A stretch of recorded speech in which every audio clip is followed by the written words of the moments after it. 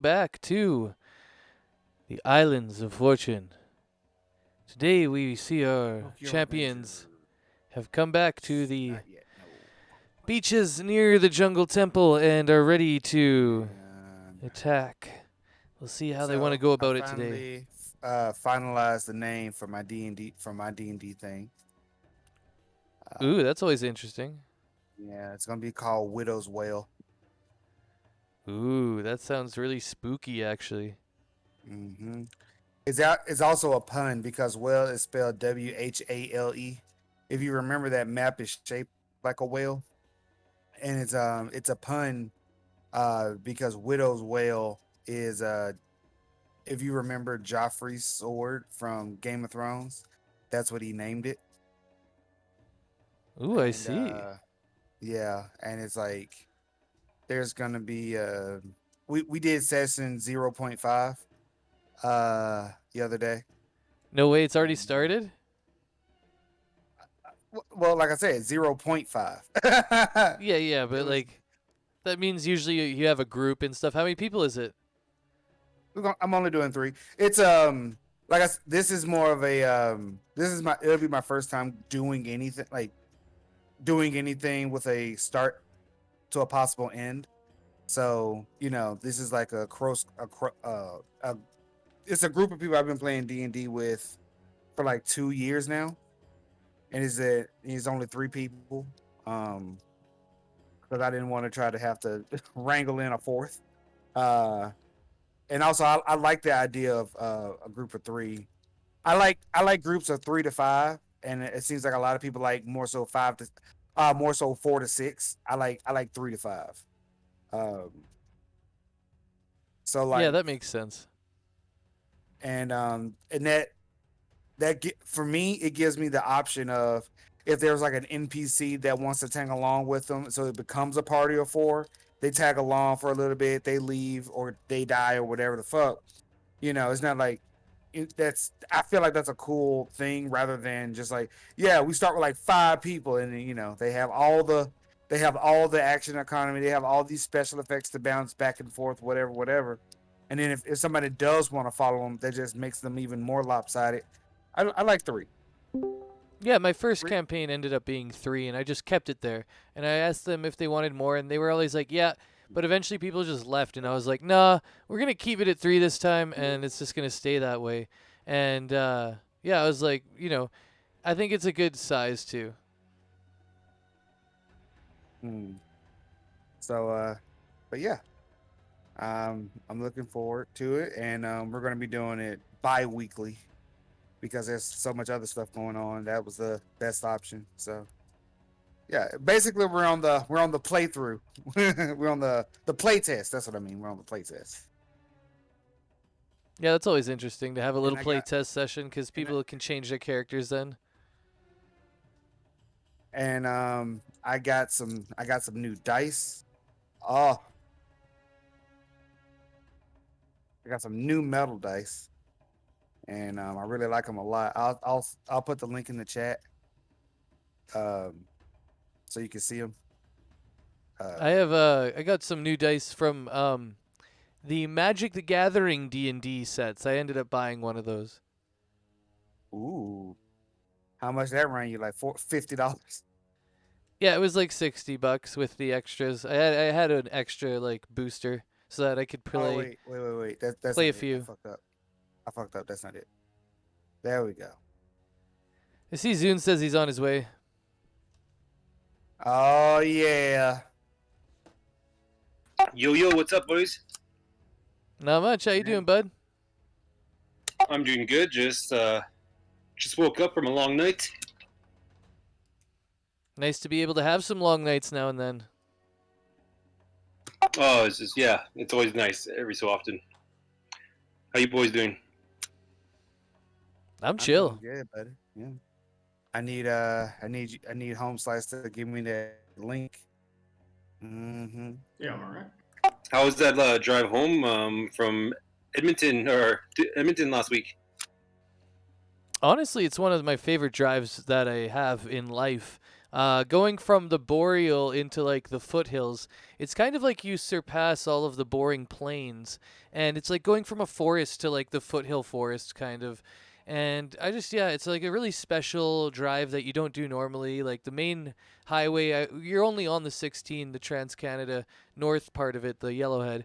You're only on that for like I don't know, an hour or two maybe out of the 6 hours, and then the next 4 hours is all going northeast into the forest. And I don't know. I really like the drive, and I got a good sleep. I knew I was going to be the driver, and Chantel was going to be the passenger for sure. So yeah, I was already prepared for it. Well, it's good to hear. Yeah, I've got a hell of a drive coming up. Where are you headed? From here in Colorado to the east coast of the U.S. It's about a 29-hour drive. Wow. I'll be doing it in 2 days. Wow. Was there no other option? There were other options. I could have flown. I could have taken more time to drive it, but I didn't want to. Okay. Yeah, that makes sense. I mean, like I like driving a lot of places around Canada and stuff, so I know going Well, from it's Colorado would be cool. It's multifaceted, right? So part of it is that I want to see how my car will do on a long road trip because it's a new car. Oh, Uh, okay. I also want to know how I'll fare on a long road trip because normally I don't drive alone. I'll like carpool with somebody and we'll share the driving. And then if I drive, I'll have a car when I get there. Sounds pretty So- awesome, honestly. Because like yeah, Then having a we'll car keep is important. What kind of wheels did he buy? I have a Fiat 500. Nice, nice. Yeah, I'm looking at buying a new car right now too, but I really want a Subaru Outback. Yeah, Outbacks are very, very good. My mother has an Outback. The only thing is that if you get one new because you have like a 5-year-old Outback will cost maybe $4,000 less than a brand new one, and that's if it's done like 80,000 miles. Yeah, that's what I've been told by a lot of people. That like, it sucks like buying used Subarus. Like you might as well just go and buy a brand new one. And I've been looking into it, but I hate buying things new. It's fucking annoying. Yeah, I hate buying things new too. Hey Zune, how you doing? Not too bad. Just woke up. Nice. I think Jade was in the same boat, kinda. That's my birthday. I had to sleep in. Oh, Oh, nice. happy Happy birthday, buddy. birthday. Thank you. Does that make you Leo? No, you're Virgo. Or Makes me old. yeah, that's for sure. Yeah. Definitely. I won't even ask how old. I'll say you're just young. You're still young. You look young. Young at heart, young at heart. There we go. Anyways, it was good to see you. And just for context with the group, Castos and Zune met each other just past weekend while we were off. We all went to a music festival together, and they actually got to wow. meet each other for the first time. And yeah, they Did they live in the fuck? same city and stuff, so we all grouped up and I introduced them. And yeah, it was a great time. Yeah, sounds like a fun time. Oh man, it was a blast. Like I needed that so badly. Like it was just going so long, like 2 years without a festival. Oh, it was rough. Yeah, and I liked that we got to like hang out and chat a little bit about D&D and outside of the Discord, it's kind of fun to just talk about the game sometimes and your characters and stuff. So, and of course I think we'll do a little bit of that in a wrap-up session one day, but it's kind of nice to do it in like the mid sessions, just like go through kind of like an analytic breakdown of the game and stuff. So yeah, I had a lot of fun there, and I'm glad you guys could finally meet each other. Yeah, it was cool. It's fun. All right, now maybe you guys can help me out here, but I'm not exactly sure where we left off with some of you guys. So, Castos, what was the last thing you remember? Zune, what was the last session you were there for? I've got the recap ready, going back a couple sessions, but I just want to know where to pick up for your guys' kind of knowledge. The last time I think I remember is we just left the um, um, the last city, and we were on the boat, and we were going up to this forest temple. Got it. Got it. Yep. And then Zune. Yeah, I think the same.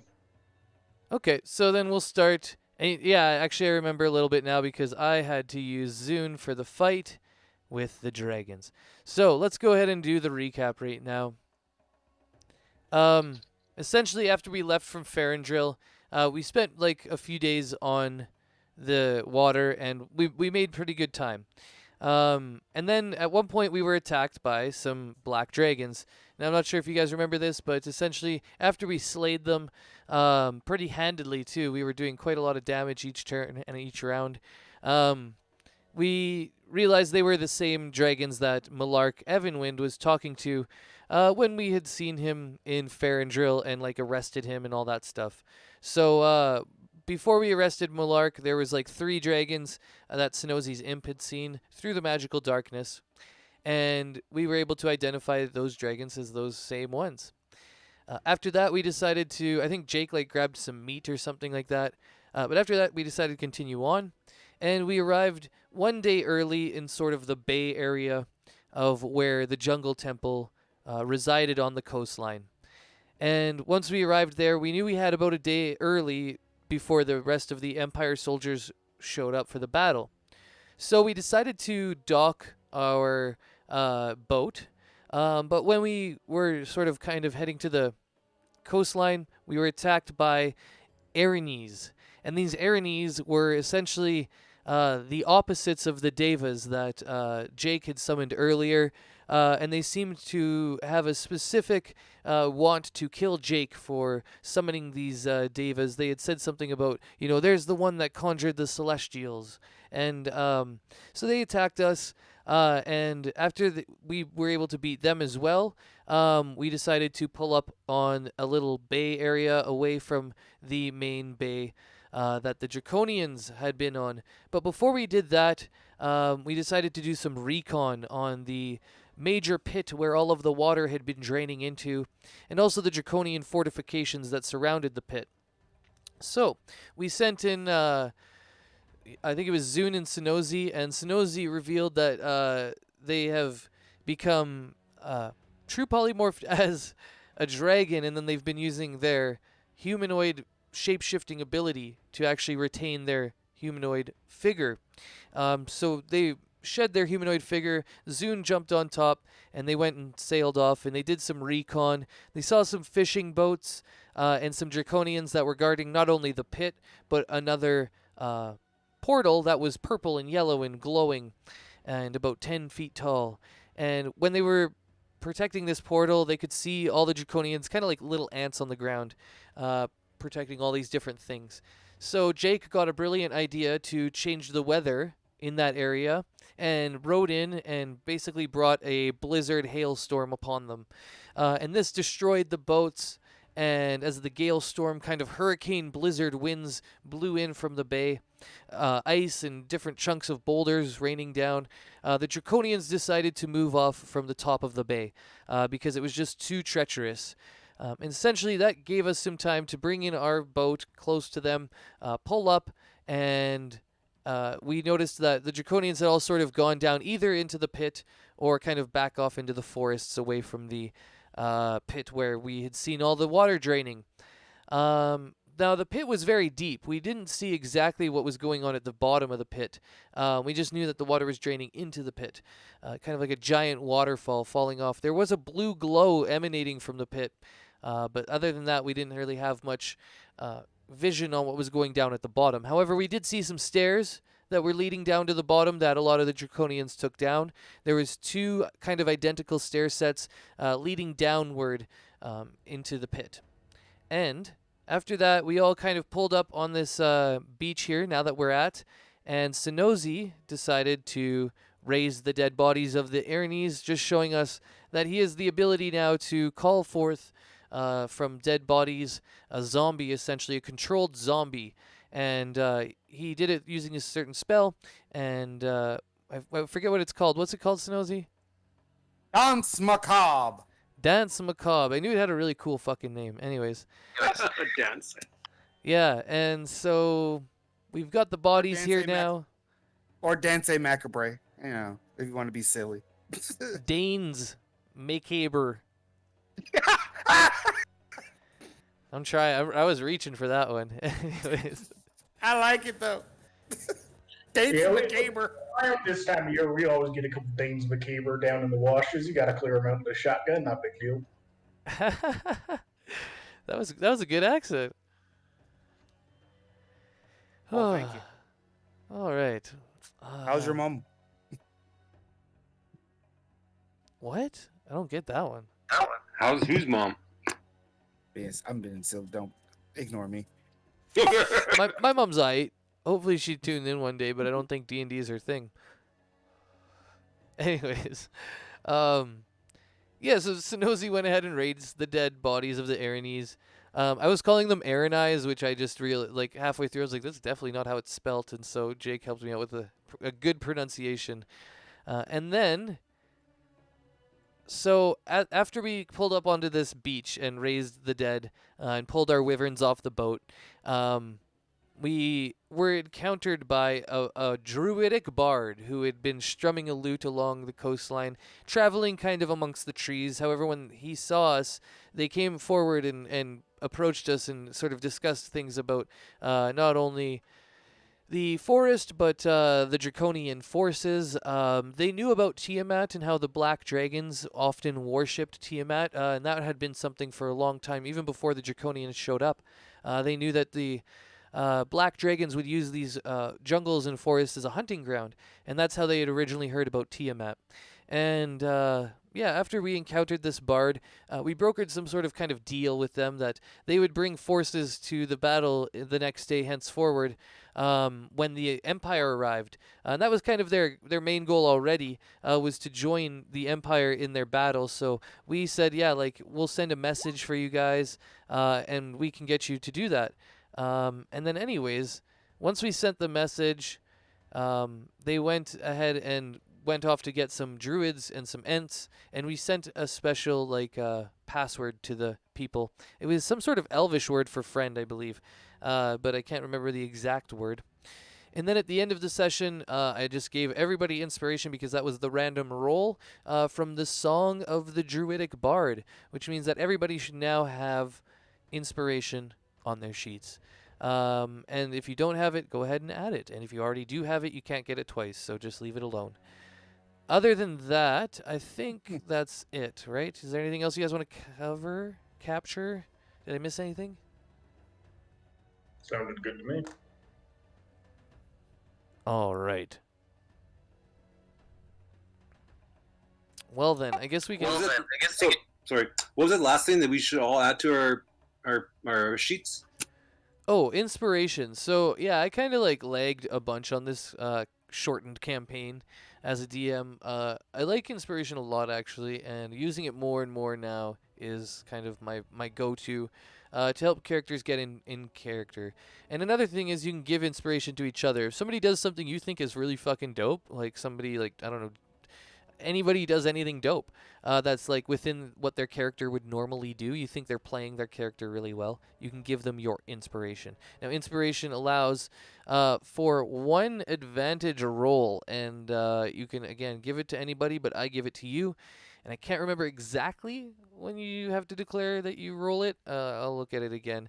I'm pretty like fresh to using it a lot, so I'm just gonna go look at it again, and it's been a couple weeks. Unless Jake has a quick remembrance on exactly when you have to use it in the like declaration.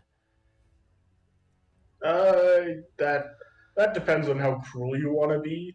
Technically, all rules that you can add something to a roll, you have to declare before you roll. But I've always said that if a player messes up, they can then choose to use inspiration to like get a reroll. That's Okay. fair. But officially, is it like wild magic and all those other things that it's like, oh, I get advantage, or for instance, emboldening bond. Technically, before you roll, you have to declare whether you want to add something to the roll. Yeah, fair enough. I see here too. That's kind of what it is. But I've also let people kind of retcon a situation where they're like, "Oh, I failed the roll. Maybe I can have advantage." And I'm like, "Yeah, cool." But just for the sessions and like the sake of posterity, just try your best to like declare it before the roll you want to use. If it's an important roll that you think you really want to make, that's kind of where I want you to have inspiration. So, yeah, try and do it before your roll. But if it ends up being after, I usually won't like railroad it. Okay, cool. All right, so yeah, at any point when you have a serious roll, just to answer your again your question there, Jade. Yeah, you'll get advantage on it when you use it. You just have to declare it before the roll. And let's see what else is on my little to do now. So now we've gotten the inspiration thing out of the way. Oh yeah. Well, we can go into that later. I just want to jump into it now. So, yeah, we've got everybody here. Sonozi has just sort of raised the dead people here. We have a full day. Go ahead. Were you gonna say something? Never mind. Sorry, no. No problem. No problem. So, anyways, we're hanging out here. Sonozi just raised the dead. We still have about like a half day to a day left, plus a night watch, before we know the Empire's gonna show up tomorrow. We've fought the Aranese today, and of course they're in front of us now. Their dead bodies kind of just like wandering around like zombies. And yeah, Dandros was just remarking at how crazy it is that Sonozi has raised the dead. And I think we were even maybe talking a little bit to Jake about it, but he'll kind of look down the road at Jake where everybody's kind of standing, and he'll say, Jake, I know you sometimes have problems with people controlling souls, but I don't know, is this against the peace order? No, like I said last time, he's just controlling their bodies, not their souls. Everything's fine.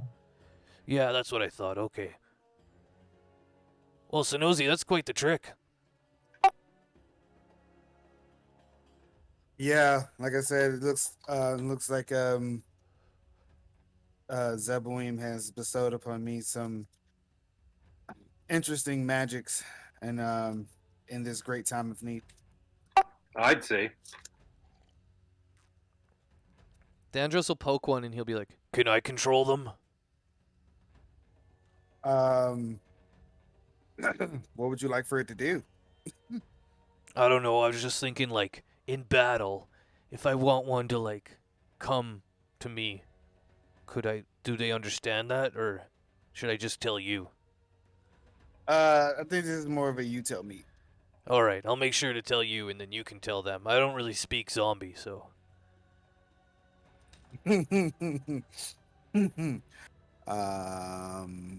Let me see here. Yeah, they can't. Use zombie. If we're going about how this works, then yeah, they can't speak either. But they understand all the languages they spoke. So they speak English? I mean common, but I don't know. Let me see. Well, I don't know Like, either. I'll make, what is it, a religion roll to think about what Aranese may possibly speak? Yeah, I was gonna do it. I was gonna be like, you guys could check it out, religion or arcana, because it's kind of about another plane of existence. So I'll give you the arcane aspect to it if you want to roll that. See if any of you know this kind I of need to very turn specific information. I need to turn my thing back on. Wow, our wizard coming through. Let's see if Dandros does, just for fun. Let's see. Whoa! What the fuck? We got some smart ass motherfuckers in here right now. I mean, it's Arcana. Hell yeah. I think both mine, if I remember correctly, are just negative ones. Religion, yeah, they are. Int and int. Oh, they're both int. Interesting. Nice. Sticking to it. Sticking to the RP real good for my character with the rolls. All right, so of course our cleric knows, and Sonozi and Castos, our best magic users, know. Let's just go to the sheet. Whatever the sheet says. I think it was one of them was infernal, maybe. It was weird. I mean, you didn't give me a sheet for. I'm not even sure. Is this like how do you spell it? It's all right. I'll pull it up and I'll let you guys know in 1 second here. I thought I had my okay. sheet in my. I deleted it. I'm like, I won't need these guys anymore. Fuck, of course the first thing you do is go, "Oh yeah, what was those languages?" It was infernal. I was right, and it's only infernal, but they can also Ah. speak telepathically, although they have lost that because that's just an ability, not a language.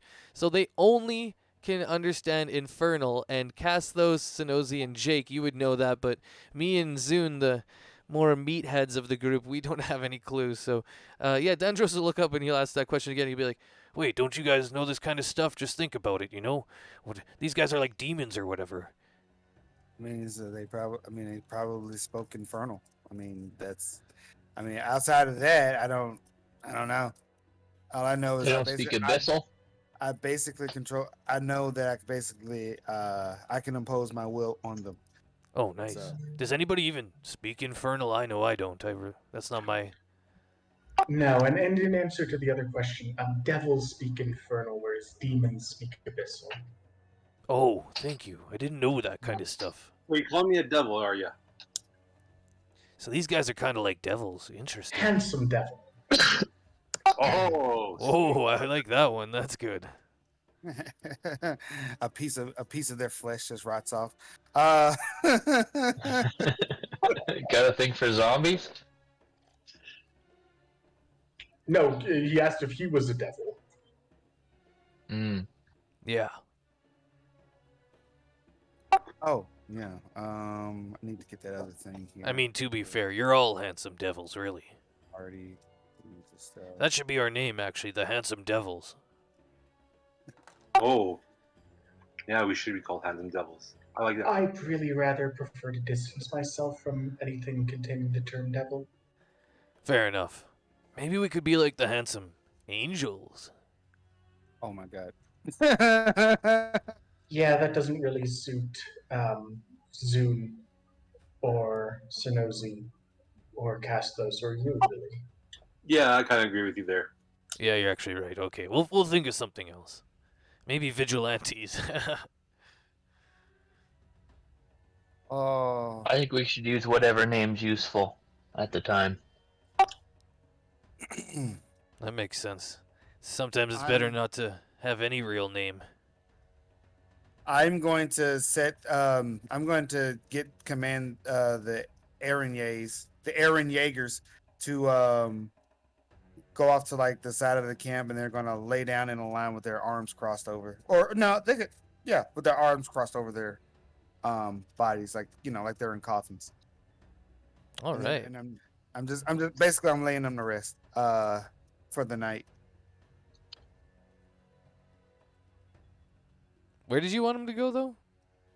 Just like off, like to the side of wherever we're camping. If this is it, just like off to the side somewhere, out of the way. All right. As they head out, Dandros will look at you and be like, "Actually, that reminds me. So wait, are we staying here tonight, or what do you want to do? We could also maybe even get a jump on this, and well, we'll see. Maybe we could go in there by ourselves. Maybe we don't need the Empire. Maybe they can come in after, and we'll soften them up. I don't know. What are you guys thinking about the rest of today? Meeting up with the Empire, all that kind of stuff." Didn't we decide that we'd go ahead of time? Besides, the ice will only last so long. After all, the temperature will eventually reset back to normal. Oh, interesting. So if we want to go now, we've got an advantage. I mean, I'm down to go now. Same here. Let's do it. Yeah, honestly, I think we're a little bit better to go in by ourselves because we might be a bit sneakier and stuff. So Also, I I've seen Attack on Titan, but I did not know that. Is Eren the main guy, right? The little main guy? yeah. Oh, he's the most whiny little bugger in the whole game. Yeah. Okay, I remember a little bit. I'm still stuck on season 1, but anyways. Oh, dude, when you get to season 4, things get real fucking crazy. I still got to figure out what's in the basement. I haven't even gotten to that part, so no spoilers. That's like season 3. I'm gonna just let you know. Oh shit! I thought that happened in season 1. Oh shit! Like you start getting into what's actually going on because the show isn't functionally what you think it may be from like season 1. But I do need to know So some general information because these guys were flying when we met them. Um, can I make them? Can I make them fly, or do they have to walk still? I don't know. No, they're gonna lose their stats and their zombie stats now, so they don't get fly. They have the normal 30 feet of movement, Okay, and I that's will fine. show you that actually. Here's the I, thing. I have a zombie attribute thing up. Oh, okay, never mind then. I'll let you. All right. And yeah, it's not surprising that we're all weebs. Seems to fit the motif. But yeah, Fuck, let's see. fucking weep. Fucking weebs playing D&D all the time. Smoking weed. Yes, join us. Come to the So dark side. I'm gonna give you a heads up so you're not completely thrown off. Um, so this spell says that I can issue commands to I can let me see. I can issue the same command to all of them. And I decide what action the creatures will take and where they'll move during their turn and whatnot. Um, so I'm just saying be prepared for like constant advantage. Oh Help. yeah, I'm ready. I'm ready. Don't worry. I know you guys. I was expecting you guys to walk in with the army, so I mean, I'm ready. But we'll see if so. You right now, just wait. Let's go back. Dandros was wondering. He's like, yeah. So we're gonna go tonight or today together, all of us. We don't need everybody else, right? We're just gonna. Are we gonna fly in? What's the plan here? Also, I see that I just mean, off me. I Cool. see I it. can help with that. Let's go blaze it I up. mean, yeah, like that's totally fine. Um, I mean, I'm fine with that.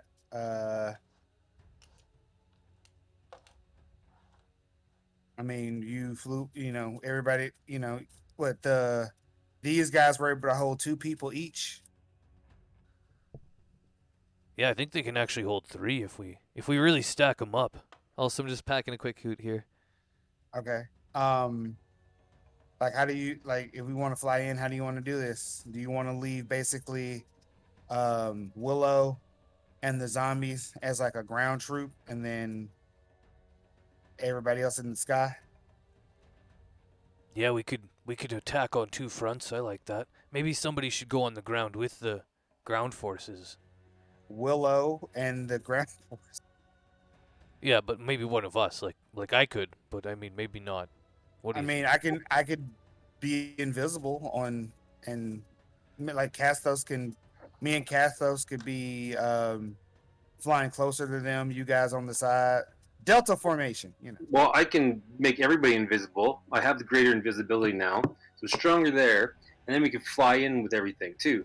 So we can like really sneak up on these fuckers. Nice. I I like like this. sneaking. Yeah. He has the greatest invisibility. You know, we could send the zombies to like a distraction. They should be the ones that should go in the front door, and we should go in through the roof. I mean, I just need Start you to tell kicking me people off with their backs turned. what you want me to do. Yeah, I mean, I like the idea of flying in there while we're invisible. That's always cool. And then we could always get the zombies to walk in there, and then maybe some people will come out or something. And once they come out, we can blast them and go in or something. I don't know. They're going somewhere deep into that pit, and I kind of want to figure out where they're going. Also, there was they didn't know. There's a portal that was still out there, just hanging out. There's a we weren't sure if something's coming out of it or if they were going into it. True, nobody's guarding the So portal anymore. this is the pit and the portal. We're not exactly sure where the portal goes, but I mean, we could send something or someone through easy enough. I kind of forgot about the portal, but yeah, we cleared it off. It's clear to go, good to go. Or I guess I shouldn't say we. It was really just Jake. Hi.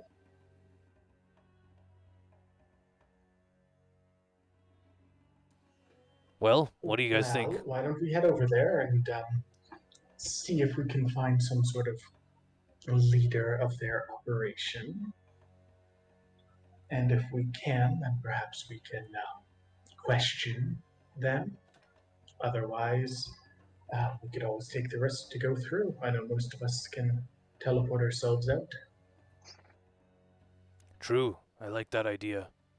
All right, well, let's get on the march then, I guess, and we'll go check the portal first just to make sure that we know what's through it. And then we'll make some more decisions. Let's do that. Let's go. Let's roll. All right, wait. Before that, though, do we want to stay here tonight, or we're just gonna go when are we gonna go? We want to go right now, or do we want to go at night? I guess we're gonna be invisible. Doesn't really matter. I thought it was already pretty evening. It's good. Yeah, it's pretty evening right now. and then You're right. and then with Jake Storm, it's probably darker than normal. Yeah, I guess we're kind of already under a lot of cover and dim light. So if we stay here, at least we can get all of our magic spells, our rest, get a long rest in, or a short rest. True, actually. We just did have a big fight with these Aranese, and I don't know how are you magic casters feeling.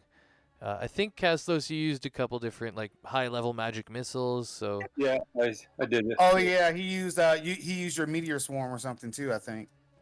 Yep. oh yeah. Okay, I could use rest. all right. What if we rest closer to where the portal is so I can keep up the freezing effect for longer? Okay, that makes sense. Yeah. Well, that seems perfectly reasonable. Yeah, I guess we could just wait by the portal if there's nobody there. Well, not directly next to it, but as long as we're just a few miles out, Okay, that works I'll for me. set up a temple so that we're not affected by the weather, and they will be. Yep. No, it sounds like a really good plan. Awesome. I missed the temple, really.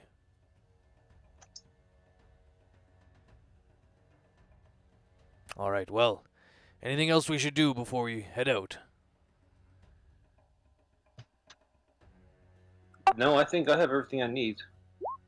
I could just mosey. All right, well, I'll pilot one of these wyverns if we want to fly. I don't know if we want to go on foot or in the air, but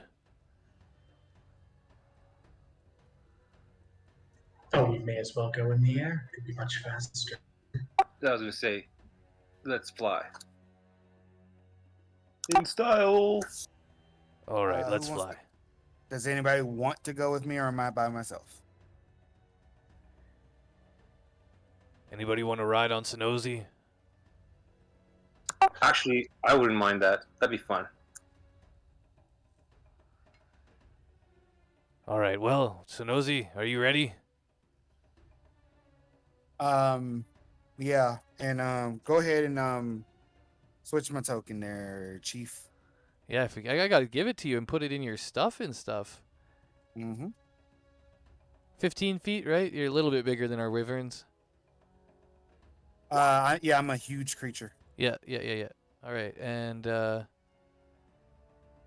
just make it you.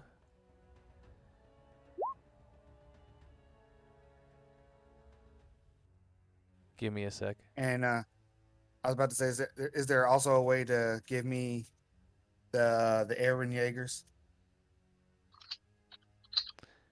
Oh yeah, I guess I could do that too. One sec. That way you don't have to like select and move all. Yeah, that gets a bit, it gets to be a lot. Let's put it that way. Oh yeah, and yeah. In case you didn't know, yeah, we are level 18. Yeah, we're level 18, and I didn't give you any of your EXP for the Aranese fight. Figured. That's a hell of a HP roll there, Castos. You want to use Oh, you want to well, use some yes. you want to use some inspiration on that? Nah, it's too late for that. Too late. Apologize. Oh sweet, yeah, I can move them now. Thank you, appreciate that. Oh man, our little old Castos. All right, and you can move the Yeah, can you it's move alright, the he doesn't need dragon? HP. It's not like anybody's ever going to use an AoE on him. Yeah, exactly. I'm pretty good with it. I had a couple good sixes there in a row though, so I'm pretty good. Wink, wink, nudge, nudge. Nobody's gonna use an AOE. But yeah, you can move the dragon, right? Yes. All right, I'm gonna take a sec here. I've got this bowl packed, and I still haven't done that hoot for Jade. So give me a sec here. Let's blaze it up. If you're ready, Jade, you can join me too if you want. Yeah.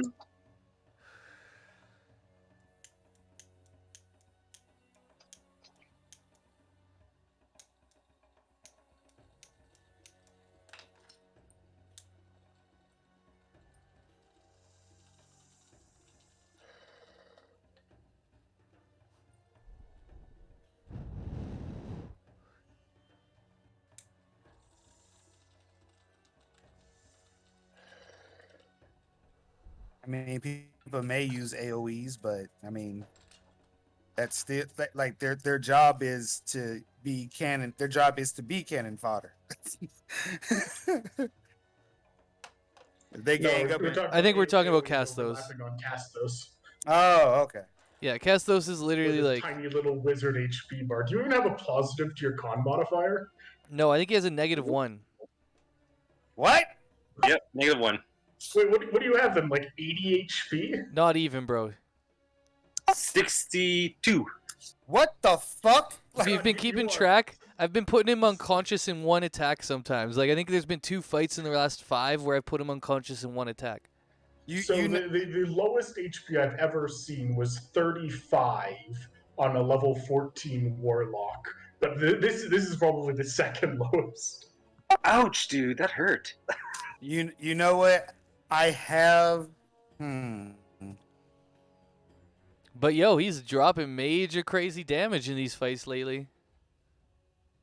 I mean, that's kind of your job anyway, but Yeah, basically. Let me see here. I like it though. You're a little skinny tiefling cast those, you know? You're just like, you know, there's not a lot to them.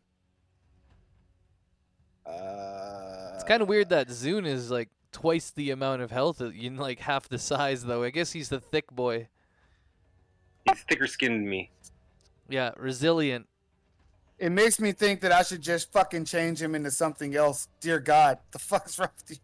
Yeah, he's like, wait, you're not gonna stand up to even like a good level, like high damage fireball. Like, anyways. I won't tell you what my HP is, but my normal HP was over 100. Oh yeah, most people's would be now, but that's okay. Wizards are always fucked. They get fucked on HP. I think my like highest level wizard at 20 was like maybe 100 or 90 HP.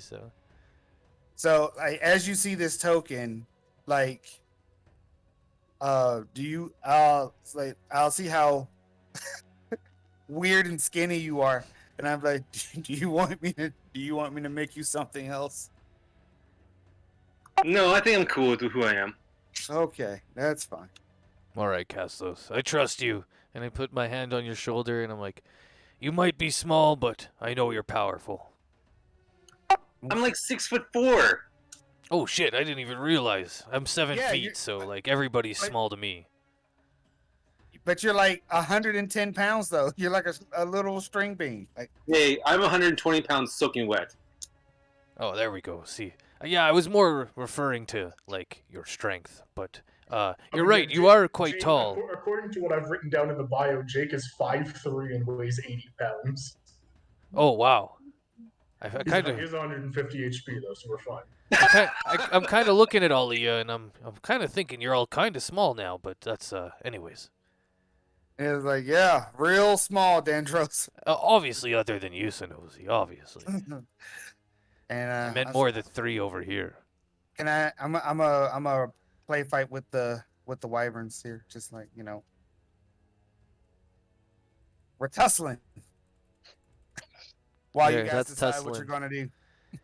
All right. Well, I'm gonna get on one of these wyverns. We're gonna ride into battle. We're gonna send some zombies in, right, as a distraction, or no, we're going to the portal. We're going to ride into close to battle and then have a nice rest while they all freeze, and then tomorrow go bright and early. There we go. See, I'm glad that you are the one to do some of these plans, you guys, because one of my flaws in life is that I don't really think things through. I just go and do them. So thanks for being here. All right, who's getting on my wyvern? Sure, I'll join you.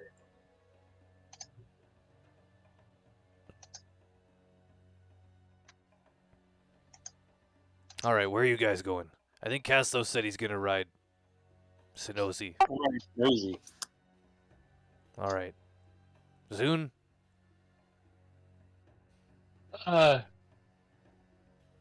Yeah, I'll ride. All right, get on to the backs of the wyverns. Let's get going. I know we've got a rest here, so I want to get closer. I can taste the blood, you guys.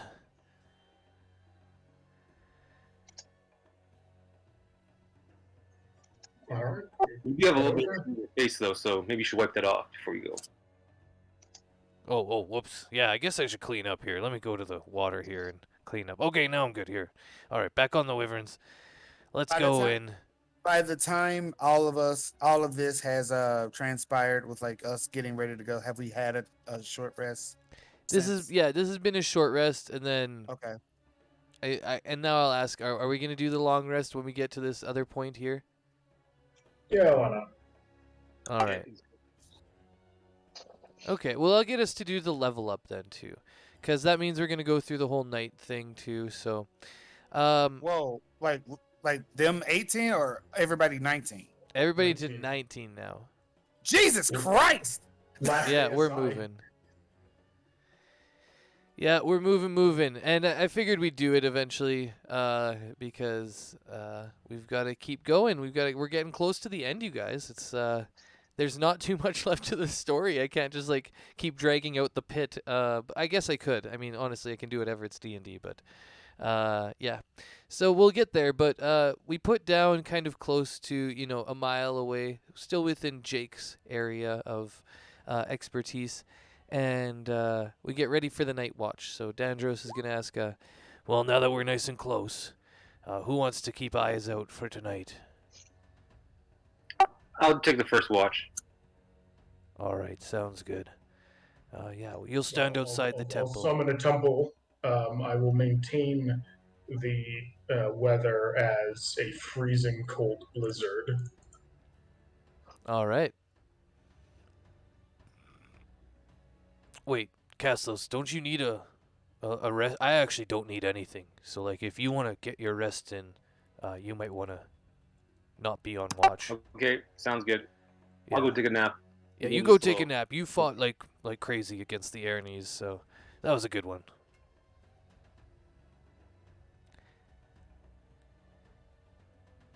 All right. Well, I'm gonna be on watch. I don't really need much of a rest. Anybody care to join me? I know Jake, you'll be maintaining the weather. Take watch. All right. My spell only lasts 8 hours. It probably only has a couple hours left. Oh, okay. All right then. I thought it might have lasted 24 hours, but I guess I didn't. I don't know much about magic, anyways. All right, so come join me here on the beach here as a we'll maintain watch. Whoever's gonna join me. All right, Castos, you're gonna rest, right? Yeah, just needs to wash my face before I go to sleep. Oh yeah, all right, yeah. And we should eat too if you guys have any more food. I think there's we left a lot of the rations on board, but I might have something still in my pack. I know we've just been eating fish most of the time. It's not the best, but I might have some more of it. Zune, don't you have some for your snake or something? Well, I still have fish jerky rations. Oh yeah, here, bust those out. I know those actually, are getting kind of sick of those, but it's about all we've got, I protein. think. Oh, I think it tastes so good. I can live off this stuff. Wait, is there any food in the temple, Jake? No. Oh, okay, that's fine. All right. Well, let's eat this jerky and we'll get to it. I can make some food if anybody wants to give me 1,000 gold. Oh God, no. I mean, I don't. That's. I mean, would you make like a crazy feast, or are you just talking like a few pieces of food here? It would be a feast for heroes. Well, that's not too bad, but I don't know if we even have any gold left. I think I spent all mine once we got paid in Farandrill, so. Got this new shiny shield and this plate armor here. It would be only like 200 gold each. Yeah, I've got 16. Oh, Okay. I okay. left material possessions behind once I knew that this would be probably, potentially, my final journey. Actually, it's not a bad idea if we were to do this, if we think that there's going to be a massive fight coming up, because of the benefits of immune to poison, immune to frighten, advantage on wisdom saves, and 2d10 max HP bonus for 24 hours. Yeah, it's actually pretty. We can like either just rest and do it tomorrow, or we can eat it now and. We could, then I'd be down to 6th level spell slot. It does last 24 hours. Good point. Yeah, that makes sense. I think it might be worth it to protect some of our weaker friends here. I think that was a jab at me. Not just you. I mean, there's, like the zombies and Okay, sure. I don't know, Zune's not that big, you guys. He doesn't look that much bigger than Castos in general. So like I said, all of you look small to me, other than currently this ridiculous disguise that Sonozi has on. I'm going to Well, they have to hit me first. I'm going to have one of the Erniers pick up a crab I see on the beach and bite into it like it's a sandwich because I think it's funny. That's all. Well, that actually looks kind of good. These guys got the right idea. So yes, if we want to split the costs, it's 1,000 gold total. It is a feast that takes 1 hour to consume, We could and do it up like to breakfast. 13 creatures can partake in the feast. The what? And up to 13 creatures can partake in the feast, which is not a coincidence. I mean, I mean that could be good for the wyverns. So I mean, I'm fine. Like I got money. I literally have just over 1,000 gold. So if we want to split this cost, that'd be great. Yeah, I say let's split it. It sounds like a good deal. Like it's like takeout. Who doesn't enjoy takeout? Yeah, sounds like it'd be a great thing for breakfast. Yeah, Zune, I've got don't. lots of gold. All right, Oh. well, how about 250 each then? Minus 250 gold. Yeah, because I'm broke. I mean, I'll throw in the 16 to whoever wants it. Nah, don't worry about it. Or 25 platinum. Yeah. I'm really glad I did spend that gold, though. This shield, and I kind of start, like, rubbing my shield. I'm like, the magic in this thing is just keeping me alive right now. So within the temple, we get a grand feast. I guess Jake will sit in the middle, as is his right as the person who's conjured the food. Now we just have to decide who Judas is, and then the scene will be complete. All right.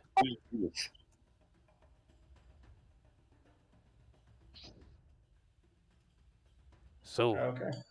So yes, after we eat it for the next 24 hours. So first of all, we become cured of poison and disease, which I don't think is affecting anybody, but it might be. And then after that, yes, Oh my crotch again. immune to poison, immune to frighten, advantage on all wisdom saves, and 2d10 max HP. all right. So I'll get everybody to just roll 2d10 for themselves and add that to their max HP. And then, yeah, I'm going to go ahead and just, like, mark it with one status Damn, Jake. effect. So I think we'll go yellow. It was a favorite of the players in the last Tuesday game. when they were challenging the bosses. It'd often get like 15 HP apiece. Really helped out.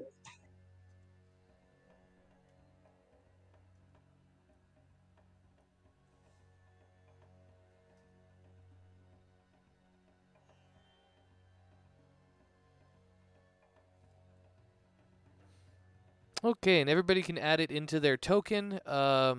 If you want, you can add it directly into your red bar, or you can add it directly onto your character sheet. Either way, as long as you have a representation for that extra health in your token, that'd be great.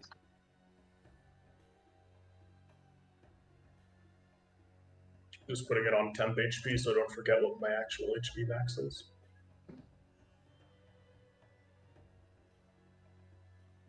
Yeah, that's a good I way think to do it. doesn't affect your hit point maximum if you. It does Look on affect your your hit point maximum. I know that temp HP doesn't, but this spell does affect your HP maximum. Oh, okay. I just mean I put in current hit points 123, Oh, but yeah, it still says above that maximum 113. Yeah, that also is fine. It's just that you can get healed for it, so you want to be able to remember how much it is. Yeah, you can take that extra overhealing now. It's not overhealing. I could cast Aid tomorrow as well, give everybody 5 more max HP. Ooh la la. It's my twalala. My No, wait, ding-ding-dong. I forgot. It's always 3 creatures. It's just an additional 5. So let's see. If I were to cast a 9th level Aid, it would be 40 max HP for 3 creatures. Yeah, give that to fucking Castos for real. It's not worth it. I have mass heal. Oh, okay. Never mind then. It's a much better 9th level spell. Yeah, I guess we should get ready before we settle in tonight. What are we all thinking about doing when we get into battle? I mean, I know we've kind of got a formula now. Yeah, I know what you're doing, Zune, and I know what I'm doing, but you all have so many tricks. Is there anything that we need to, like, work together for? Or is it sort of just like we can all handle each other? Well, I'd like to get the first shot off as usual, because that's my favorite. Zune, you're so fast you'll do that no matter what, I'm pretty sure. Is there anybody who can help Zune sometimes with that, maybe? I know he's been able to really put the hurt on a lot of animals or beasts or even humans.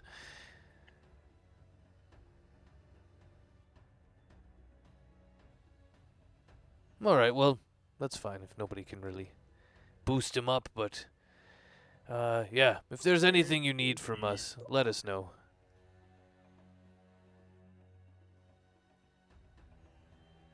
I just use my my echo is basically all I need to worry about. Alright, should we level up? Yeah, I mean if we're ready for nighttime, I'm on watch. Who else is gonna join me? Nobody? It's fine if all of you take a rest, I understand. It's fine. Nothing can really get through my temple anyway. That's right. That's right. All right. Well, if anything comes up, I'll come inside and I'll let you know what's going on. But I think for now we should be fine. Okay. Well, you all bed down for the night. Castos, I assume you're going back in the temple and you're not hiding in a bush, or are you hiding in a bush? I'm hiding in a bush. He's bushy. Okay. So are you going to long rest, or are you just gonna hang out with me hiding in a bush? I'm just gonna hang out with you, hiding in a bush. All right, So, I'll leave it at I'll leave it at that. I don't need to know why, but I'll leave it at that. Okay. All right. So everybody who is wait, now you're tripping me out though.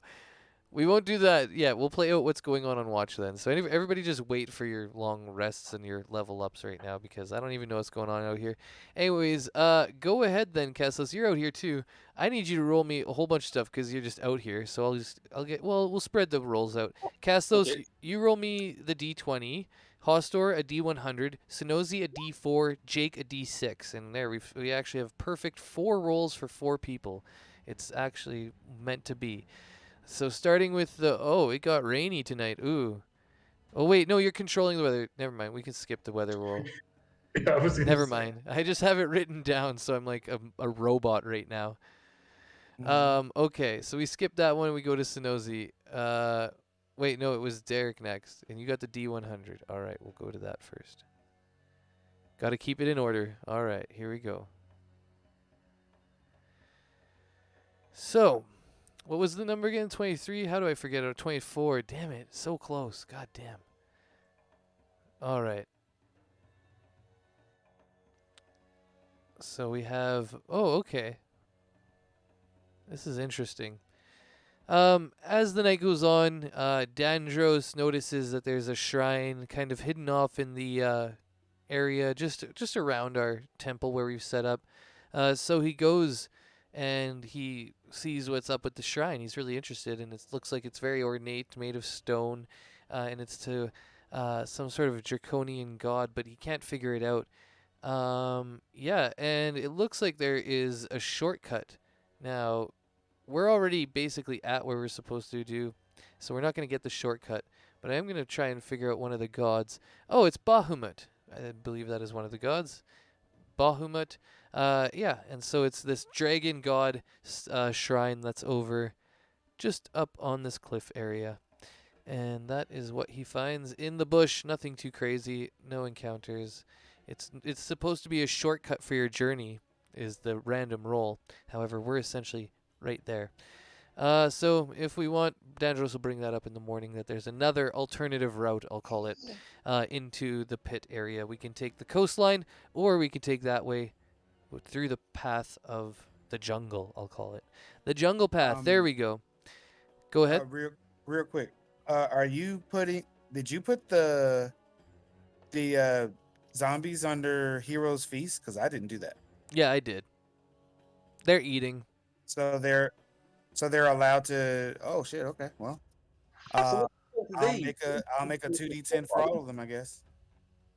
Oh yeah, just apply it once to just roll one and then apply it to all of them. They're like clones. Yeah. That's what I mean. Yeah, I figured I'd add them in there because they're part of our like group. The only one I didn't allow is the construct because it doesn't eat. Right. So were they just like off in the corner, just eating some random dead bodies? Yep. I mean, Heroes Feast allows them to eat whatever they want. So I'll let Sonozi like flavor what the zombie Aranis were eating because, yeah, I'm pretty sure it just like magically comes there. So.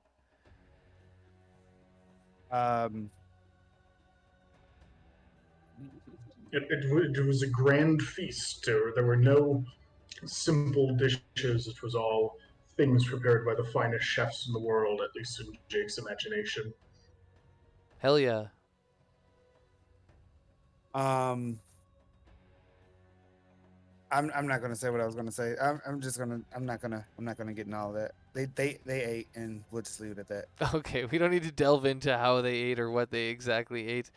We'll leave it at that.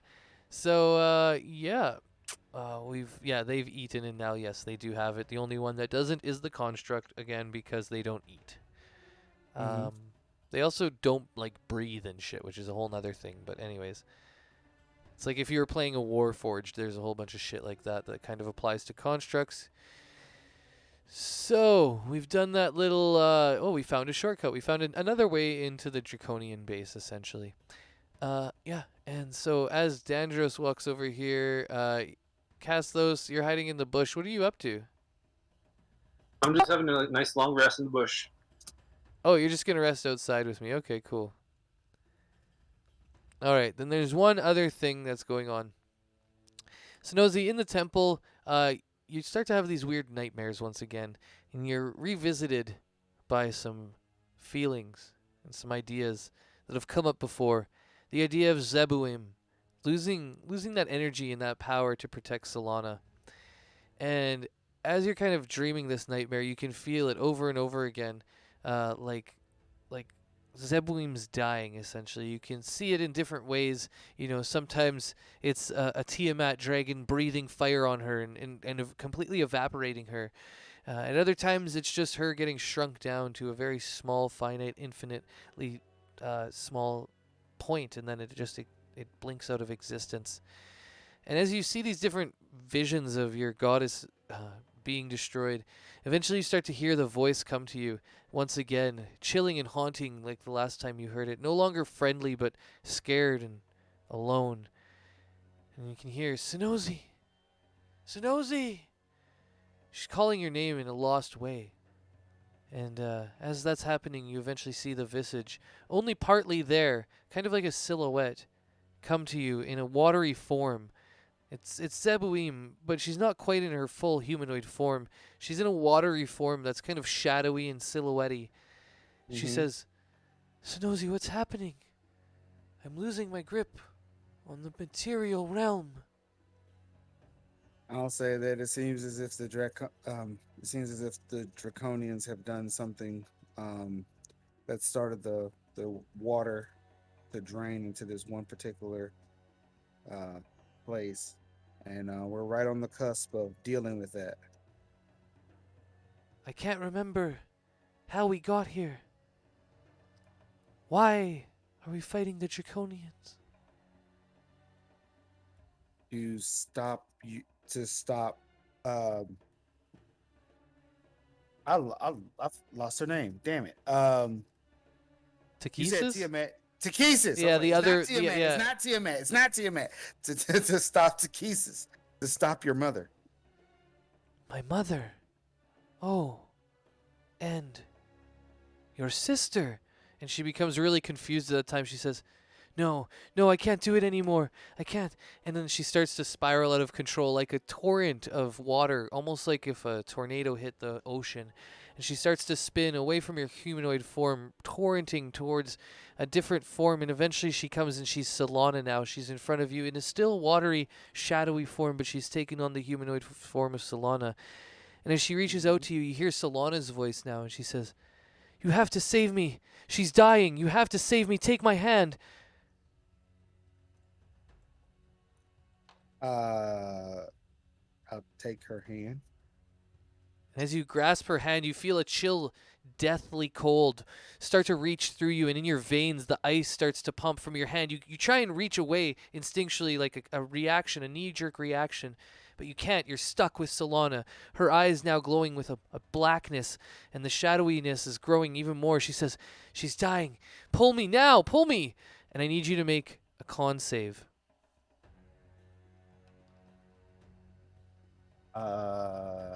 Oh man. Okay. Oh, fuck. Well, that was quick. Yeah, you yank Solana from what seems to be this watery tendrils that are holding her. And as you come and pull her onto you, you fall backwards, and you can feel this sensation of falling forever.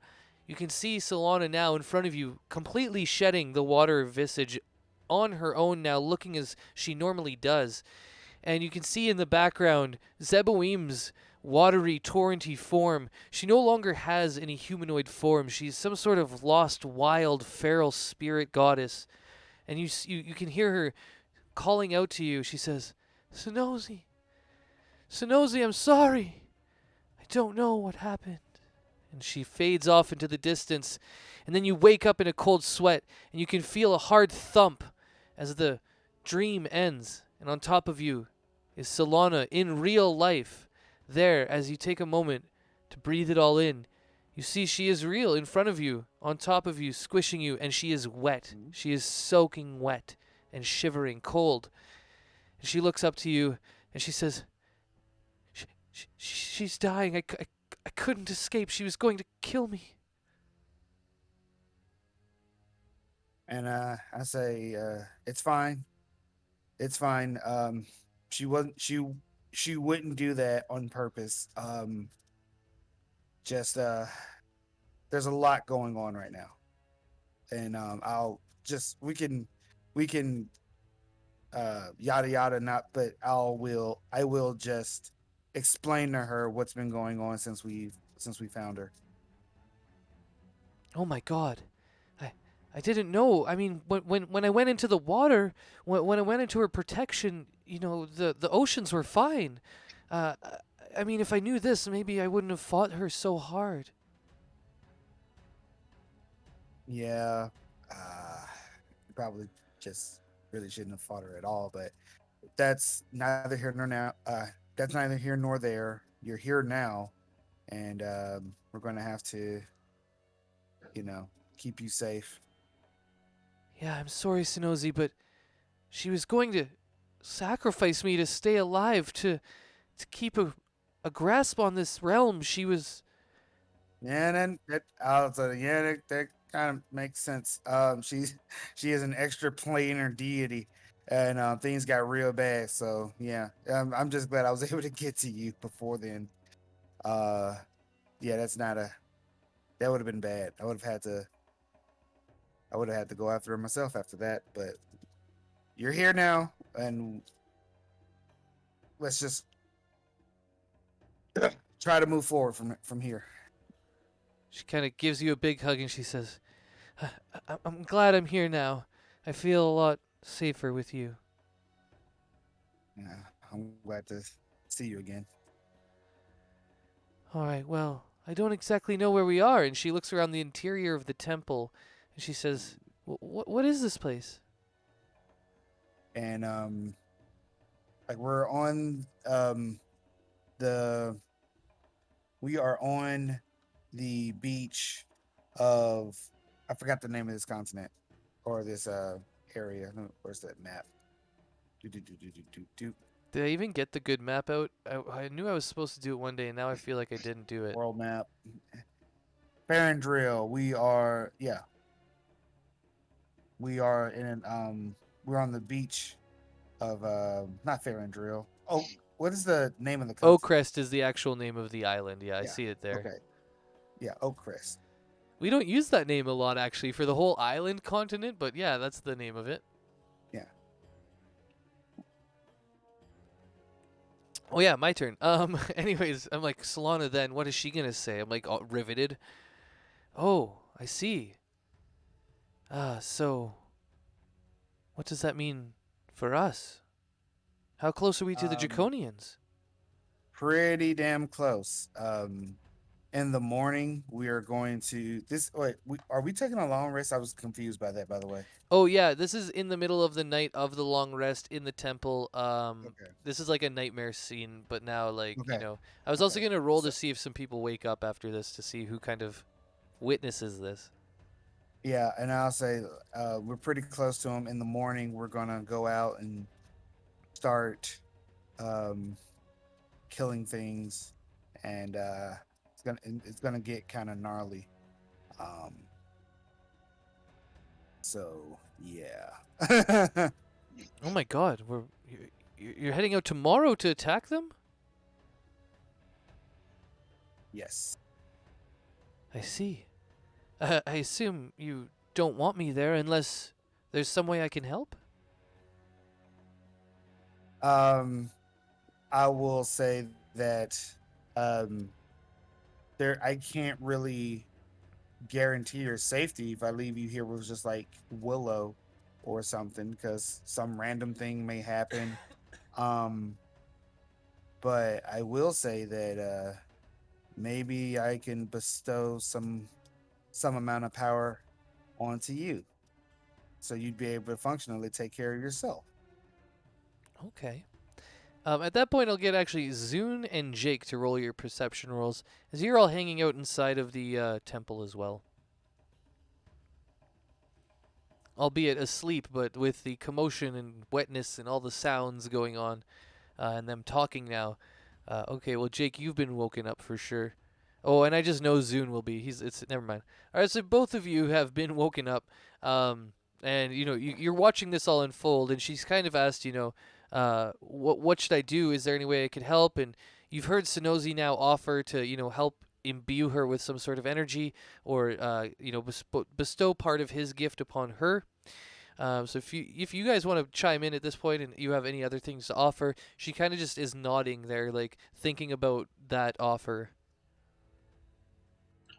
Once Jake saw who it is, he's going to go back to sleep. All right, sounds good. Zune, we've seen Solana before, only a couple times, but you would know who she is for sure. Is there anything you want to interact with her about now you've seen that she's been obviously returned to us by the goddess Zebuim?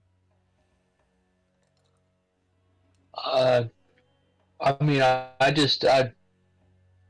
think it's kind of fucked up and weird, but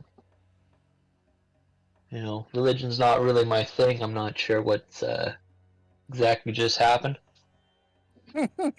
Fair enough. I mean, it isn't really your thing. That makes sense. It's kind of like watching something unfold that's like way out of your realm, so.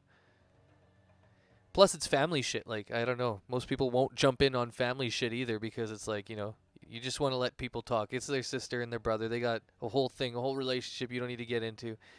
All right, so yeah, Solana will look to you and she'll say, Sonozi, she'll say, well, I mean, if you have some way of helping me, I'd like to help you. I know if you're going into battle, Sonozi, I want to be at your side. And, if you think that's the best way to protect me, then maybe it is. I know that it's not always able for somebody to protect another person if they're not there, so maybe we should stick together. Mhm. And you can give me whatever gifts you are speaking of. What did you have in mind?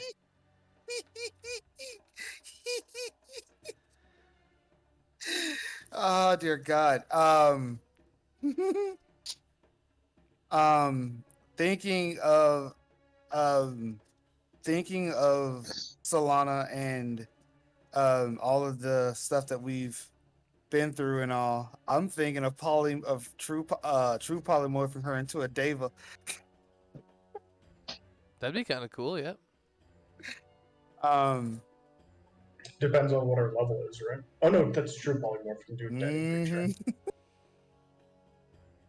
because I was like, I'm not gonna like. She's already, that I feel like she may have more of a sense of self not being a dragon. So I was like, I could, and she should still remain good and whatnot. Um, and so I'll tell her to um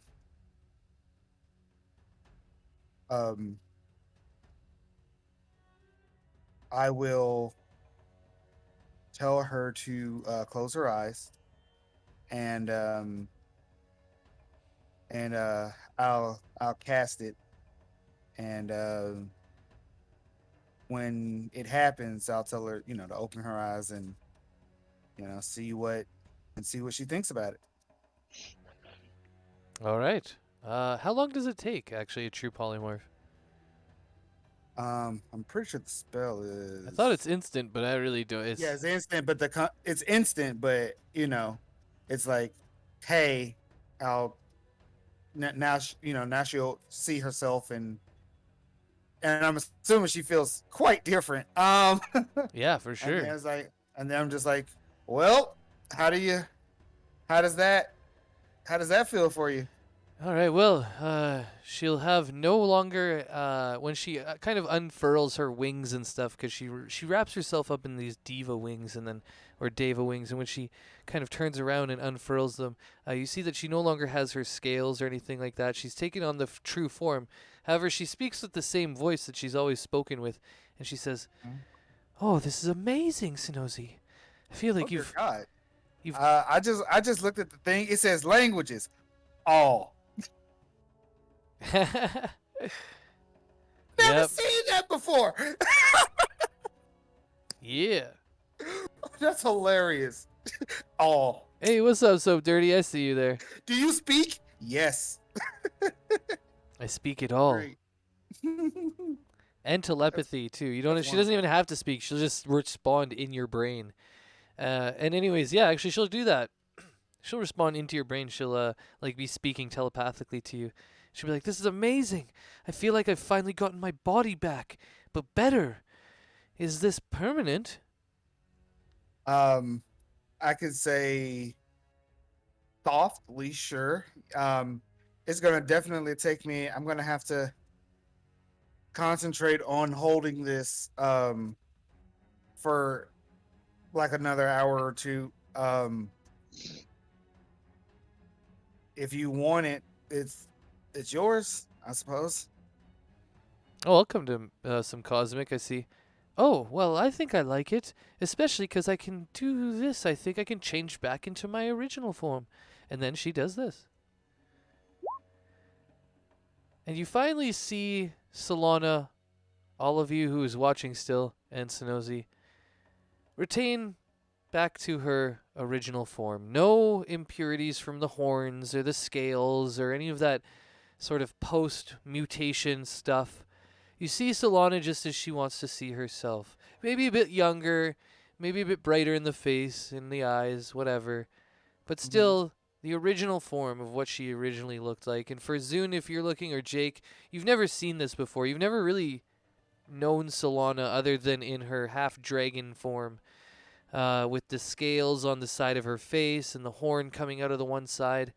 But now you can see really what she looks like, and there's kind of a moment where she's even being kind of introspective about it. She's like, I didn't know if I'd ever be able to look like this again, but I'm really glad I can. Thank you, brother. Like, it's Anyways, yeah, I'll definitely try and make it to my Cosmic. pleasure. Anything for you. All right, well, it seems, and she looks around, that I've disturbed your sleeps, so maybe we should rest for now, and you can tell me more about this plan in the morning. Yeah. Yeah, but I'm gonna need some more. I'm gonna need some more time on keeping this magic for you. So Oh, okay. so just you can go ahead and lay down, and then I'll finish up here, and we'll be good. All right, we'll do that. I'll go lay by the little halfling there. Mhm.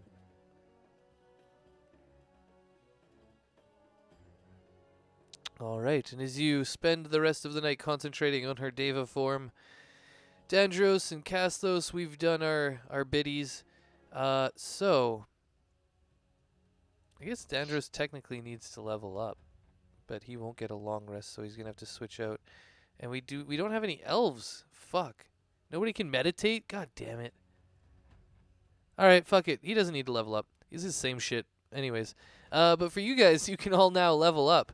And we are gonna go ahead and add up to Nobody can 300. enter the temple. He does not need to be on watch. Oh yeah, I guess that's He kind can of true. just level up. But what if somebody comes and surrounds us, Jake? Hey, wake up. What if somebody comes and surrounds us? I guess it's fine. I'll level up. The thing lasts 24 hours. We'll be awake by the time. But then they'd have the jump on us. They might have traps, you never know. Then we just throw them to smithereens. What's the problem? Oh my god, what the fuck is Solana doing here? Alright, I'm not gonna ask questions. I'm going to bed. I can see you're concentrating on something, Sonozi. I'll leave you alone. We'll talk about it in the morning, though, that's for sure. I'm gonna go to bed.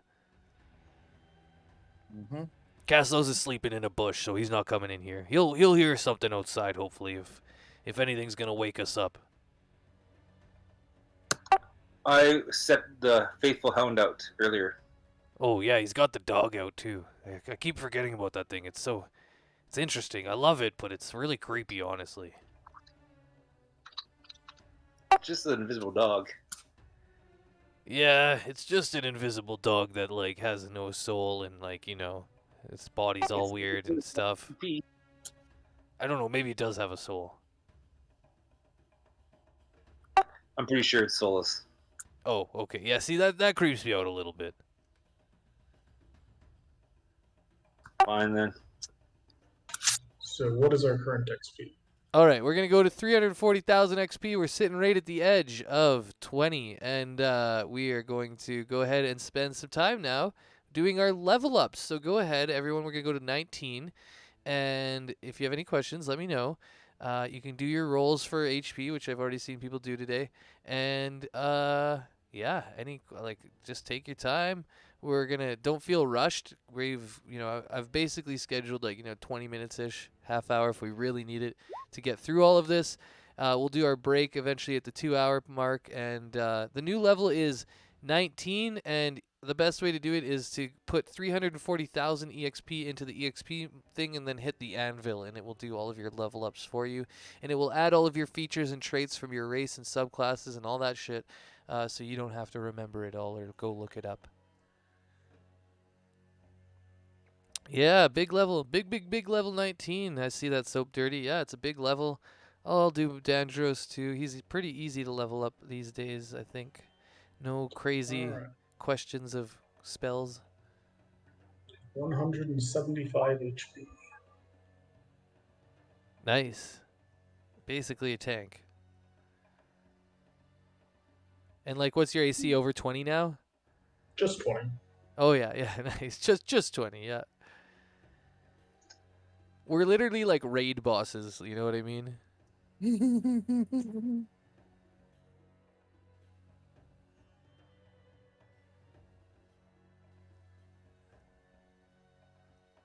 Yeah, and this is a good time just to like look over your character sheet too and see exactly what you've got built through your character and all that kind of stuff. All the little extras that you forget about. I always forget about stuff. Like I forgot about my slasher feat for a while and stuff like that. Like just take your time, you know. Think about what you might want to do in combat, your first moves, your second moves, your bonus actions if you got them. Just kind of that stuff, you know. Take some time with the character. Look at your flaws again, your ideals, bonds, all that kind of stuff. Yeah. After you're done your level up if you want. Also, what's shit. It was Yeah, we're Never mind, almost forget it. maxed. Soap Dirty, we are almost maxed, which is pretty crazy to think about. It's been this is a shortened session, like not a short, it's a shortened campaign, so it's like a third of what a normal campaign would be, kind of thing, is what I was going for. And we've spread it out, man. We spread it out to like 30 or some sessions, so it's definitely been like it's been good. It's been a lot longer and better than I thought it would ever turn out. And now we're finally getting to like that point where it's like, you know, we're at the end basically. And we get to have a lot of fun Sorry, with what? all I that missed stuff. that. Oh, sorry. I probably just pinged out actually my shift button accidentally. I'm talking to the Twitchers right now mostly. Oh, gotcha. Yeah, I might pack a bowl too, actually, because like I gotta think about if I want an ability score or a feat, and I haven't had this question in a long time for Dandros, so I'm kind of excited that there's like a choice that I get, and I'm gonna go like into it pretty deeply. So, not that there's too many that Dandros would want. Maybe I should go. Oh no, wait, I was gonna be like Magic Initiate. That would be super stupid, but I don't have any spells. I'm not an Eldritch Knight or whatever. I could just go tough or resilient. Those are fun. Anyways, I'm actually gonna go to the bathroom too quickly, so give me a BRB and then I'll be back in like 2 minutes. I'll let you know when I'm back. does anybody have a short bow that Solana can borrow? I think I still have my. I'll check, see if I have my short bow. My non-magic one.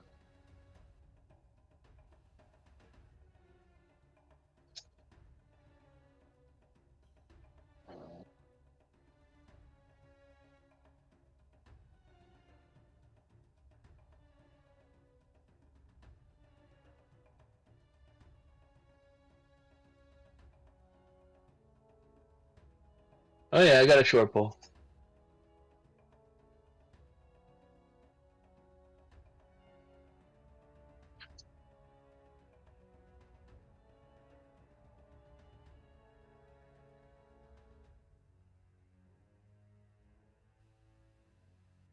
He's gonna this will be a nice little heal bot because or at least for 3 times a day, you know, that's she can restore 48 plus 2 hit points, and she can cure disease, poison, blindness, or deafness. Or curses. Yeah. All right, I'm back. Hello.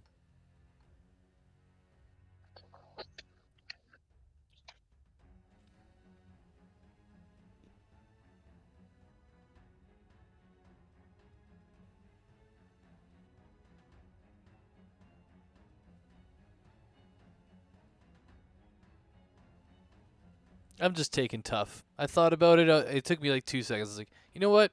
I want tough. He's a very beefy boy. It fits Also, the you may want to character. change that. You may want to change that feat from slasher to piercer. When was the last time you got close enough to somebody to slash it? Yeah, honestly, it's so ridiculous. I'm like, I have 30 extra feet with the teleports too, with like my echo, and it still takes me forever to close the distance. But you never use that. You only ever send out the echo and then stay back. No, I use it when I can get into range. Like, okay, let's take the last fight with the dragons. All right. I mean, Yeah, not the last fight with the dragons, you summoned the echo, and then you stayed where you were to let the echo attack. yeah. Well, yeah, that's because I'm using the echo, but it's still the same thing. It's just like it takes me like I got to use my longsword a little bit, but It you're was on the deck of the ship. Just walk up. yeah, I guess, but like I'm just saying I'm not using my bow, right? Like I feel like your complaint of not being able to get close enough is entirely of your own making. true. I mean, we've been on the water though. Like I can't just send my echo out into the water.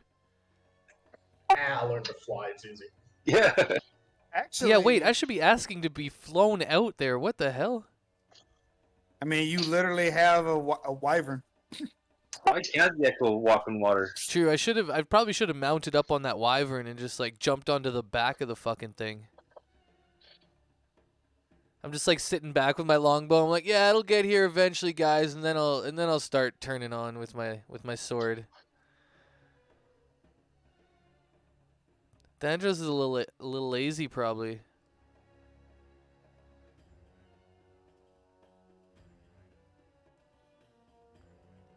All right, well my character sheet is looking good to go.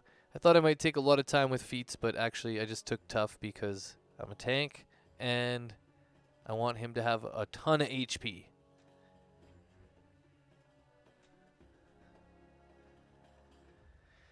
You have like 4 attacks now or some shit. I think that is that 19 or 20. Let's go check. It's probably this one. I don't know. I haven't checked it in a long time.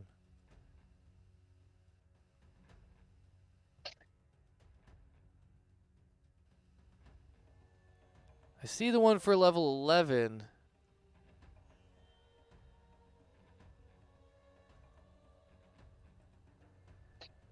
Let's go take a look at fighter class.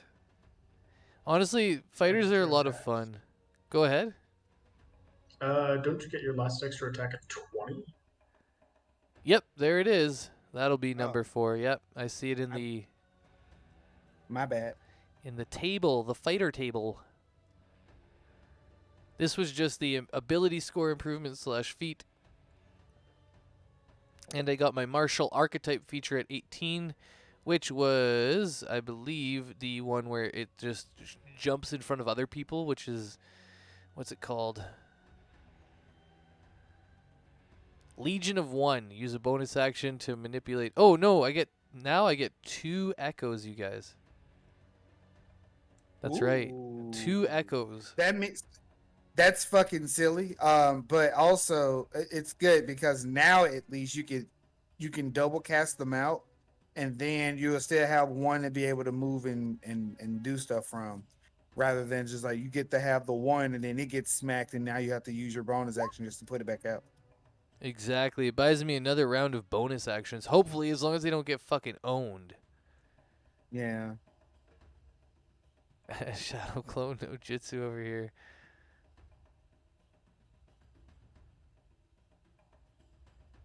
What's that one from, Jake? Isn't Naruto. that from Naruto? Naruto.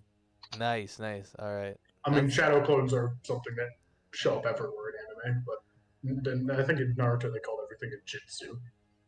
Mm-hmm. Ooh, there we go. I should watch Naruto. My anime friends have been telling me to, so.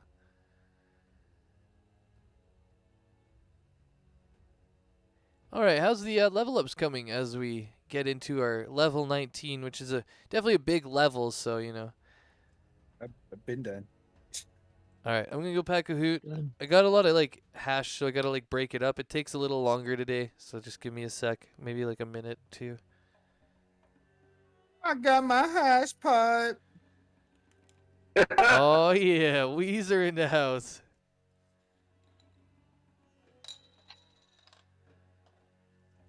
I feel like it was hard to get hash for a little while there for anybody who's up in Canada. I mean, you get your sources, but like when it was illegal, you had to like find somebody who's making it, and it's kind of hard to do that sometimes.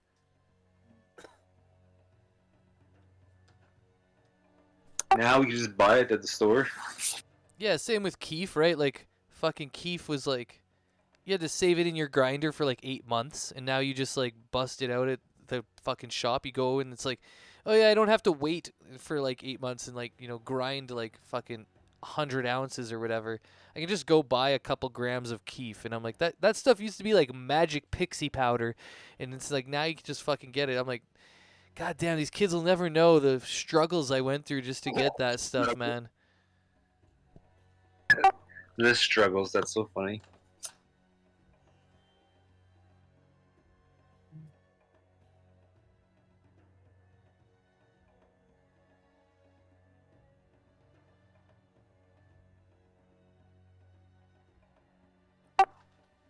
Man, remember buckets? Yo, we made one of the craziest buckets ever. We made the downstem of the bucket. The bowl was a tuba mouthpiece, and then we stuck a metal straw to the bottom of the tuba mouthpiece to the circular end, the little tit that comes out, and then that went all the way down into the water part, right? So it was actually a bubbling bong bucket, and you would pull like the smoke would go all the way down through that metal straw into the water, and then bubble up into the 2 liter, right? Anyways, that was one of my favorite buckets. But we had a lunger, and we made this kid green out with one of our lungers because it was so big. It was with one of those bread bags, so it's like a long ass fucking bag. And we literally, I haven't seen people green out many times, but that's why I'm like, damn, watch out with marijuana, man. You can fuck yourself up, honestly. And yeah, this kid was throwing up, man. It was nasty, but it was one of our homies, so I mean, he was like, I did it to myself, kind of thing. That's so crazy. It reminds me of I was in Holland once, in Amsterdam, and the place we were staying at, we found some weed. No, nobody in my family smoked, so we gave it. Oh, so I was like 10 at the time. We gave it to the owner, and he was like, "Oh yeah, these were 2 American soldiers came here, and we warned them if you're gonna buy pot, you can't don't buy as much as you buy in the U.S. because it's a lot stronger here." And they took the same amount that they normally smoke in the U.S. and they just were out of it. Wow, that's so funny. The THC content is massively higher in Holland. Oh, and I can attest to that because I remember we rolled a joint. We got to the first like smokehouse or coffee house that we found, and we ordered like the highest THC stuff they had. They gave us like an ounce of this weird looking stuff. We rolled joints, and we all just like were like, "What did we just smoke?" Yeah, I've actually been out that way before too, and I was surprised because like I knew a bunch of growers out on the West Coast here that do some pretty good fucking weed, like AAA kind of shit, sell pounds of it and all that. Got really nice underground grow ups and all that kind of shit. And I get to Holland and I'm like, holy fuck, it's all above ground. It's all like the best weed. I'm like, it's so cheap. I'm just like, what the fuck is going on here? You guys have like made a marijuana like playground essentially. And yeah, we were smoking out of a bong that we bought, like this little one. And I was blown away at all the crazy, like hard to find really good strains there. There was like some nice, 20, almost 30% THT strains. And this was like a decade ago. And, I was just like, what the fuck? Like, I thought I had it good in Canada. Oh, they have it so good out there. Yeah, it's pretty great, pretty crazy with like it's like other. We even tried like magic truffles. Oh, yeah, the truffles are dope. Actually, I know that those are legal. And when we were out there, we got our hands on some illegal mushrooms, actually, like straight up zooms. And, yeah, that was a fucking trip. And then we went to this, like, the big opera house, the Amsterdam Opera House, the one down on, like, the water, and everybody's, like, dressed up in, like, diamonds and shit. And we're, like, me and my buddy were, like, just high on mushrooms there. It was wild, man. It was Anyways, Amsterdam's a great place, and I see Soap Dirty saying Kootenai bubble hash. Yeah, man, a lot of that bubble hash is kind of the best hash. Bubble bag hash is one of my favorites, and actually that's what I'm smoking right now. It's just some old school bubble hash. Anyways. How are we doing on the level ups while we're doing this? Anybody still working on them? Yeah. So what was the point system supposed to be again? The actual experience points? Oh, so we'll be at 340,000. We are literally just near the end of 350,000. And yeah, we're just at the edge of that now. 340,000 and sitting at level 19. And if you need help with the sheet or the character mancer thing with the little anvil on it, let me know. I can help you out. Also, I see Soap is saying that his strawberry banana will be ready for Dune, and that's always an interesting strain that I was looking at. I've probably never heard any of the banana strains before or smoked them, so that's an interesting strain to go for. And then Dune, obviously, is something that we've been best buddies about for a long time. We read the books, and we've always chatted about it, and now we're finally getting like a really good adaptation from a director who I think is pretty good, Denis Villeneuve. And you know, I'm pretty pumped for it. So I'm glad to hear that his homegrown weed, is going to be ready for that premiere, because we can blaze a little homegrown, go in and watch it, and it's probably going to be, honestly, one of the best movies I've seen in a long time. The reviews are coming out now, and apparently it got like an 8-minute standing ovation at the Venice playing. So like, there's a lot of like big hype to it. There's a lot of good reviews out now, and our little Facebook group is definitely building the hype as we've been getting closer and closer to October. I believe it's October 21st, so let me know when it comes out.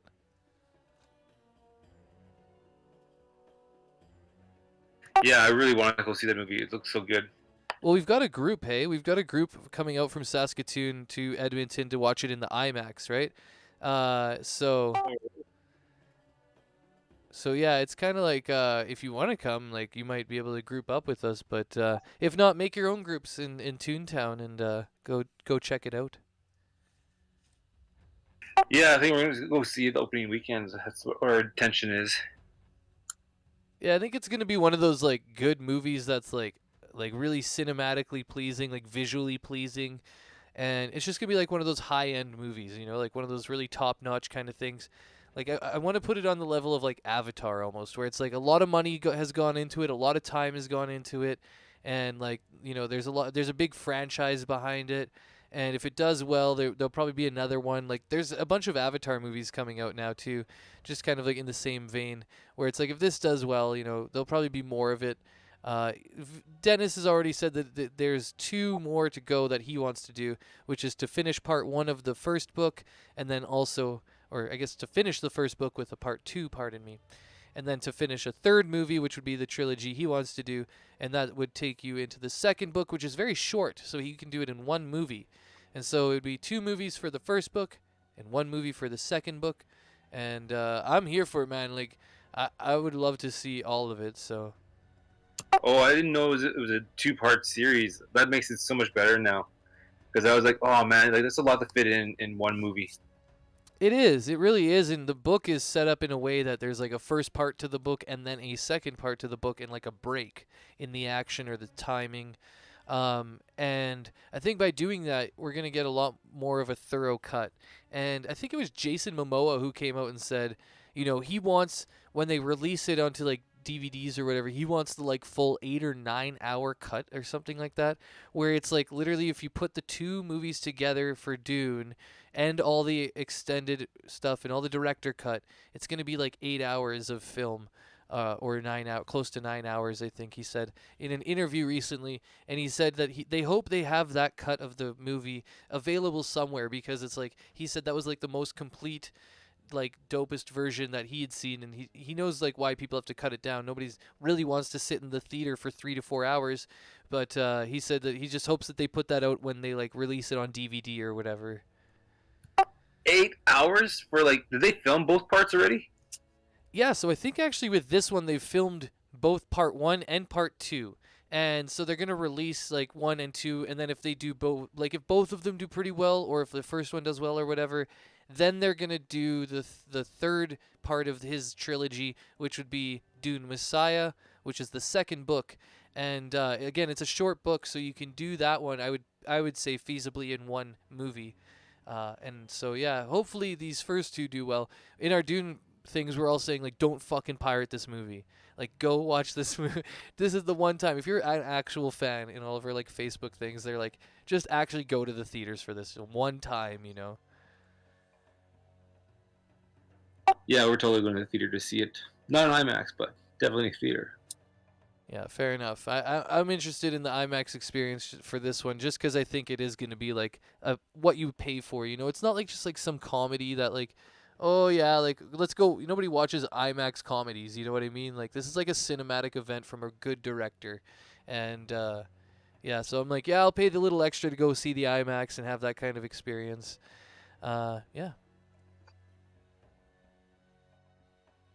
All Alright, right. I'm ready. Go ahead. Well, I'm ready to roll. Okay, I figured as much. Let's zoom out. I'll finish working on this token for our friend Solana. I think before I left, somebody was gonna give her like a bow or something. I don't know. Should I add? Yeah. It's just gonna be a short bow, and Alright. but I um, but I'm still just gonna use the normal thing on here for when she uses it. Okay, cool. And do you have a sheet for her for all of her like abilities and stuff? Yeah, I'm gonna use the Dava sheet. All right, as long as you have that in front of you, I think we're good to go, because you would have the golem sheet then too, and you already Got have your dragon sheet probably too. Got that too. All right, well, you got a lot of sheets, that's for sure. I'm all the party. Yeah, and the zombies. Don't forget the zombies. Got to add that one in. Got their got their sheet too. All right. Well, after little a bit of nice everybody. rest and the morning comes, Castos wakes up in a bush, and everybody else wakes up inside of the temple. We see Solana in front of us. Dandros kind of wakes up, shakes off a little bit of rustiness and sleepiness, and looks around, and he's kind of seeing everybody wake up. He says, "Well, guess we should all get up. Time to face our fates."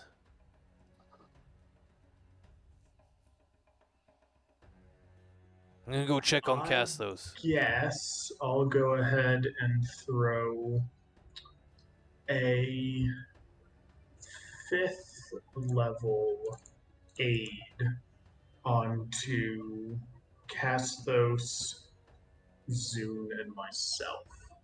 All right, Castos, let's go back here. I think we're getting some extra touches from Jake. He wants to help us So, out. in addition to the HP you got from Hero's Feast, you now gain an additional 25 max HP. Nice. I just thought I could fish my pee here. Just hold on. I'll be there. All right, all right. Wait, who are you putting this on to, Jake, again? Did you say me? No, that is on to Zune, Castos, and myself. All right. Actually, it's based on the assumption we have the lowest HP, but I'm not sure if I have lower HP than Dandros. Luckily now that I've taken the tough feat, I look more like a with tank. tough. Yeah, before that we would have been really close, man. I think I was at like 180 some, so you were just like a few behind.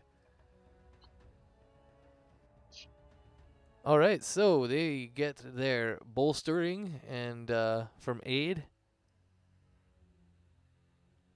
Pretty simple spell. So did you guys get that? Did you add that into your health bars? Yep. Perfect. Give me. Looks good. Alrighty. Is there anything else we need to do before we prepare to leave?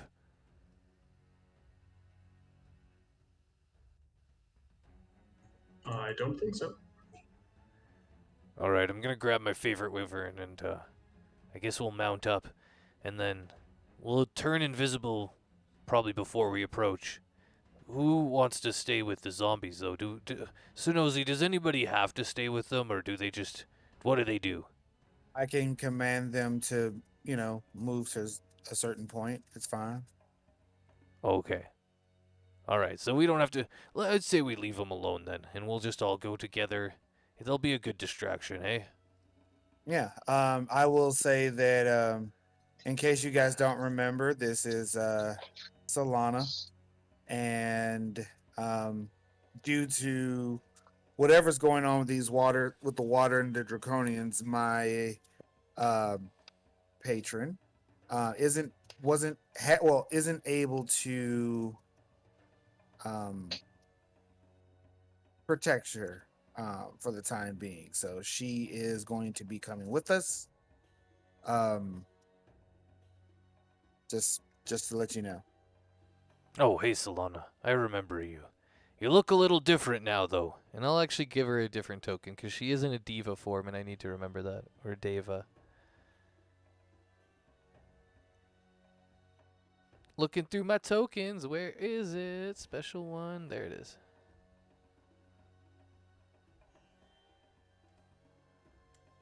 Yeah, like she because I was so zoomed out, it looked like she was like just wearing like a bra and panties. I was like, Jesus.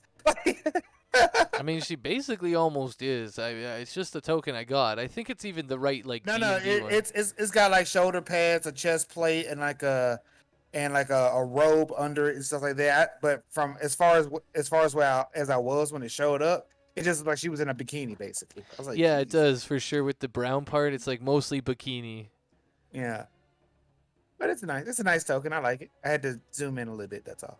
It's good enough. It represents Cassiopeia as well, because she's a diva or deva as well. So I mean, we'll just have to remember that this one's not Cassiopeia, who is currently with the Empire approaching.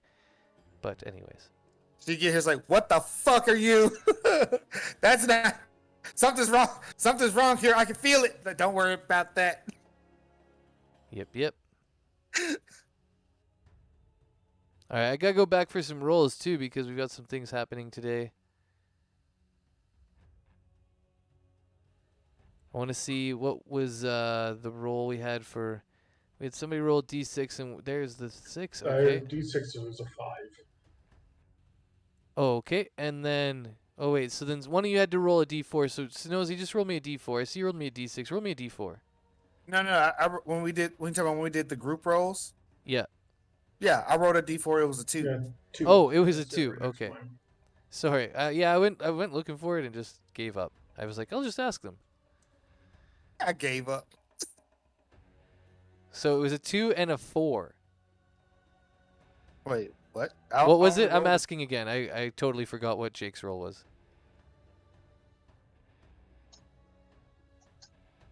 Jake's 5. roll.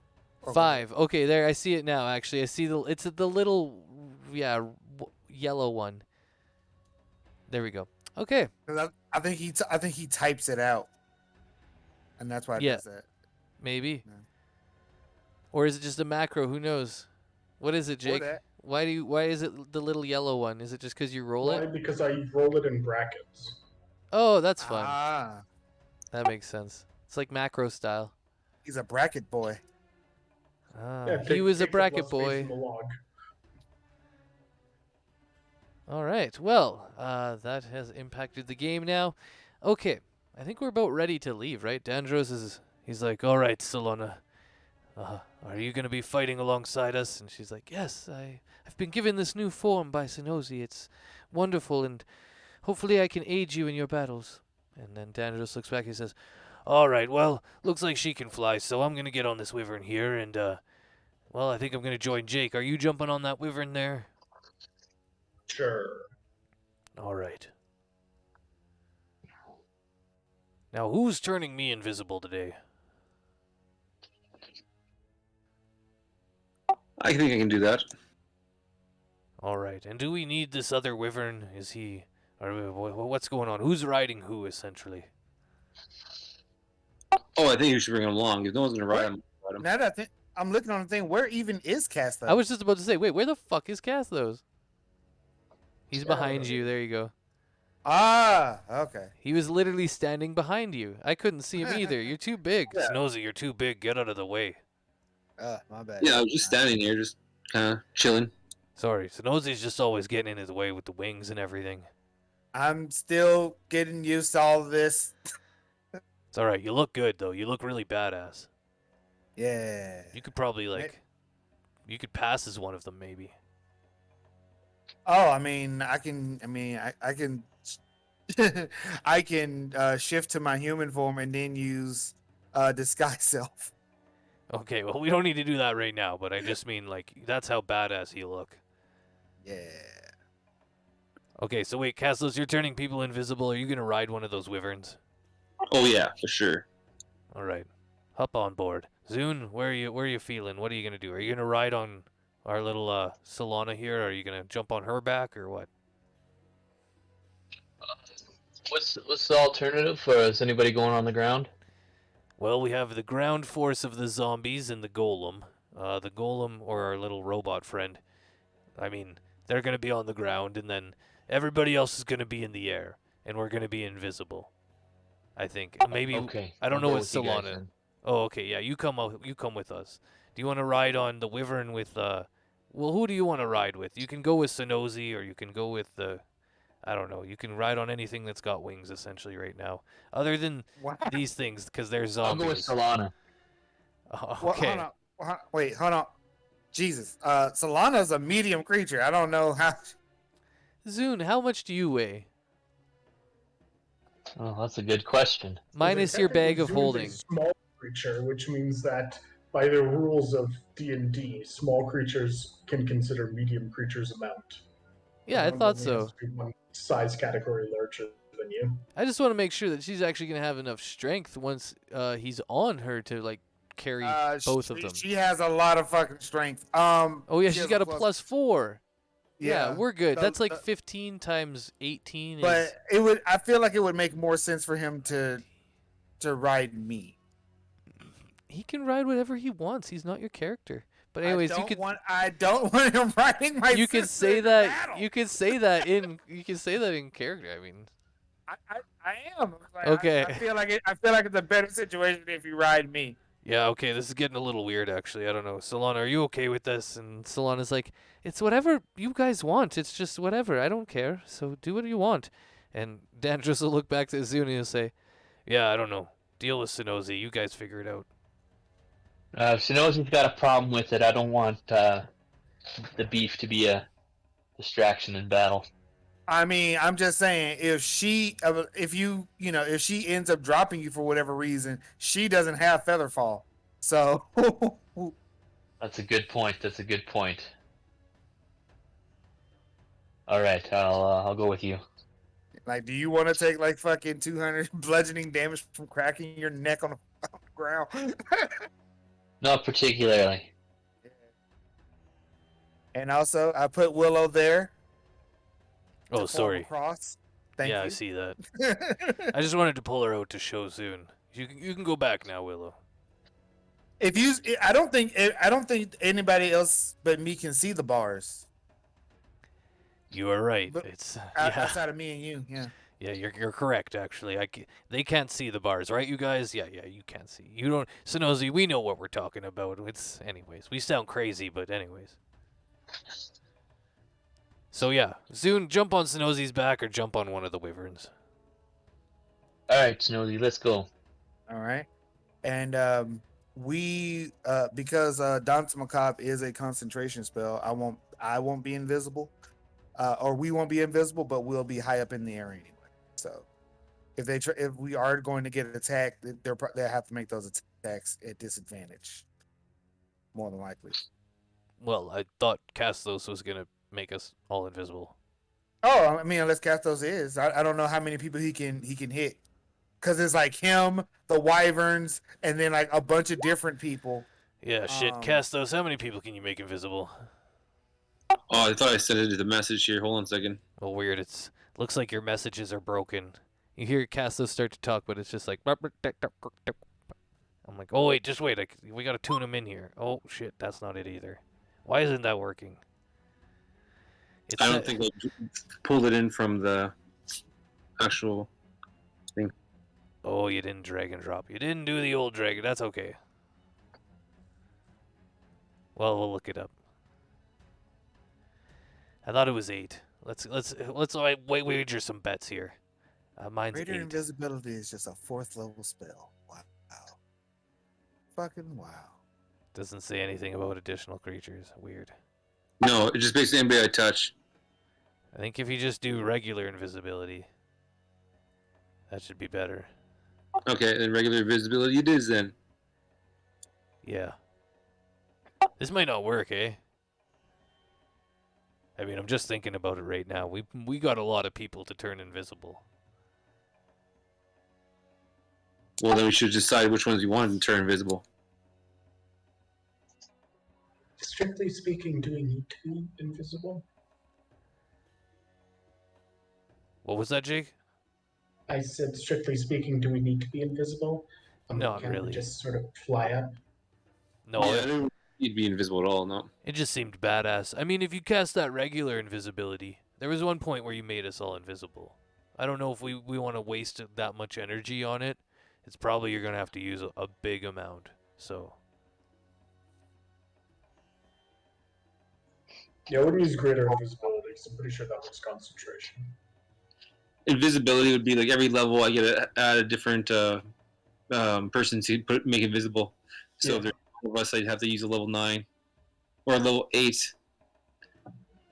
Well, you could do some, and then Sunosi could do the others. Dance macabre is concentration. yeah, yeah, Sunozi's focused on the It's fine, zombies. We don't need to be invisible. We'll just Yeah, screw the we're invisibility. flying on the back of dragons. With We're literally- zombie demons behind us. How much more badass do we need to be? I don't think we can even get more badass. We're trying, but we really can't. Like, isn't it so much cooler for them to see us coming and know they can't do anything than for us to just suddenly appear there? If we're just going to appear, we may as well tell True. That is true. That It's is very true. it's a tale of pits and portals and demons and devas. Let's go. Let's go. Also, just keep an eye out though. They're gonna know we're coming, so just keep that in mind. Okay. Oh, I'm gonna come. So we're not invisible? No, we're not We'll going go invisible. We'll just fly in. You can hide behind one of us on the wyvern back. Okay. Yeah. Do you want to hide behind me? We normally do that. Okay. Okay, that works. All right, here, get in the middle. I care more about being badass than looking badass. True. I don't like to be seen.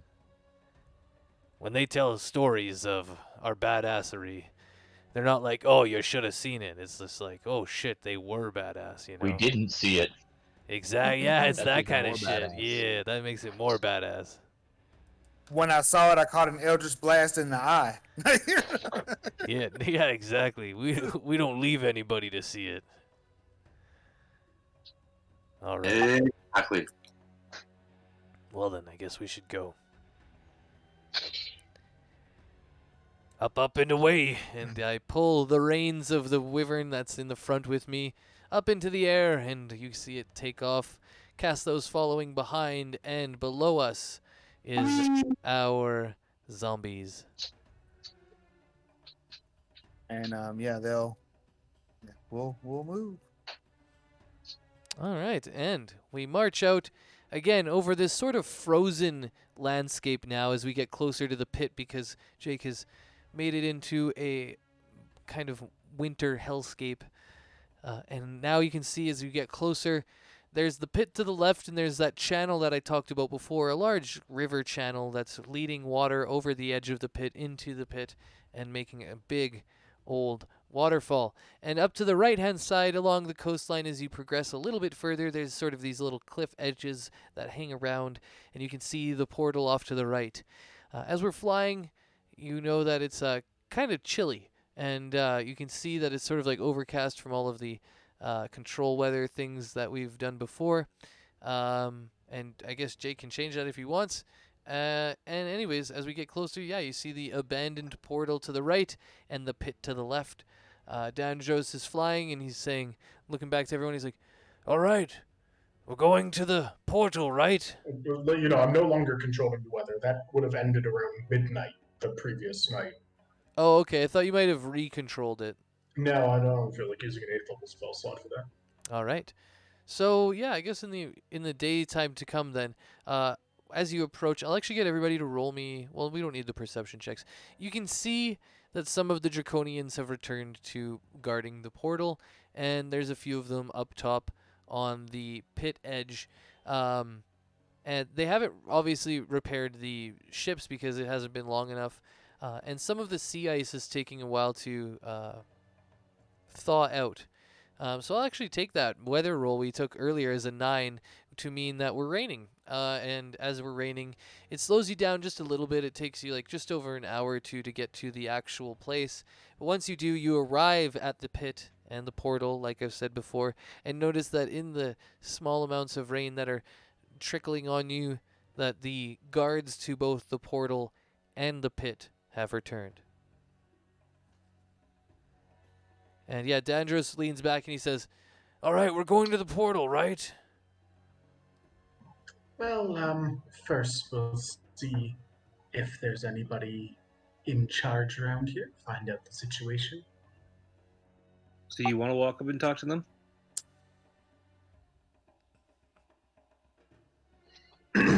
Hello, I am Jake, Grand Cleric of the Order of Peace. Where is your leader that we might parlay? Hold up. So wait. So Jigs, you just shout this out. You're shouting this from the backs of the wyverns as you're approaching? Oh my god, okay. Well, no, they just start attacking you. They're just going to start sending bow shots. Fantastic. Yeah, as you're like yelling, they look up and they see these, flying creatures approaching them, and they start loosing bow shots. All right, well, I guess I can attack it on the wyvern side, but yeah, and you can see they're starting to retreat as well towards the pit, and all of them kind of gathering around the pit side as they're loosing bow shots from quite a long distance away. They're not hitting because they're just so far away, but it looks like they're definitely trying to attack you as you approach. And I say, well, we gave him a chance. I don't think they feel like talking. Well, that's unfortunate. All right, and as you guys are getting closer now, we're going to land at the portal, right? Is that what we're sort of aiming for? Sounds like it. No choice now. All right. You can see that kind of on the opposite side of the pit from the portal is the zombies that are approaching from the south side. The coastline runs north to south. And at the most southern tip right now is your zombie golem army coming northward. And you guys are at the northernmost part at the portal. And in between both of you is the pit, where all of the Draconians are running towards.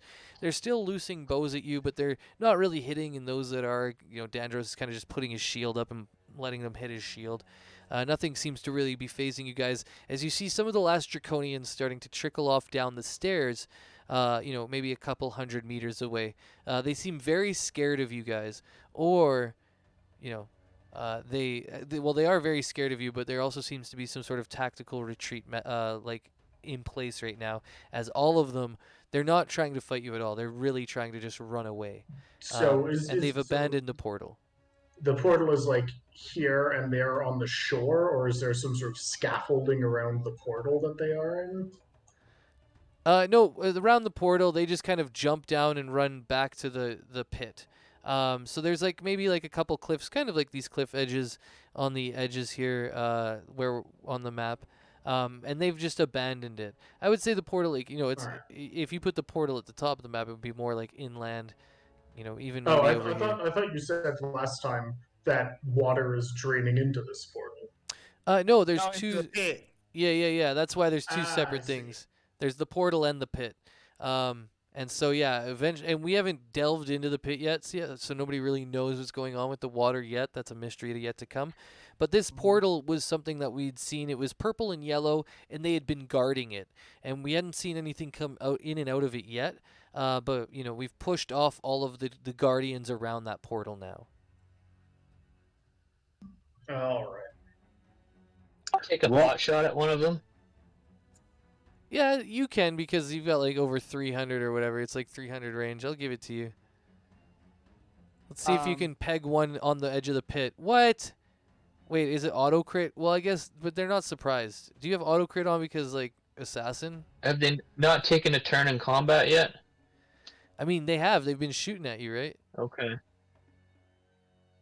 They Real started quick, combat right when they fucking saw you guys, and Jake started yelling at them in not draconic. I I would've- assume. I would have used Draconic. I'd Oh, okay. Well, whatever. Still, regardless, I mean. Okay, no auto crit then. Yeah. So I guess technically it's still what does it just roll it? Oh yeah, it would be. Well, it's gonna hit anyways. Yeah, you like headshot one of them and it like goes through their neck. Instant kill. Their body Nice. lies limp in front of you as you see it like a couple 100 meters away, or I guess that would be like what, like 1,000 feet. Anyways, away at the edge of the pit, which is not like too far away from you, but you know the portal in the pit. There's a little bit of a distance there, and they've closed that distance, and you've now. I guess it wouldn't be 1,000 feet 'cause you can't shoot that far, so it's like 300 feet away, and I guess you get double too. So we'll call it 600. Just getting my distances correct right now. Do we have a map? For any of We this? do once we I'm once. gonna be honest. I'm slightly lost. All right, all right. Well, let's put it this way. That was the last Draconian. There's a portal. I just want to know what you guys are going to do with the portal at this point. If we go to the map, then we're going to go there. But I have an idea for what I can do when the rest of the zombies and whatnot when they get close enough. okay, yeah. So they arrive just a little bit after you guys arrive. You know, they're a little bit slower on foot and stuff. So you now have them once again with you, and everybody's gathered around this purple and yellow portal. And you've pushed Alright. off all the Draconian guards. They've all gone down the pit, the 2 stairways that go down the pit. So there's the pit and the portal, and they're just separated by a few 100 feet. And yeah, it's glowing in front of you. You can feel an arcane mystery ahead of you. All right, I say that I'm willing to volunteer either to go in myself or to go in as Willow. Just a quick, just a quick looky-loo, see what's in there, in and out. I think that's a good idea. Yeah, that's a good idea. I could also send my echo, I guess, if we wanted. I don't think your Echo has sense. You don't get any of its sensory stuff. True, and if it's too far, then I just lose it altogether, so. Yeah. All right, well, that's a good solution. Anybody else have any other solutions that they're thinking of for this? What to send in this thing? No, I think we just. Oh, right. You can't just recall Juniper at will anymore, can you? No. But I can but like I said, I can take over this. I can use the same senses as Willow and walk her in there, and if the portal closes or something, it's not like one of us, of this core group is gone. Well, So go for it. all right, and so I will assume the senses of Willow, and we'll walk in. All right, I'm just going to take her little token out. Mm-hmm. All right, as Willow braves the mystery of the arcane gate, the purple and yellow light consumes her, and she walks through, and when she comes out, she's standing on a platform, and the platform is above lava. She can feel the heat, and you can see the glowing red below it. There's 4 pillars in front of her, and she can see that the pillars have some sort of magical beams all leading towards one blue gem. And you know what? Let's just go there right now. I can show you this because this is what you're seeing. So, just gonna hide some things. Do the GM thing, and then I'll make you go there.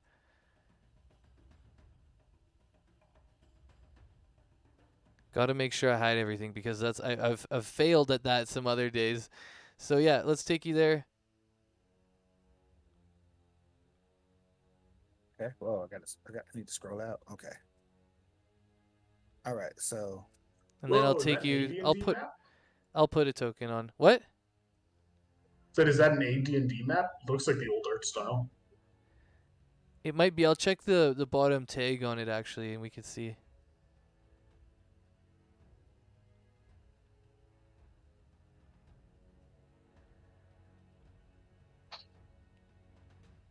All right, and Willow's at the very bottom of this. That's where the gate leads to.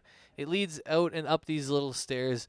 And, as you climb up the stairs, you see everything in front of you there. Now you don't see anything else other than a couple draconians scattering and skittering away into this blue mouth, kind of just at the edge of when you climb up the stairs. They make their way into that mouth. And yeah, as you approach, you can see that they've essentially abandoned this area. Now, these 4 pillars, like I was talking about before, they all have beams going towards this central gem. And this gem is shooting out a blue, 20-foot wide laser beam, essentially. And when you look upward, you can see that the beam is meeting the waterfall just above it, maybe 50 feet. And where it's meeting, there's this huge gossamer net of blue energy reaching out around the tip of the waterfall, and it's catching all of the little bits of water, and it seems to be zapping them out of existence. You don't know what's happening, but it's just destroying them. And as it's destroying them, there seems to be some sort of magical energy zapping it away. And you can tell that this gem and this laser beam that's focused upwards at the bottom of this waterfall, eating it up with magical energy, is being powered by these 4 beam center location things. And essentially this gem is somehow drawing that energy, and this gem is then projecting that energy up into the sky and meeting that waterfall and eating it all up in a gossamer blue net of arcane fire. Okay. So can I make an Arcana check to see if I understand what's going on real quick? Yeah, for sure. You can roll Arcana, and that will be with your own stats. 17. Make it with advantage, because I was gonna give it to you because you're like kind of a watery boy, kind of. You're liquor of the depths. You know things about. Oh, you didn't get it. You know that this is some sort of magic that has to do with, obviously, the destruction of water. You just don't know the ins and outs of all of that magic. You're really, really close. Like, you know the magic, you just don't know exactly, like, what school it would be, and all of the ins and outs of, like, how long it would take to cast something like this, and blah, blah, blah. But you know there is a spell that does this. You just don't know which spell and all of the, inner workings of it. Interesting. Okay. I'll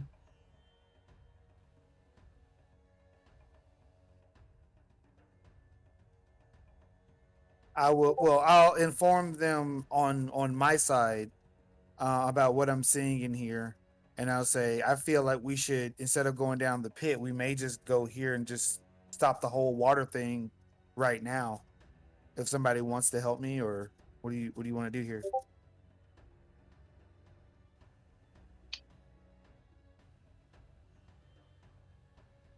Hello? I'm just thinking. Yes, going to the pit. I guess we can go in. Well, I'll do whatever you guys want because I'm not gonna stand out here alone. So I'm thinking of I'll say I haven't used this spell since the fucking beginning of the game, pretty much. I'm thinking of using shatter on the gem. All right, so you're gonna come through the gate. Yeah. Yes, so All right. why not? Is there another entrance? The only other way down from what Sinosi's golem can see is these labyrinths of different stairways. There's 2 that directly lead as like main stairways down, left and right of the skull on the map, essentially. And they're pretty jagged, jaunt stairways. However, they lead not just down here, but to a bunch of other little caverns and stuff all around. You can see that this pit has been excavated and then also tunneled through like ants do, where there's many different passages and many different stairways. However, looking up, Sinosi's golem can definitely see that one of the stairways on both sides, or I guess 2 of the stairways on both sides of this big skull thing at the bottom, lead directly to the surface. So if you wanted to, you could follow those stairways down on foot, or to other places within the map, or you could just take the portal and you arrive directly at this bottom point. Well, do we think there's something important in there, or should we just destroy the whole thing? I think that I'm going to destroy this crystal and stop whatever focal magic thing that's destroying this water. Sure, go for it. Yeah, do it. Let's see what happens. So I will come in here. I will come here. I don't have any tokens or anything to select. Oh yeah. Okay, well I'm gonna take a break here anyway because Okay. we're a little bit far. But yeah, I'll do all the token stuff. But we're gonna take a little break here and then yeah, let's go. I see Soap's in on it. Yeah, we're gonna see what happens when we start to shatter this crystal. But yeah, I'm gonna take a little bathroom break. We're gonna have a little smoke up and we'll come back to the action.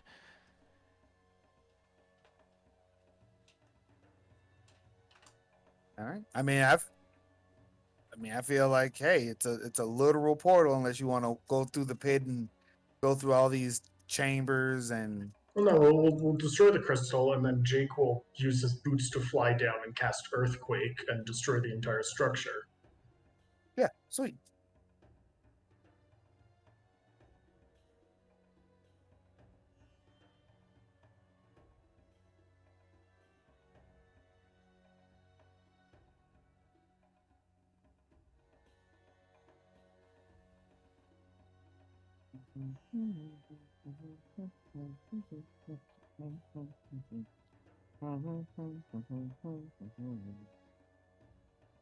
I'm bound to come around. So, where did you drive? So you just went on this big epic cross country trip. Where did you go from? Where did you start?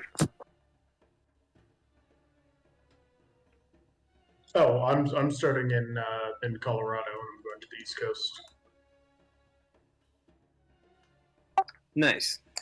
I drove through the Eisenhower Tunnel once in Colorado. That scared the living shit out of me. Really, you just don't like tunnels? Well, it was like, it's like you're going straight down a fucking mountain for like 20 kilometers. At like, Yeah. Yeah, I know. It's just since I grew up in Europe, so tunnels are just absolute second nature. I mean, the Mont Blanc tunnel is one of the largest in the world. We went through that a lot.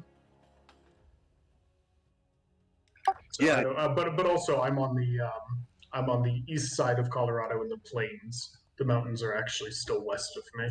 Oh, okay. I mean, when I say west, I mean about 4 miles west of me. But you know, Oh, okay. But yeah, like it's pretty wild. That tunnel. Like I had like white knuckled all the way down. I don't mind tunnels. You have to understand. I'm from the prairies, and like Yeah, I know. It makes sense. It's just me personally, but no, I know people. I know people who route trips, driving trips to avoid tunnels, and I think there's nothing wrong with that. I don't know. The only tunnel I think I've ever been nervous going through was the Channel Tunnel, because that one is both below ground and below an ocean. where is that? The channel between the UK and France. Oh, that one. Okay, I did the tunnel like that in the train. So Yeah, we were in a train, but it still wasn't pleasant. oh yeah, that was wild. Like you're all sitting like in the plains, flowers, and all of a sudden, boom, down you go. Just blazing quick here, Twitches, and then we gonna get back into it. You know how we doing out here.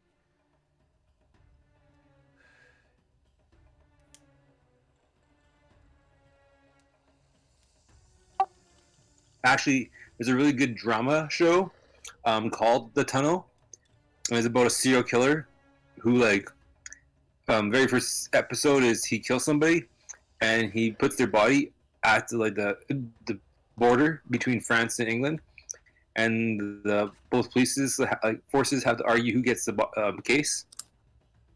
Interesting.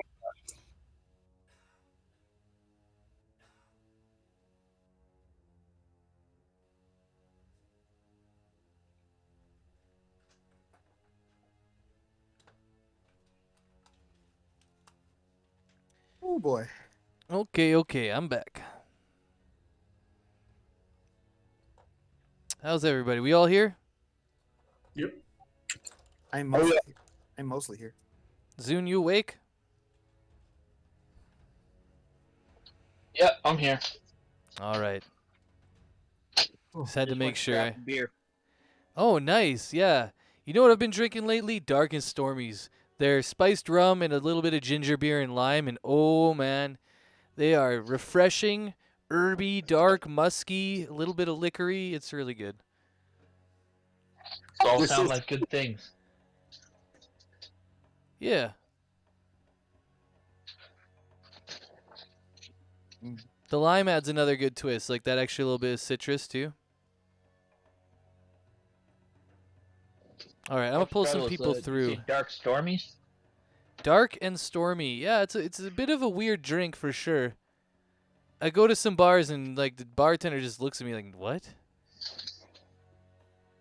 But I was given it, or I was recommended it because I like spiced rum and ginger beer a lot. All right, I'm just grabbing all your tokens and bringing them over. Next time we're at a pub, if we ever make it back to a pub in this campaign, maybe something like Zune would like that. Yeah, he can order one. I'll like recommend it to Zune. I have a feeling like in the denouement we're gonna have some time to spend where we can just do a little more RP focused stuff. Drink a little bit. Holy, there's the whole campaign. All right. I just need one though. I'm just looking for Sonozi. Oh yeah, are you still dragon form? Yeah, you are. Unless you're humanoid. I don't know. Maybe you want to be humanoid. And I don't think anybody else has joined him through there. But we'll start there. We'll pick up there. So, we've seen the gem. We know Sonozi's going to go through. He's given us the idea that he wants to cast Shatter on it, right? I believe you said that to us. Anyways, regardless, we know he's going through. And you have the ability to join him or not, essentially. Or we can just let him go in and do what he wants to do and suss out it, bit by bit. It depends what you guys want to do. So Dandros is going to hang back outside of the portal. And he's like, yeah, Sonozi, you do what you want. Anybody else, you can join him. All right, I'm back. I had to step away again for a second, but I'm back. Oh, no problem. I was literally just leading up to you because I was letting everybody else join you if they want to. As I'm hanging outside of the portal, I'm just going to leave Dandros off to the side along with everybody else who's not going through the portal. And then... Is it in the lava? well, he's not in the lava. You know what I mean. It's a theater of the mind. He's off to the side outside of the portal. Waiting to Jake come will through. fly a few hundred feet up, just in case there's some sort of magical backlash from this thing. All right, sounds good. Jake is up in the air hundreds of feet. Zune, do you want to join Sonozi on the other side of the gate while he does this, or are you just... I would have the Hell zombies. no. I would have the zombies defend the gate Oh, cool. So, front side or back side? With you or outside? outside. We're going to call it inside and outside. You are inside and outside. Okay, so Dandros is there with the wyverns, with a bunch of people. Looks like we're all just going to hang out and guard the gate for now while you dabble in this, I think. Anybody joining him? Yeah. Nah, I didn't think so. And Jake is about 100 feet above you, so he's well without of range, probably, of anything. About 300 feet up, just in case. Okay, sounds good. So, go ahead. Just let's go through Shatter. You can ping it out to me, and I'll just make sure that it's specifically what I think it can do. I think it has another thing about being able to interact with rock and shit, stone and yeah. Here we go. A creature made of inorganic material such as stone, crystal, or metal has disadvantage on a saving throw. Non-magical object that isn't being worn or carried also takes the damage if the spell's area. All right. What level are you casting this at? When I cast it, it's always at level 5. Okay. So, I see that it says cast at 5th level at the very top for you. Now, roll the damage for me. Should be 5d8, I believe. Oh, no. 68. 68. Yeah, one more. Okay, cool. So you see the crystal. The beams around you are still shooting into the middle of the crystal. And as you release this shatter, you can hear the this sudden loud ringing noise. It's painfully intense, honestly, and it erupts from the crystal in itself. And as that loud, painful ringing reaches a climax, you see the crystal start to break and crack. And bit by bit, these cracks and fissures spiderweb out from the interior. And as this like ringing just maintains that high velocity and high decibel, you can feel the magic. Your magic's working for sure. And then you release the last of it, and it's broken parts and chunks of the crystal off. Now it's like half intact. You can see it's split down the middle. However, it's still working as a conduit for the magic, but you have disintegrated a certain amount of it. You've shattered chunks of it, and they've fallen to the ground around the area. Nice. Oh, I like that. Keep adding fissures. That's great.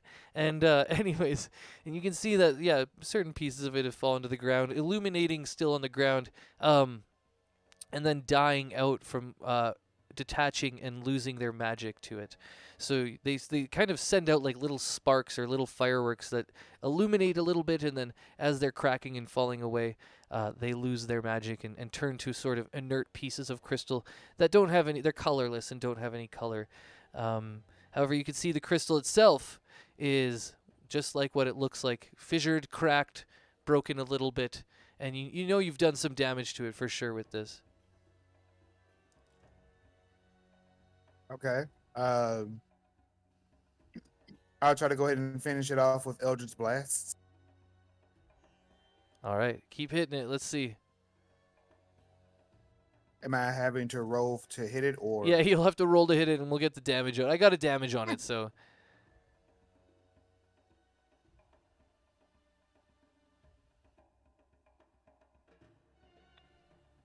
All right. We'll eventually, after 1, 2, 3, we'll call it 3. After your third blast, you see that each chunk, the force damage from your Eldritch Blast is doing work on this, sending pieces shattering again like a firework explosion. And as it buckles down more and more, you see that there's sort of just little holes of it kind of held together, and little pieces, shards held in the old shape of it, but not quite. It's punched through with holes of force damage that you can see through now. And when you go for your last one, you can feel the Eldritch Blast released, and you hit one of the last pieces of the shards, and then they all fall away. And as the beams of energy all converge with no material left as a conduit, they immediately shut down like a power surge, or like when your whole house blows a breaker, essentially. And all of the power, you can see it kind of rebound and energize back into the sources, which are these 4 pillars of blue energy around you. And you can tell that now that there's no gem there, whatever's working around here is definitely shut down. But at that point, you also notice the water behind you starts to crash down. And when it starts to crash down, basically almost exactly upon you. And I need you to roll a quick dex roll for me for not only you, but the golem.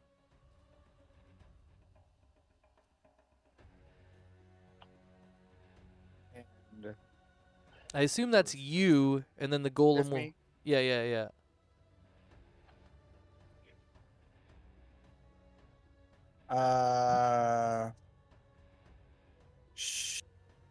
I know you got a lot of sheets. I'll give you a second. No. I have it, but the thing is, her saves.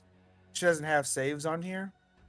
Oh, then you just click it like a regular check for me. All right. So unfortunately, Willow gets hit with the bludgeoning damage of the water as she crawls outward underneath the power and force of this waterfall. She eventually gets close to the middle here. Sonozi, you're able to pass, so you see this waterfall coming down upon you. You have maybe a second or two to react, just in the last moments. Where do you move to, essentially? I'll, flap over this way. I guess.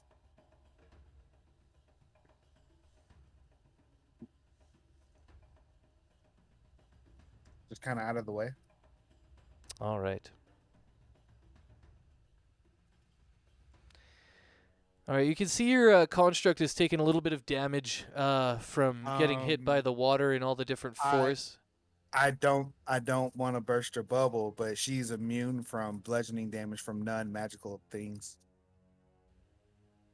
Yep. That's This what you put water on. has a special magical stuff. It's being condemned to a certain area, so it's actually like Oh, okay.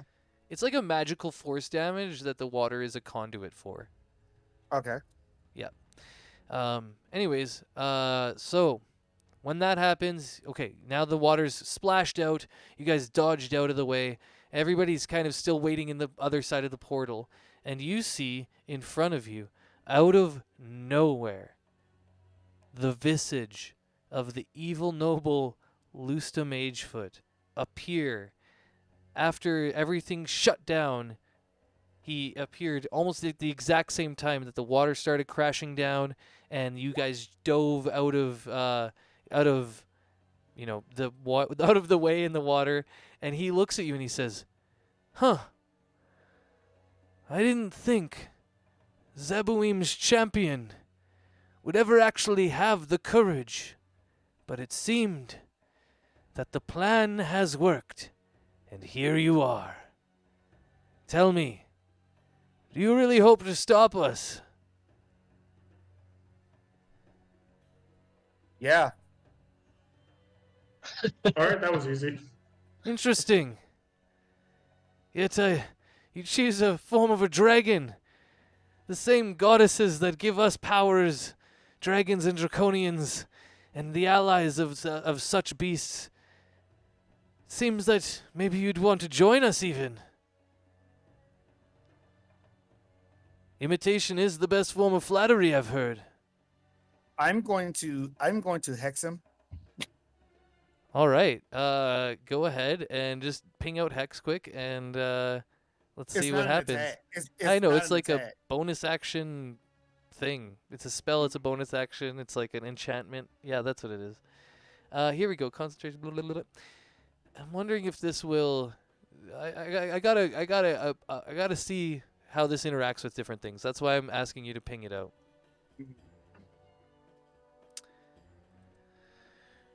Stand by for 2 seconds. I've got what I want to read here right in front of me, so we'll see if your magic interferes with other magics and how magics on top of magics do things. You know, is it physical? Is it magic? Is it what could it be? Dun, dun, dun, dun. Okay, hold on, and I don't think that is it for what it does, and that does that. So, all right, you hex it. Now what?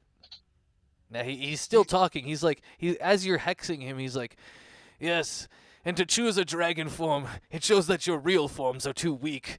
I can't believe that Zeboim's champion is here. Do you even have magic anymore?" He's like egging you on and like making fun of you at the same time. I'd say plenty enough for you, and I'll start firing Eldritch blasts at him.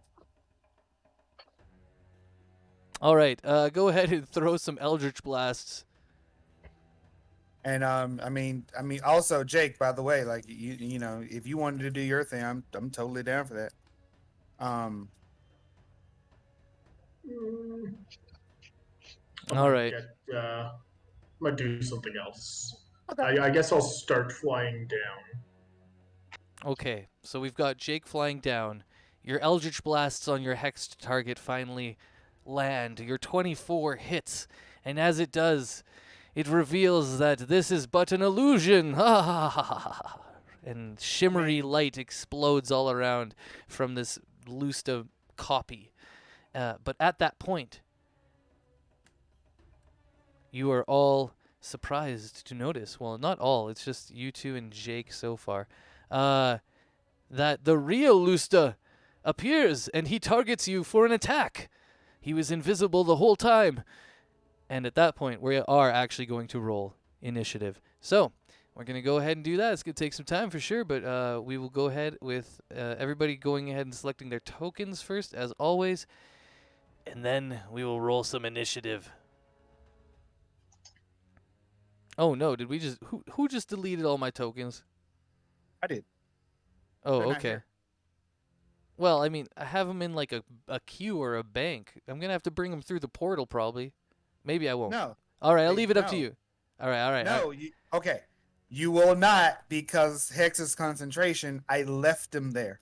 Oh, dope. Okay, thank you. There we go. I was wondering. I was like, shit, something's gonna happen here. He's gonna drop concentration on this shit. That's what he's gonna tell me right now. Really, Hex is concentration? Such a shitty little spell, man. What the fuck? Anyways, I mean, shitty little spell. Hex is brilliant. Hex is brilliant with Eldritch Blast, but like, anyways, it or, seems or like, any other form of multi-attack. It's insane. It doesn't even have a saving throw. but it seems like you could use your concentration for other more important things, maybe than just a little bit of extra 1d6 damage on hit. But you know what? If you're playing a multi-hit character, it's fine. It makes sense. It's almost like I took a sorcerer as a secondary class, so I have multiple level 1 spells I could use for Hex. Oh shit! Oh shit! Yeah. It's almost like this man's that. prepared. There's also it's not come up often, but you get to choose a saving throw for them to have disadvantage on, or no, ability checks. That's so have you ever right. seen Hex combined with a grappler? Ooh, nice. That's smart. Disadvantage on all athletics checks. So I was they like, can when never do you get ever out do and a check? grapple the whole fight? And I'm like, oh shit, you actually do a grapple check. That's a strength check. Or maybe Hex combined with an illusionist, so they have disadvantage on all investigation rolls. Yeah. You can't use an int save to break illusions. You need to use investigation. No more int checks. No more int checks on your illusions. That's dope. That's smart, actually. Yeah, give me a lot of time on this. I got a lot of creatures today.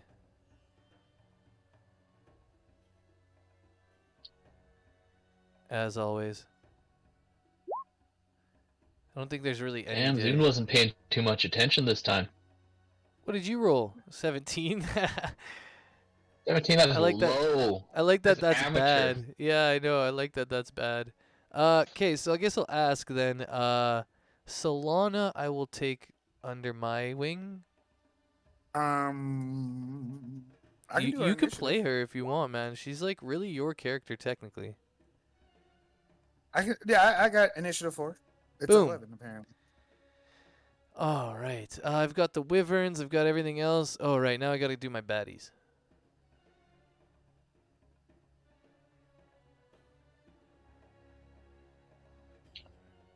So we haven't gone through the portal yet, have we? This is No. the portal. Only a couple of you have gone through technically. So why are we rolling initiative if we haven't actually, like, are we aware that the combat's going on? You would see that all of the zombies that were up there, they just start laying flat. So you'd probably be like, what's going on? Yeah, and we could also retcon that. Yeah, because we need a way to know. So I would say that Dandros has one of his bloop bloop, his echoes on the other side, and he's watching what's happening. I'll just say that. So that he has one echo kind of like just watching and then one echo on our side. So as soon as they start like throwing stuff, I'm like, the battle is on kind of thing. And we'll go from there.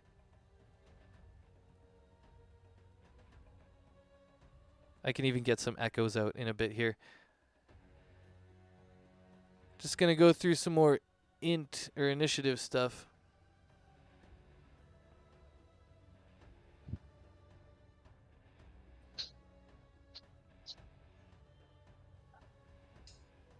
I will be back in a moment. I'm going to go reset my breaker. Oh, sounds good. Yeah, my pages are taking a sec to load all of them, so I always should load them at the beginnings of the sessions. Normally I do, but whatever. We'll take a moment here to appreciate this map and the setup and everything as we approach the climax of this campaign, really.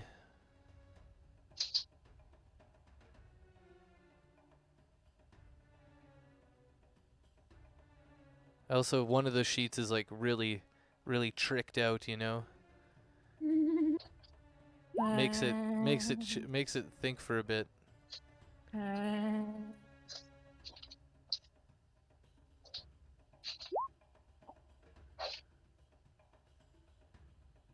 Doom doo doo doo doo doom. Oh wait, can you guys hear? Wait. I think only I can hear the music right now, which is interesting. I should have had it. I don't think I flipped it back. One sec.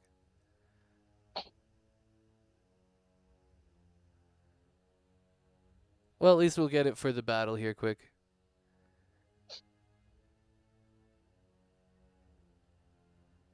It's both exciting and sad that we're getting to the end.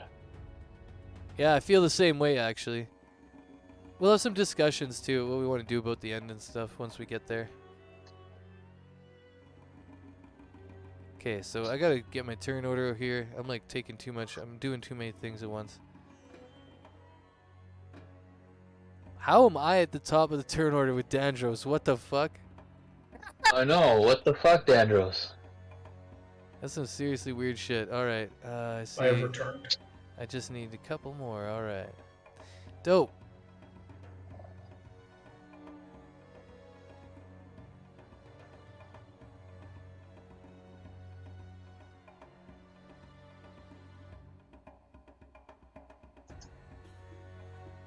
Lusty Magefoot. The lusty boy, he's back in action. Somehow alive again. I still have his robes.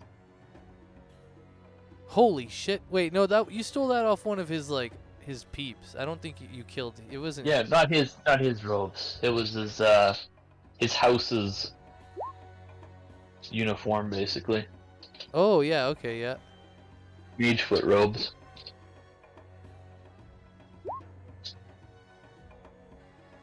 It was that dude that we killed, like the sneaky dude in the back alley that had a little hideout.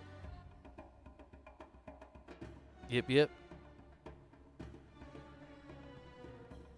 And then eventually we found Lusta at his house and like you guys like went in the chimney, which was crazy. Gatted him up through the chimney. I think I have everything. 1, 2, 3, and all of the NPCs. Alright, 2 wyverns. I think I only got 1 wyvern, eh? Oh no, the other one just rolled a 5. Okay. Jake's there, Zune's there. Oh, I'm missing Castos. Castos, have you rolled your initiative yet?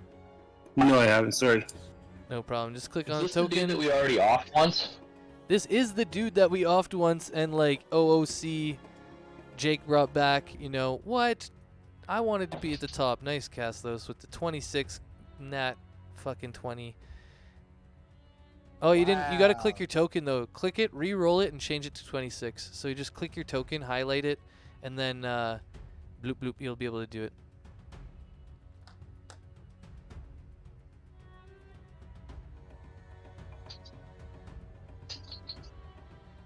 There you go, and then just change it to 26. This man said, "I don't give a fuck about nothing. I'm going first." He's like, sorry, Dandros, not today. Dandros is like, "Oh, But I wanted Who's it. going fourth? That never happens. What's that? Who's going fourth? It looks like that never happens. I think he's Wow. actually going like 5th." Yeah, there's some other shit there, man. There'll be, yeah. But for now, yeah, you're 4th, yeah. No, he may be going 6th. We'll see. Damn, Zune. Yeah, Zune, what are you Correct, doing? Castos, yeah. How the mighty have fallen.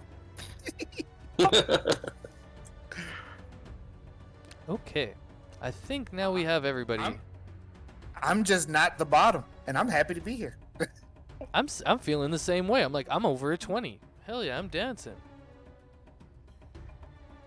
Okay, so I guess we will show you who has revealed themselves and who has not. Lusta has revealed himself. Booyah! There's the real one. Anyways, it's Castos' turn. Right off the top. Castos, you are on the other side of the portal, so you have to come through the portal. And we'll just say it's 30 feet from like this point here. And so you can come up the stairs and then you'll have the ability to attack anywhere in this area. All around here. Bloop, bloop, bloop.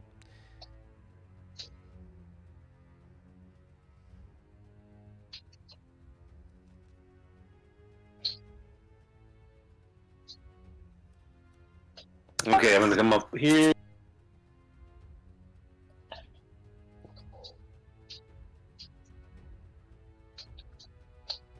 I'm gonna start trying to run to the side here, just get a nice side angle of him. So I'm gonna go 6. Well, if this thing is broken, you don't need to. Or is the gem broken? Right? Yeah, the gem's broken. Yeah, So the you don't gem's need a- like broken and You don't scattered. need a side angle of him like this. Gem's functionally nice. I still want to end up on the side over here. Okay.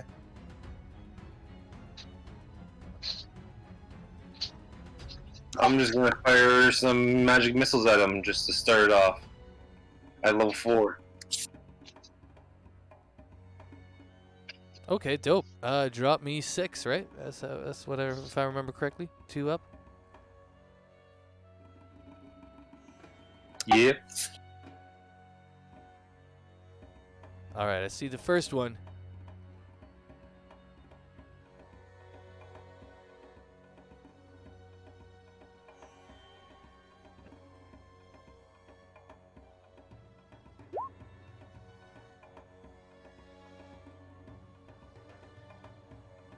Okay. 6, 6, 12 is 5 and 17. That's 3 of them. And then another 4. Oh my god, I already lost it. 6 is a total of 4, 4, 12. 12 and 17, 29. I believe 6, 6, yes. And then 5 is 19. And then 12. Oh my god, it's 31. 27? Fuck, why is my math not working today? My brain is actually kind of broken. 6, 6. That's 12. 5. And then another 4 is 9. So that's 21. And then, yeah, okay, yeah, and then another 6. Yeah, apparently it is Zune. Actually, I wasn't suspecting that my math skills would be the problem today, but I guess they are. I'll take the 27, though, if that's right. 4, 12... I got, like, I got 29. Yo, I got 29. Going back top to bottom. Let me know what everybody else gets, because I got 29. Hash so good you can't do math. Well, then the 27 really threw me for the loop too, right? Because I actually got 29, and then I was tripping even more. I was like, did I actually do it wrong? Yeah, I had to count twice just to make sure. Sorry. Okay, thank you. No, thank you, because I was like, I got 29. Guys, come on, help me out. All right, so let's do that. He laughs it off. As each punch hits him, he's just laughing. He's like laughing at you. He's like, ha, you call that magic? Well, yeah, you know, a little bit. Yeah, a little bit. All right. Now it's time for somebody else to do some shit. Move on. Unless you got more stuff. That was an action. If you got bonus actions, let me know, because you already did your movement. I don't think I have any bonus actions. Get your whip out. I think you have something called the feather whip, and that's what he's referring to. But I think you have to take it out on an action, and then it's subsequent bonus actions. Take a look at your Call's feather whip, essentially. Is what I think we're referring to here. Let's see if anybody's within 60 feet. You should be by now. Yes, okay. All right, well, let's see. Who do I want to hit first? I'm probably going to have to go for Castos. He just happened to roll, like, the best initiative. I don't want to, like, cap him first round, but it might end up being that way, unfortunately, just by the dice, and I don't really want to do it, but I'm just going to quickly look at our little familiar here, because I think they're immune to what I'm about to do. I like that Zune. -1 to math. Great. Yes, good hash is -1 to math, man, for sure. Let's see here. Yeah, it is that. All right. Wait, +2 to performance. There we go. Yeah, some sort of other creative benefits. Maybe charisma for some people, but for other people, it's like a negative in charisma. All right, well, we're going to do this purple dragon veteran. You see this humanoid. You guys remember when we saved all of the people, including Solana, all the different dragon people that had been mutated by the Draconians. Essentially, these are the same types of purple Draconians that we had seen before. However, these ones look like they're battle ready and battle hardened. They look like they're not coping with the reality of their change. It looks like they've probably leaned into it and caused the change themselves. And since Castos is the first to step up, this one steps up next, and it uses its Psychic Scream. Essentially, it opens its mouth, and instead of a regular breath weapon that you would see from a Draconian, it lets out this like purple beam that beams out towards Castos. And Castos, I need you to make me a Wisdom save. And What it's the fuck, my guy? Jesus. it is a DC 18 Wisdom save as it screams at you and you feel the psychic energy rip into your brain. You have advantage on that Wisdom save, by the way, if you don't. I was about to say, and what now? We need to go back into the Heroes Feast. What does all this little yellow thing do? No. All right, well, you still take half as much. I mean, it's only 26, but still, whatever. I'm not phased. 26 damage, take it. It's like not even getting to his real hit points yet. No, he still has. That's just bonus hit points still. Yeah, he's deep into the bonus hit points. Castos, whoever gave the idea to buff up Castos, this is really paying off because he's first through the door. yeah. And he actually just got blasted right now. Anyways, and if he didn't have all that buff, he would literally be at like 10 points right now. So, alright, you just got buffed. I just had my homie run through. Now Dandros is going to run through with his echoes, all three of them. They're all going to come to like the same point essentially. He's gonna come. He's going to come. He likes to scream when he comes.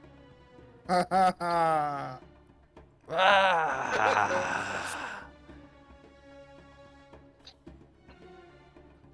Now you can all play the game, which is the real Dandros.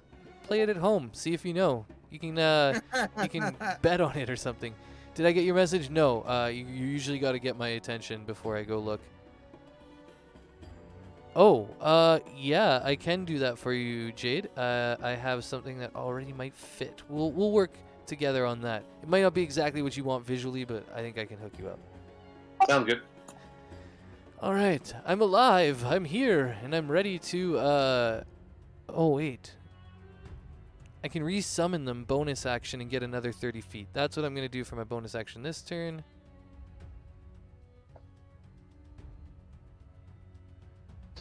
And then I will shoot my bow.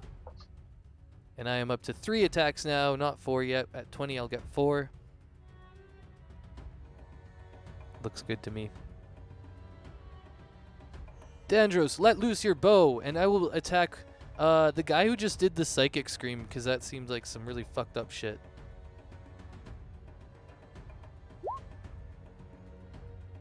Oh, I get a crit? I got a crit! Yeah, Dandros. Look at me piercing things.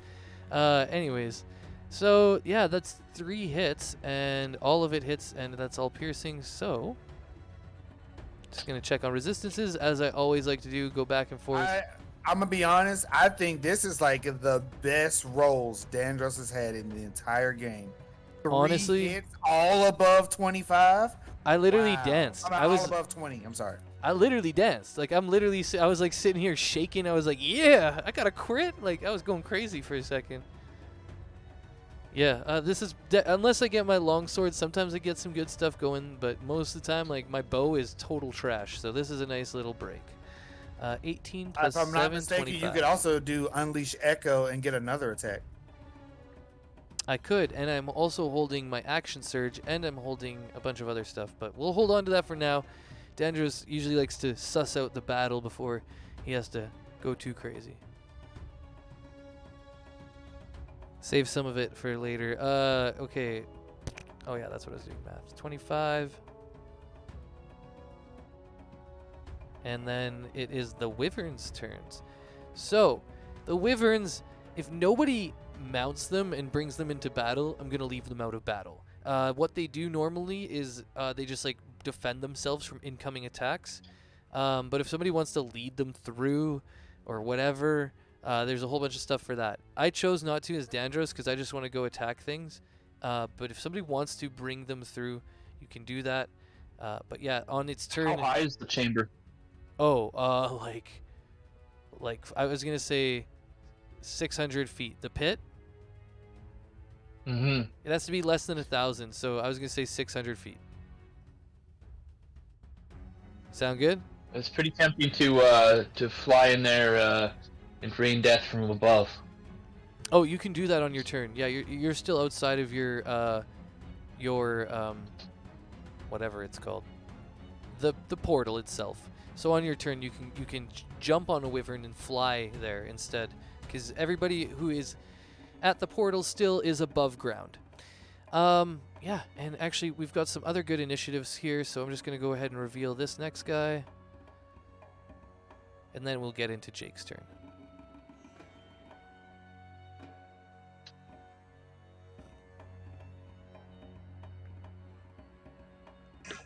All right. So I'm currently 240 feet up. I will fly that way for 30 feet to be 210 feet up. Okay, hold up. The one that goes before you just has to release its psychic scream as well. Oh, sorry. I heard. Then we'll go to Jake's turn. I was like, oh, okay, my turn. No problem. I was like, don't worry, it's fine, and we'll just get the attack here. And it's going towards. Oh, I guess I should roll. There's 3 people there now. There's a whole bunch of people actually with the stuff, and they don't know those are illusions yet. So. Hey, is Willow fighting with us? Yes. Yeah, Willow's there. Yeah, she's beside you. She's part of it. She will be on, I believe, Sonozi's turn, or did you give her her own initiative? I just do it on my turn. Yeah, I thought Okay. so. Okay, sorry, anyways, go ahead, Jake. That's just, the one purple veteran psychic screamed one of Dandros's echoes, not knowing that it is an illusion, but destroying it anyways. He's So, like, God. I don't mind the token. I'm just using it to create an aura. Over 200 feet away, I will go ahead and cast Earthquake. Okay, where are you casting it? From above everything? I am targeting. It is a casting in seconds. You'll see it's 500-foot range. Yeah, I love this spell. Okay, Over 100-foot radius. And let's roll the fissures. Let's roll the depth. How many There. fissures? How many depth? All right. And any structures. Unfortunately, they don't open yet. They open on my next turn. And I'm gonna have to rule structures. I think only.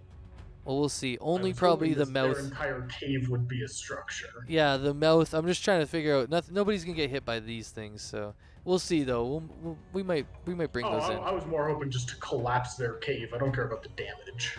Yeah. The cave is definitely gonna collapse. I'll just bury all of their people alive. It's fine. Yeah, and I think there's a radius on it. Let me see.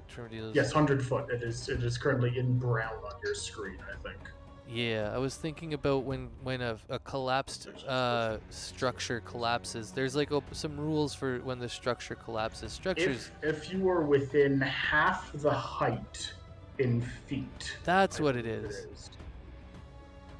All right, so I'll say Lusta will have to make it for sure, and then there's another Alright. guy too. But He'll so have we to. start off with just the initial effects, which is each creature there has to make a con save or lose concentration on any spell they're concentrating on. Okay, and we will start with the 2 Rakshasas. Let's go ahead and do that one. They are concentrating on invisibility. Fail. Pass. All right, one of them becomes visible to you. All right. And then all creatures in that area must make a dex save or fall prone. Now we get into the fun of it.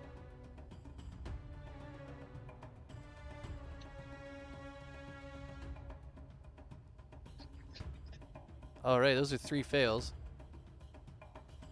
All right. There's a that few more, case- but we'll get to them. I'm just gonna make sure they get the prone on them. That's 4 fails, right? No, some of those are con. Yeah, they're a little separated out. There's a bunch of stuff going on right now, but yeah, there's 3 dex and then 1 con. That should be the last 4 rolls. Anyways, and then so now I've got 2 coming from the Rakshasas and 1 from Lusa.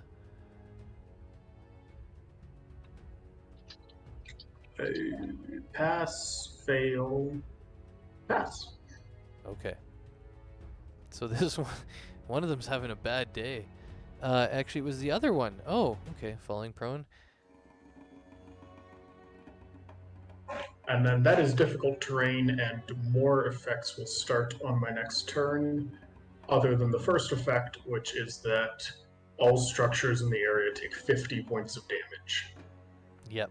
So you have X'd out two kind of important little things here, and I will make sure that we have X'd them out because these are dead, and this is dead. Is that on yours? Let's see. No, that's on mine. So I'll go ahead and show you that.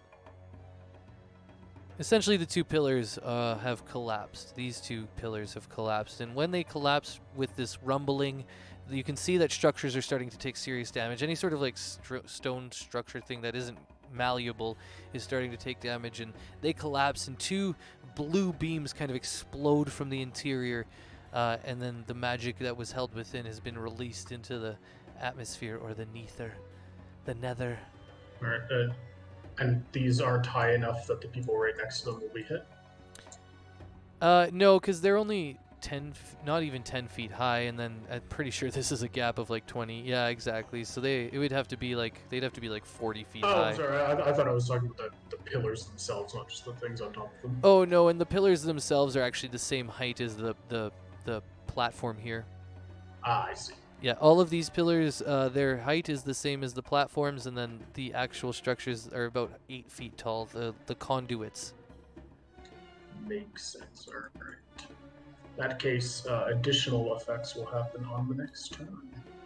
Sounds good, and we'll start rolling for fissures, I believe. And as a bonus action, I'll go. Oh no, I can't. I guess it's spell. Never mind. I will not do it with this bonus action. All right. I'm just looking to see if I missed anybody for my rolls or missed any status effects. Nope, looks like we're all good. Okay. So we will move on now. We've done that Psychic Scream. We've done Jake's turn, and we will have Zune. You're still outside the portal. You've seen Dandris plunge through. Jake is already there. He's flying around 210 feet up in the air. And what are you doing? I hop on the back of a wyvern and I ride that shit in there, telling it to go as high as we can go. All right. So, I will say that you're pretty far away. So, on this turn, you'll be able to get, a wyvern, and I'll put you on one. You'll be able to get to like the edge of the pit, but like any shots down.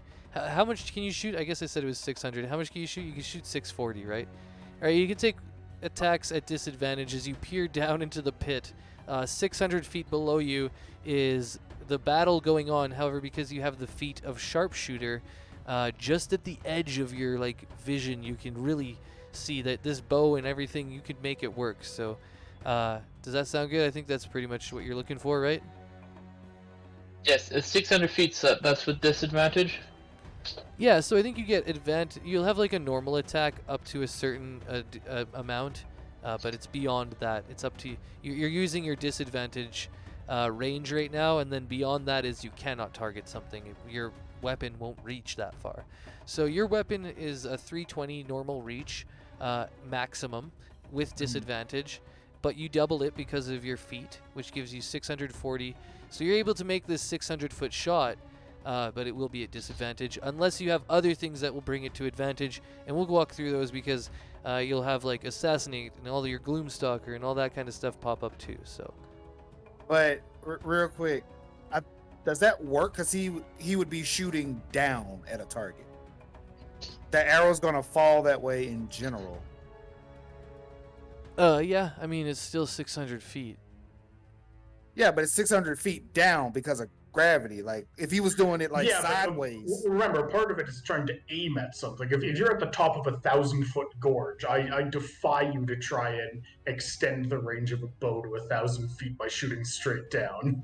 Yeah, and I might like You're just not going to be able to see the things you're targeting. They're too I'd far be away. I'd be getting soft on it like a little bit where I'd be like, "Oh, okay, well, you can shoot arrows down there. I'll just make them do low deck saves to dodge the arrows cuz first off, they're falling from 1,000 feet. And second off, like, okay, you can shoot into a pit. And you're right, gravity will carry the boat down and you will have an ability to shoot at something at a farther range. I agree with that. But you just don't have the ability to like maintain the to hit part. And so I would change the to hit It'll part. reach the target, but the accuracy will be. Yeah, you'd lose the Awesome. accuracy at some point. And so, like, Yeah. I would say it's beyond that double the range of the feet, just because that's how the game wants it to be. And, like, sure, if you were just shelling a bunch of arrows down into a pit, I would allow people to, like, we'd have a dex save on the other side, just because, like, you don't actually retain your ability to aim at targets. But yeah, I would just move. Makes just sense. Move slightly closer. yeah, exactly. But he's already used up all of his movement for this round with the Wyvern. So, you know, all he's got left is his actions and bonus actions as he looks down into the pit. You can fly closer on your next turns, but, I mean, you're still 600 feet in the air. You're going to be... it might be a while. You might have to get creative, but... so, I assume now you have your action, your bonus action. You're 600 feet up, but you're looking at least the battlefield. And you know you can retain your ability to aim. Where do you want to shoot, or do you want to shoot? Do you have something different you want to do? Maybe you want to dash. I don't know. Let me know what you're thinking. Dash off the Wyvern. I don't know. You could do whatever you want. It's D&D. I'm gonna You can pack up and go home. Bonus action, move my Hunter's Mark to what's his name? You ain't got the Mage foot. range for that, man. The hunter's mark is like 60 feet, I think, Oh, is it? or 90 if you're, or 120. I don't know. Something in that small range. I think. Ping it out for me again, but I'm pretty sure it's part of that. Oh yeah, 90 feet. Yeah, there we go. I was like, I don't even think it's 120. Cool. Yeah, I'll take a shot at Mage Foot. All right, going straight for the mage foot.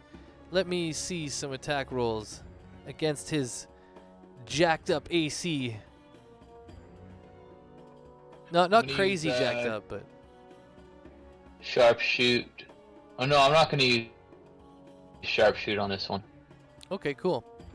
And then also just Or no, run do I through. need to use that in order to get that distance? Ooh. Ping out sharpshoot quick, actually, just because that is a little bit of a sticky thing. I don't know if you actually have to use it to get the double or if it's just a passive. Your ranged weapons ignore half cover, 3/4. Attacking long range doesn't impose disadvantage on your weapons attacks. You don't actually have to use sharpshoot. That's a separate. The last part with the negative penalties is a separate entity to your natural passive. The part of attacking long range, the first part, is a passive. Okay. I'm not since I'm doing it with the disadvantage. I don't want to risk the negative effect of Sharpshoot, so I'm going to take that off. Okay. But hold on, I'm confused. Like I thought he isn't supposed to be shooting at disadvantage. Yeah, hold up. Yeah, me too, actually. I'm reading this a little bit differently now. What's the part that doubles the range? Which one is that? Sniper? I don't even know. I think that's sniper. I don't know. I might have been out to lunch on this. This might have been like a magic-only thing that I've just imposed in my own mind. I know there's a spell sniper feat. Yeah, and that one doubles the range. I might have actually gotten Spell Sniper, like, amalgamated on my own end. You don't have any other feats that would aid to your bonus, do you? I don't think there are any Like for the range or for advantage? for the range. For the range, no. Okay. But he doesn't need double the range because long distance doesn't impose disadvantage. So Yeah, but there is a limit, right? Like, hey, ping out when we ping out your thing here, when we go back, or just ping out your attack, and then I'll kind of explain it a little bit what the two numbers mean. Because one is to up to an advantage or a disadvantage, but then another one, once you get past that, you just can't attack, essentially. Yeah, I mean, because normally with the bow, you have, 80 is the range, 320 with disadvantage. Yeah, so you would be able to get to 320, but beyond that, you really wouldn't even be able to target people. So I'd have to run it the way that I was talking about before, where I would make them do dex saves, trying to dodge the bolt, essentially. Okay. Do you want me to just throw it out and we can make them do whatever? Sure, yep. And I'll say you can do 3 of them, essentially. You rain down 3 short bow attacks. But damn. All that lusty. I s- Musty mage. But only the. Yeah, we'll see. We'll see. Yeah. I really thought there was something that doubles the range, though. I'm going into your sheet for a sec. Maybe I'm tripping. Spell sniper does that for spellcasters, but I don't know about like regular weapon attacks. Yeah, exactly. I know. I've just been like lost in the sauce with all the spells lately. I haven't been focused on my short bow and stuff like that. He hasn't been focused on his David Bowie. I got to get my David Bowie game up. Come on, chameleon.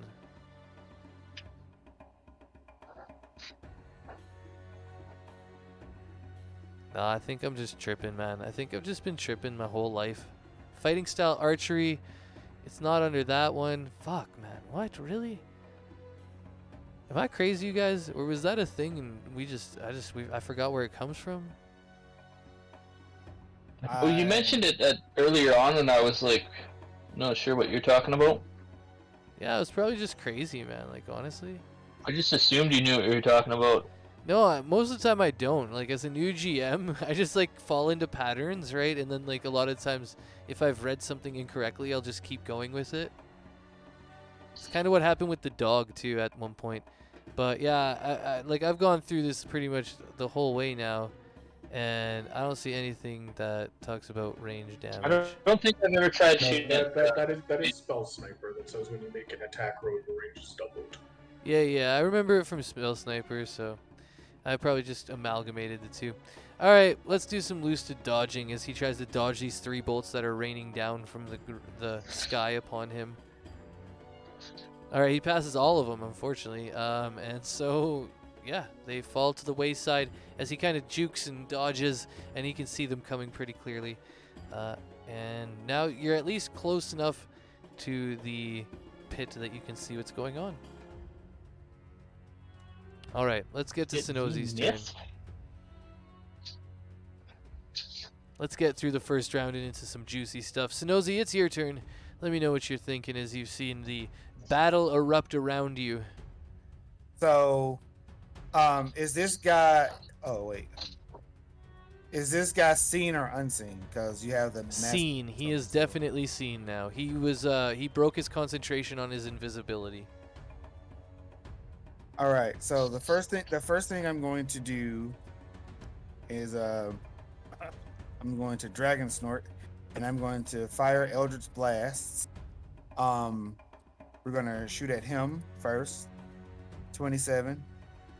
Him being the rock shot. This guy over here on the right side. Mm-hmm. All right, that's wait, what level is Eldritch Blast? It's a cantrip, right? Mm-hmm. All right, one sec. I just gotta look for the one thing that I'm gonna ping out right now. Looking for limited magical immunity? Yeah, that's unfortunately I'm gonna have to ping it out on him. This beast is very, very magical. It is imbued with the weave of magic, and it cannot be affected or detected by. And this is metagame. I'll just say that for now, your Eldritch Blasts do not I mean, land. I would see it. I would see it fizzle out on him. Yeah, exactly. So. Mm. But yeah, there's a little bit of metagaming in there. Don't use it too heavily, but we've now seen that his Eldritch Blast at least did not affect it. That's fine. I'm gonna shoot at the purple guy. Well, the right purple guy. Oh, okay, yeah, up there, I see him. Yeah, he's already prone. So are you shooting? Because that'll be disadvantage. That's fine. All right, hit him up. So You're still hitting him, that's for sure. Yeah, go ahead, roll damage. And then this one right here. It's for a specific reason. No worries. And he's prone too. Yeah, he's prone too. So give me 2 rolls. Man, that's crazy. Plus 11, and you're rolling good. All right. Yeah, he takes damage too. So give me 2 damages. Well, I'm going to move them. I'm going to push them 10 feet into this lava. Damn, I thought you might. All right, you gonna knock them right out? Just poop, poop. All right, boom, boom. Go ahead, knock them off. And then my fourth shot towards Lusta. Because that's because the one against the Rakshasha, it failed. And then I pushed them off. And then the fourth one to him. Yep. All right. Hot damn. Hot damn. Let's go. Let's start knocking people off into the lava. That's what I want to see in this map. I want to see people start dying. All right, he's not prone, so yeah, just a 30. Well, that'll freaking hit for sure. All right, now. Wait, shit, I'm sorry. My bonus action was to move Hex to him. Oh, okay. And then you're shooting your last Eldritch Blast, plus the Hex damage, which was how much? It's just a D6. Okay. And he's gonna get disadvantage on strength. Ooh, okay. Ability checks. And where the did I? Oh yeah, here it is. So 12 force, 6 necrotic damage. All right, got it. And let me just do something. All right, so that actually hits one of his images as he starts to shimmer a little bit when the bolt hits him, That makes sense. and it kills one of his So- images. I'm going to let me make sure I am doing this correctly. I need to go to features and traits. Oh wait, no, I need to wait. That's fine. I can wait. And so where is she actually? Are you Solana? Oh yeah, Solana's still outside. She hasn't taken her turn. She's back hanging out with where Zune was and everything. Oh shit. Oh, I thought we rolled her in. Okay, she'll take her turn on your turn. So, you control her. Good thing we're still on your turn. I did roll her in. I just don't have control over the token. Oh, that's why it didn't come in. What was her? Wasn't it 11? It was something. Hold on, give me one moment here. I just saw that she's not in the actual turn order. I'm going back to, yeah, it is 11. Initiative, Diva, 11. I memorized it because I saw it flash. Okay, so she's I'll on do her- it. so she's on her own initiative, Yeah, she'll be on her own Okay. initiative. and let me see here. How much?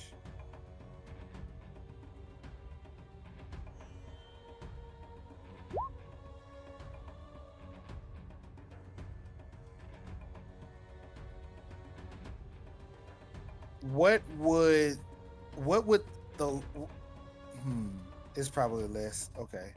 Won't worry about it.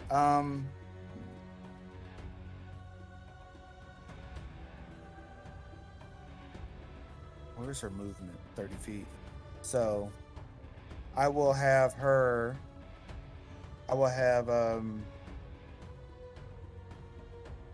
Willow come over to there. Let's see here.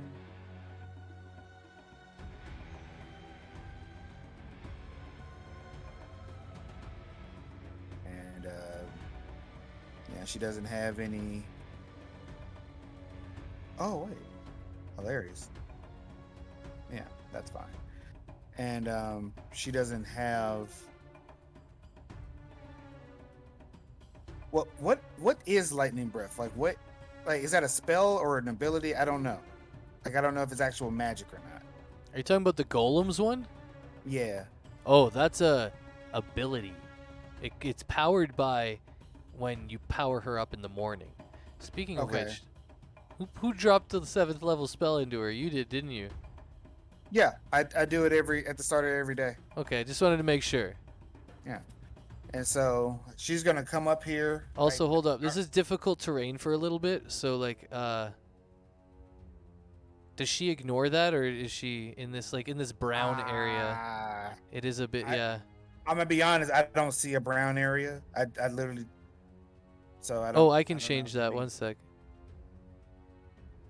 Now I don't. I mean, she's. It doesn't say that, but she's also a construct. So I don't know. No, if it doesn't say it, she won't have it. Do you see the brown area now? Yes. I thought so. Okay, anyways, so she will be impeded as she moves through that area if she tries to. Okay. Let me see. She will. So she was here. So. Like, and what's going on in the brown area? Is that where it's like fissures and stuff are forming? Yeah, you're starting to feel the beginnings of an earthquake rumbling. Yeah. So I mean, she can. Let me see here. I'm gonna come over to here, and she will shoot lightning. Yeah. She's gonna shoot lightning at the thing, and hopefully it does something. So. All right, I think it takes 60 feet, right? Oh, it's only 30. Wow! Yeah, it doesn't quite reach, actually, because it's only a 30-foot line, unfortunately. Oh, it's a 30. She's got the baby version, not the actual full, like, I'm a dragon 60 feet. Then yeah, she'll move. Yeah, I was like, oh, it's a 100-foot line. There we go. Yeah, right on the edge. For that whole 6, here we go. That's fucking hilarious. 3 fucking ones. Wow. Yeah, again, this is not a magical ability, so limited magic immunity does not come into this. And he will make. On a save because it's prone. Ah, yes. No, the other guy fell prone, didn't he? That's I just lost concentration. Never mind. Let me check. Yeah, this one actually didn't. Yeah, you're right. The other one did. You are correct, actually. And that's good. That's good because the other one's like hidden. So I'm like, wow, how do you know that? But you just paid attention. It's a good thing to do. That's definitely gonna be a fail, right? So Yeah. a whole 6. Ow. Now, is that a specific one that they might be? No. No, okay, no, okay, alright, I can't get away with it. Alright, I'll take your full 6. Yeah, my full 6 fucking damage. That's horseshit. I'm like, can I cut it in half? Could've been Anyways. What was What'd you that? say? It could have been 4. True. Yeah, it could have been 4. Every little bit counts, right? Especially in these longer fights. Anything else then? Because we have the diva on her own turn. I think that's enough out of you. Yep. All right. Well, now we get into Lusta Magefoot's turn. He's returned from the dead, and he's ready to do some cool, fun things. So let's go ahead and do it. Booyah! First off the top, you see him stop the flow of time by swirling his hands around himself, and you can see he start to move like really, really quickly from the outside, but from Lusta's perspective, everything starts to move really, really slowly. And while he is in this sort of time vulnerability or invulnerable position, he can affect himself, but he cannot affect other creatures, which is the whole big thing. And I will go ahead and roll how many turns he gets to spend in his little time stop bubble, buffing himself up while you all watch, helpless. The only real question is whether Earthquake continues through that. Because it stops time for creatures, but not the area, right? No time passes for other creatures. Ooh. I would say that because all time is based on perceiving it, that the world stops when the creatures stop perceiving it. If that makes sense? Alright, that is fine. Just check. Yeah, that's a little weird. I've never had that question. I've used time stop a couple times in different places. Nobody's ever been like, well, what about the world? It says creatures. He says you briefly stop the flow of time for everyone but yourself. So does he experience it? So he is But the only everybody one. doesn't? I mean, he's the only one who experiences it, right? While all of you experience a normal flow of time. He's essentially in a time pocket where his time is sped up, as like is the easier way of thinking about it. We're starting to get into some like Einstein special relativity shit. Yeah, exactly. That's why I tried to make it seem like you guys saw him speed up a crazy amount, right? Because in this 6 seconds, he's gonna take 3 turns, right? So he's doing things really fast. It's not. Anyways, that's how I like to think about it. You guys can think about, your own ways of thinking about how time actually stops, and we'll go from there. My favorite one is the classic time stop into multiple delayed blast fireballs. Yeah, that'd be interesting. Start affecting other creatures. You can't. So wait, what? Wouldn't casting fireballs just immediately stop it? No, because it's delayed blast. Oh shit! Delayed blast fireball. That's what It's you not a said. full spell. I didn't. Yeah, I know the spell. I just didn't hear that part. I was like, what the hell? That would just stop it. Anyways, so he's gonna take 3 turns. You guys can see I rolled 1d4, and he's gonna buff himself up with a bunch of different stuff. And I'm gonna go show you it as I do it. Just ping it out in chat. So the first one he's gonna do is globe. There you go. And then the next one, bloop. Oh shit, no. The first one he does is teleport, then globe. And he's going to teleport 60 feet from where he is, closer into the battle. Hopefully trying to get out of this area. Oh, fuck. He's going to have to use a whole nother turn. Fuck him. Kind of burned some of my time stop. Anyways, he's gonna probably just come over here now with one of his turns for walking. Actually, 3, would that be 90? Could he even walk it? I'm gonna do the math quickly. He would know. Oh shit, he could probably just straight walk out. It's difficult terrain. Oh, he does have to use a teleport. 45 was way back there. Okay, yeah. So he teleports out that way, and then on the rest of its turns, he uses the last to make the last bit of walking out the 30 feet that he needs to. And then he sits down beside Dandros and starts to cast this whole stuff. Globe of Invulnerability, and because he used one of his turns, he actually only gets another one. Only one other one. So I think we'll cast Stone Skin. Oh... Or Fire Shield. Stone Skin or Fire Shield? Which one is in concentration? Oh, yeah, that's right. Why am I thinking Stone Skin? Well, because he can concentrate after.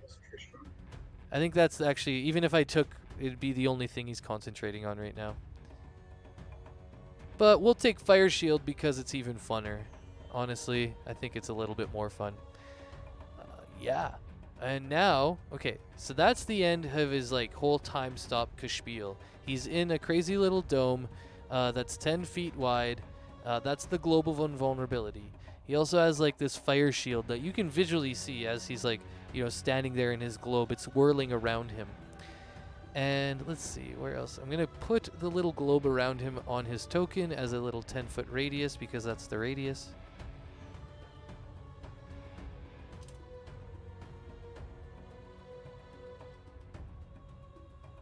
Boom. I believe you can all see that now.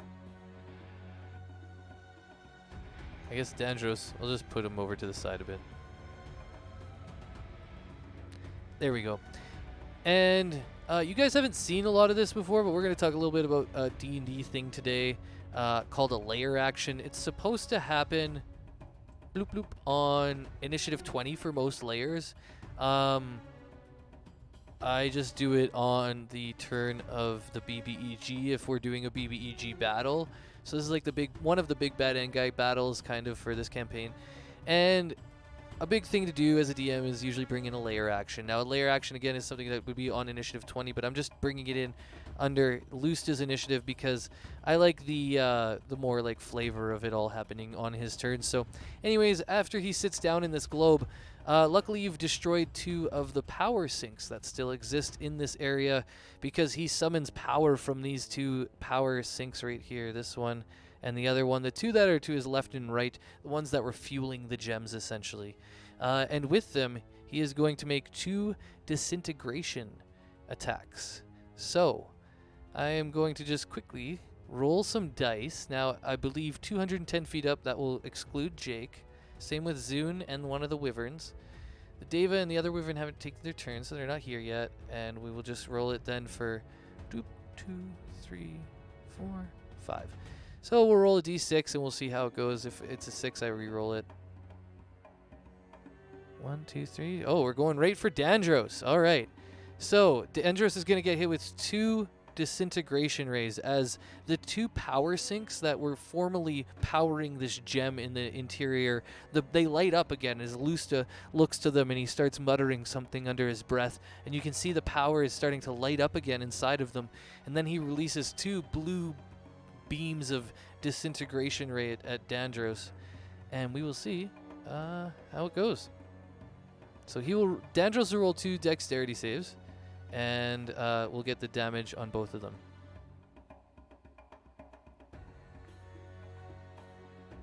Ooh.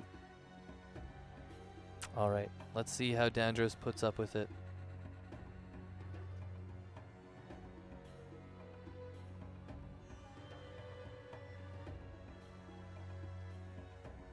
Okay, so there is a little bit of stuff that Dandros has where he can put his shield in to bring down the damage even more. So he'll take a quarter of this damage, I believe. Does he not have Indomitable? Oh, and we have Indomitable. I could use Indomitable right now. Yeah, I guess I should. So I will use Indomitable for the first one, or the one that well, I guess I have to use it for both. So you failed both, didn't you? Pardon? You failed both, didn't you? Yeah, exactly. I did fail both. So, and it says there's no limit. Actually, I can use it twice in a time. So I'm going to use it both times. I'm going to use 2 out of my 3 total Indomitables to re-roll both those saving throws. Let's go. Screw this guy. It's still unlikely to pass, all things considered. Yeah. Yeah, exactly. Yeah, but I think I have the shield dexterity. Oh, it's only on successful saves. That sucks. Yes. All right. Anyways, so I will take the full brunt of this, which is 48.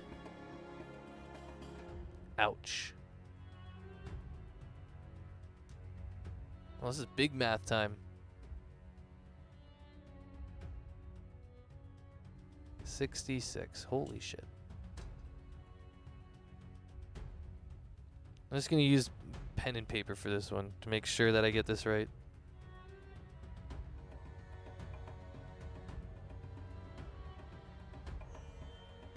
Hey, look at that. My math is still good. 66 is right.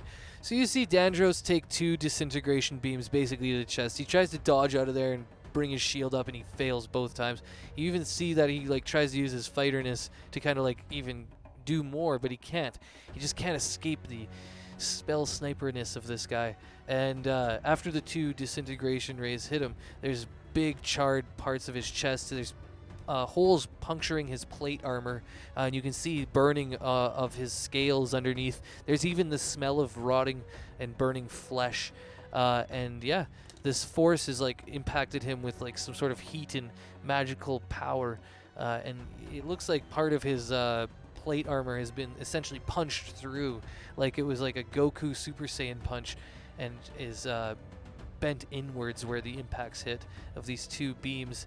And he looks up and he says, "Oh, that hurt."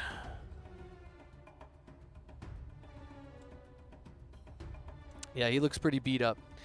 All right, and that is Lusta's turn. He's sitting in his globe. He's happy. We just beat the shit out of Dandros, so I'm happy. And let's go ahead and bring in our Solana in Deva form. Go ahead, Sonozi. I mean, I don't have control over her token or anything, so. I can give you that right now. I realized that when I brought in her new form, her Deva form, that she actually is not under your control.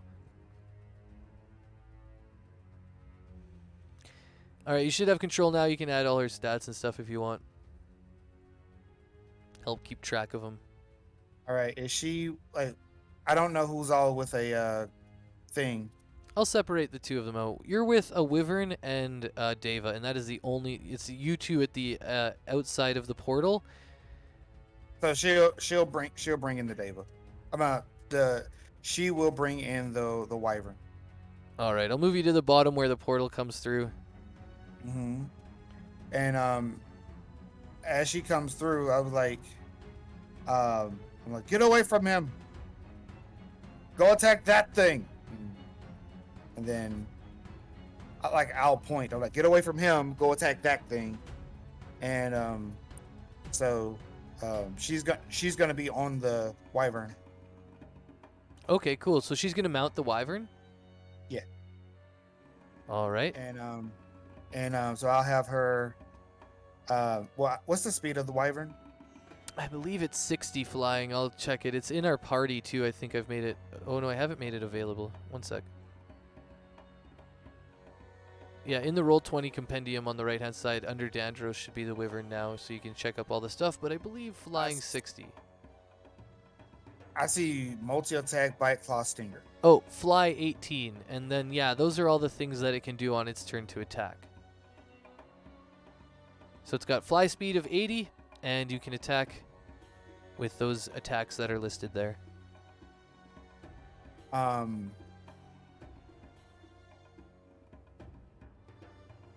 So let me see.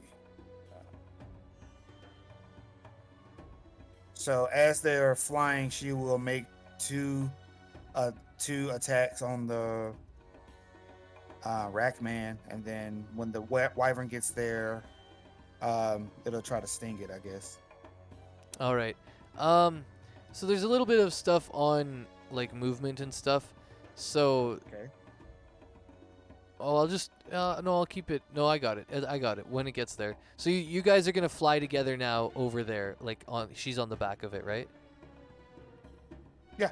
Okay. So I'll get you to do your attacks. I'll move it over there, and then on its turn, the Wyvern's turn, it will take its attacks.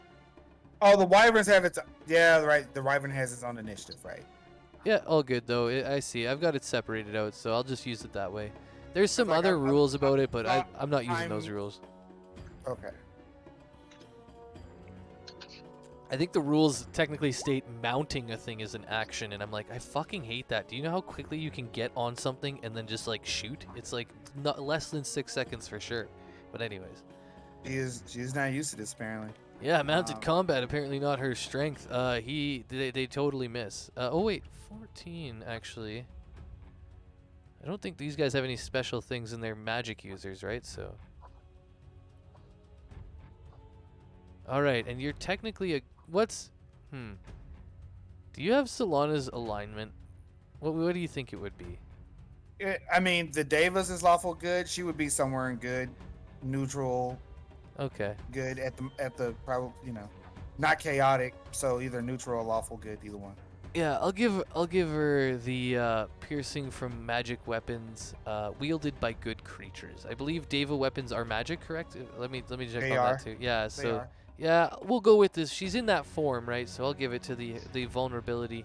Oh and wow. then yeah, since you're not attacking with a spell, I mean, yeah, you come and you hit them with a pierce. Oh wait, it's piercing from what kind of damage is this? Roll the damage on the mace.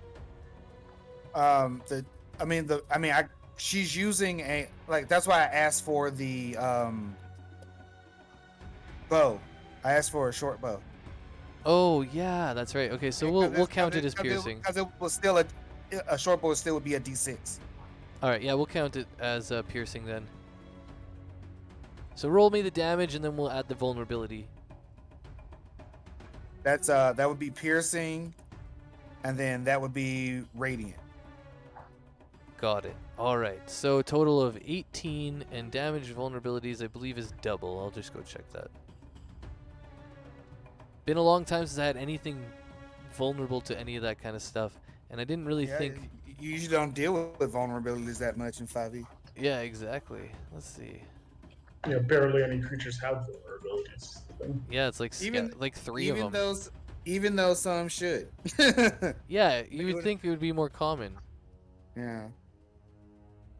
I don't even It's see just it. because in 5e it's really easy for casters to get a huge range of effects. So if things had more vulnerabilities, then CRs would all have to be changed. True, actually. Yeah, it would make everything easier. As cool as it is to be like a fire mage or a frost mage, people don't do that in 5e. It's like, oh yeah, of course, I've got fireball, I've got lightning bolt, I've got magic missile, I've got chromatic orb to cover all of my bases. So basically, whatever the thing is vulnerable is what everybody is going to attack with. Yeah, exactly. I mean, even still, it feel like sometimes that happens anyway. Like Yeah, with sometimes it does. with undead. Like, really? That's true. Like for instance, the last thing I ran on Tuesdays, all of the players got bonus damage for one specific element, and all of the creatures had an element of their own, and they had multiple resistances and immunities and whatnot, as well as lots of vulnerabilities. So part of the challenge was doing research to find out what they're weak to. Otherwise, taking on something with 2,000 HP that only takes half damage is pretty rough. Real fucking rough. Yeah, I almost killed my party on Sundays, my former one, with some damage resistant stuff. They were just like, man, we can't even fucking do anything to these. It was a pit fiend and a Marilith, and like, you know, they've got high parry amounts and stuff like that. So it's like, even if they were swinging on them too, it was tough, and yeah, it was pretty great. Try throwing a coatl at some players, see how they deal with it. I was gonna do that one time actually in this campaign, because no, I think I had it confused with like an aquatic aberration Oh, I for a see. while, and then I was like, oh shit, this one isn't actually, and then it was a Hezrau that I ended up pulling in, because they have like crab hands, I think so. But I don't think we actually ended up fighting the Hezraus, did we? Nope. Anyways, I'm on vulnerability right now, and it's double. So, yeah. What was the total again? 18, so double 36, would be, Yep. Yep. Imagine if she hit her second attack. Yeah, exactly. He's hurting. That rended a pretty big wound into him.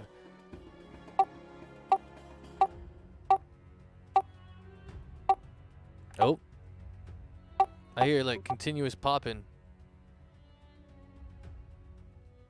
What? This one Jade, weird. Yeah, that was a new one. Maybe it was just a loop. Anyways, Can we move the guy the thing like 10 feet away? The wire. Yeah, that's all. perfect. All right. Cool. And that's the end of your turn? Well, the end of her turn, yeah. Yeah, I guess it says Sonozi on it, so I just, you know, trips me out. I'm like, yeah, oh yeah, that one. Okay, here we go. Time for this invisible guy to come visible. First, I gotta see how far he can go. That's a total of 10 feet I would have to travel. So, no, wait, I'd have to travel 40 to get there. And I think that's just right. Yep.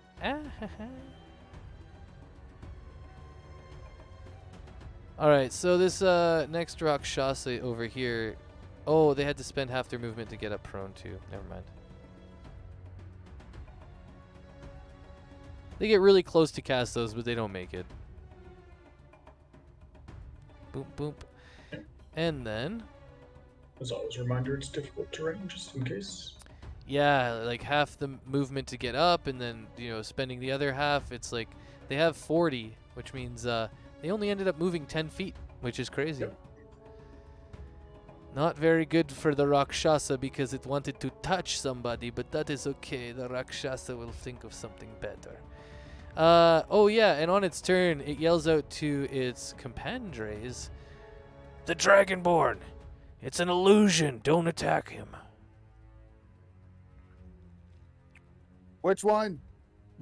Alright, that one's touch, but this one is not. It's 60 feet, a humanoid you can see. He's going for Casthos. Casthos, I need you to make me a save. It's a wisdom saving throw. And the Rakshasa, I will get the DC because it doesn't, I thought it would just say it. Spell casting ability is DC 18. So you need to do a DC 18 wisdom saving throw for me. Ooh, very close, but no cigar. Is there, wait, you have advantage, don't you, from Hero's Feast? Yep. He does. Fuck off. That's the second time I've had an 18, and then he goes and flips it, and he rolls 17, and I'm like, yeah. Okay. Well, I think that's it. That's his turn as he tries to do everything he can to get up, crawl out of this, but he's not out yet. And then tries to reach towards Casthos and control his will, but is unable to do so. Now, we got a couple more turns to go before we get to the last parts of this this turn order here. Oh, this guy's gonna have to get up too. Classic.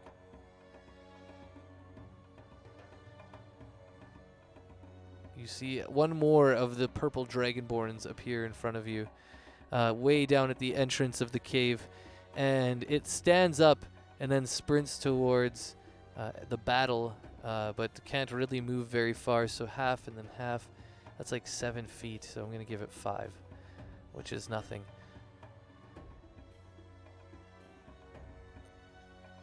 Okay, anyways. I guess 7 I could round it up. It doesn't really matter. It's not going to reach anybody within 60 feet this turn. Nope. Alright, so it just screams at everybody, but cannot attack as it cannot reach anyone yet through the difficult terrain. But we go to the other Rakshasa now. I got to take the invisibility and prone off the other one.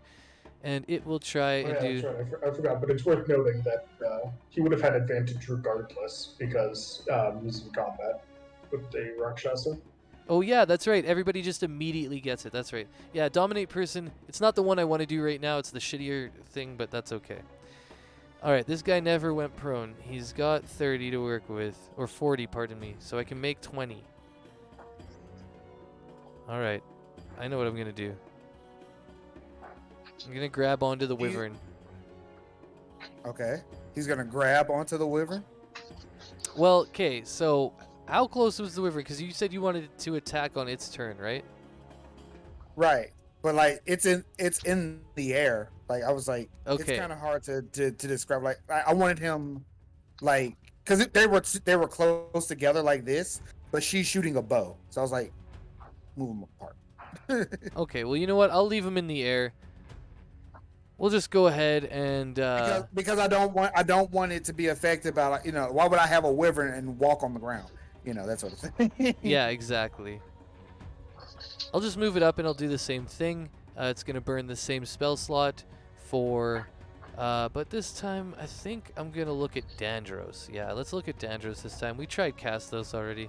Let's try Dandros. Casthos has been messing me up already, so. Another dominate person as it reaches towards Dandros and tries to dominate its will and its wisdom with advantage.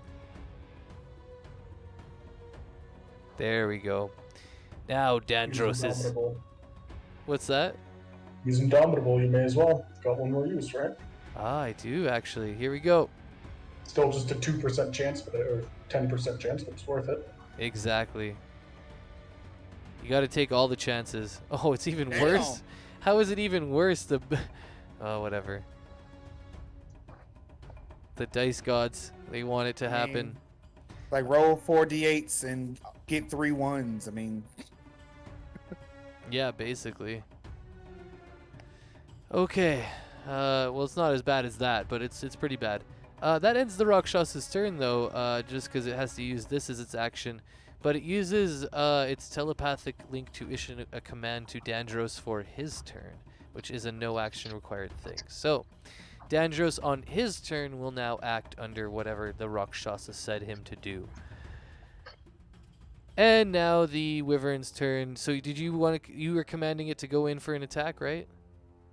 Yeah, she would. Yeah. All right. I'll go ahead and roll those, or you can. Actually, never mind. You roll those. That's a 19. That's a hit. Wyverns aren't good creatures, and these aren't magical, luckily, so we won't double the damage on this. But So that's 10 damage, and he needs to make a concentration check. okay.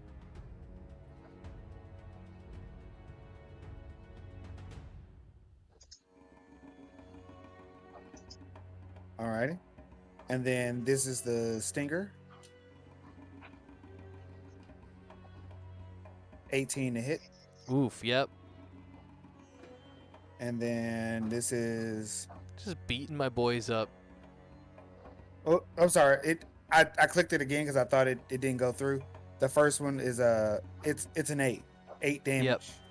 Yeah, I got that. All right. He needs to make 2 con saves, one for the stinger, and the other one for concentration. Is that that's for the stinger? Yeah, that'll be for the first one. I don't think they have anything up right now that they're concentrating on. Dominate person. Oh, there we go. He just did that. Yeah, okay, there we go. I'm like, they're not flying anymore. They're not invisible. They didn't, or they weren't ever flying, but like they could have been flying. Anyways, thank you. And so the next one for his dominate person. Damn. All right. What was that for Dandros? What do you mean? You just did 320 plus Constitution saving throws. Like Dandros is like 4. Yeah. This guy's got a +4 on it. Dandros has a 0. What do you want? No. I'm Still saying the rolls, like, though. Even look at what he rolled. He rolled a 16. He rolled a 17, and he rolled a straight 20. Dandros rolled a whole ass 4, like twice. Yeah, man. The dice god speaketh through the game, man. It's fine. This Rakshasa's kicking ass for me. He's still gonna take half poison damage. So, damn. So he's gonna take 13 poison damage. All right. Let me see if there's anything he's got a poison. I don't think he's got poison resistance. Nah. All right. You're whittling him down. He's getting bloodied and shit from all the maces and stingers and shit. Oh yeah, we're also coming up at 4 o'clock right now. So I know Castos can only go till 4:30. Well, how's everybody for going later? I'm good to go till whenever. I'm good. Let's go. I can go for up to another hour. All right. Well, we'll push it as far as we can. Castos, feel free to tap out when you need to. Thank you. All right. That was the Stinger, or the Wyvern's turn. We're back to the top of the turn order. Look at that. We made it through our first turn order. What a crazy one. And we will go back to Castos now. That was everything, right, Sonozi? Yeah.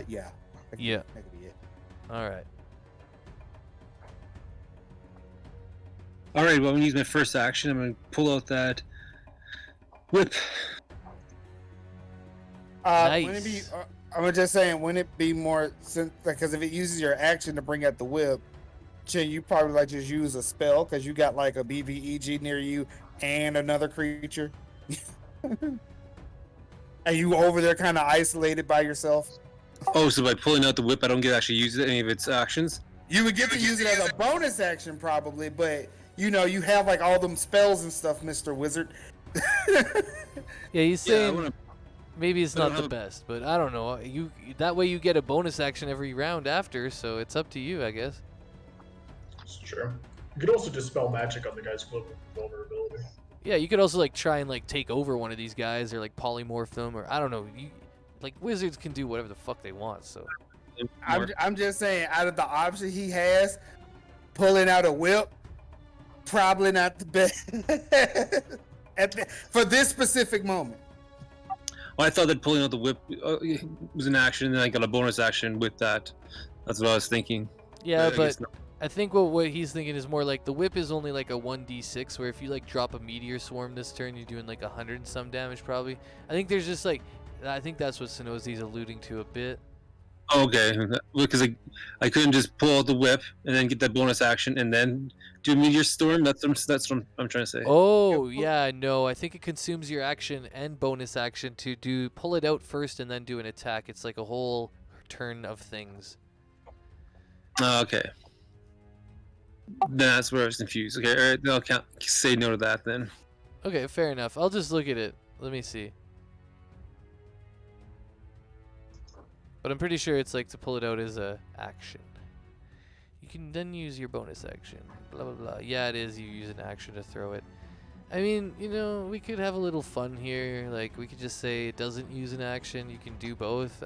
I would be open to that, you know? Like, let's just... Like, how much of an action does it really take to fucking toss a thing, right? It doesn't really take much. So, how about this? Castos, since I like you, you can use your token, and you can use your action. We'll just say, on this turn, you don't get to attack with it.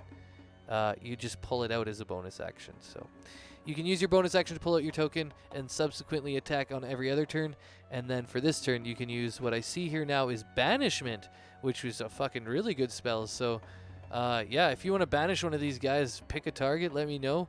And if you want to use your bonus action to pull out the token, I'll let that happen because I think it's a little bit more fun.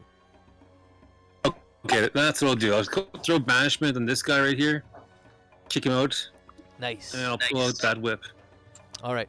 Now I do need to ask, what level are you going to cast your Banishment at? Because you can cast it at all sorts of levels, and you can target more than one creature if you want. It depends what you're doing.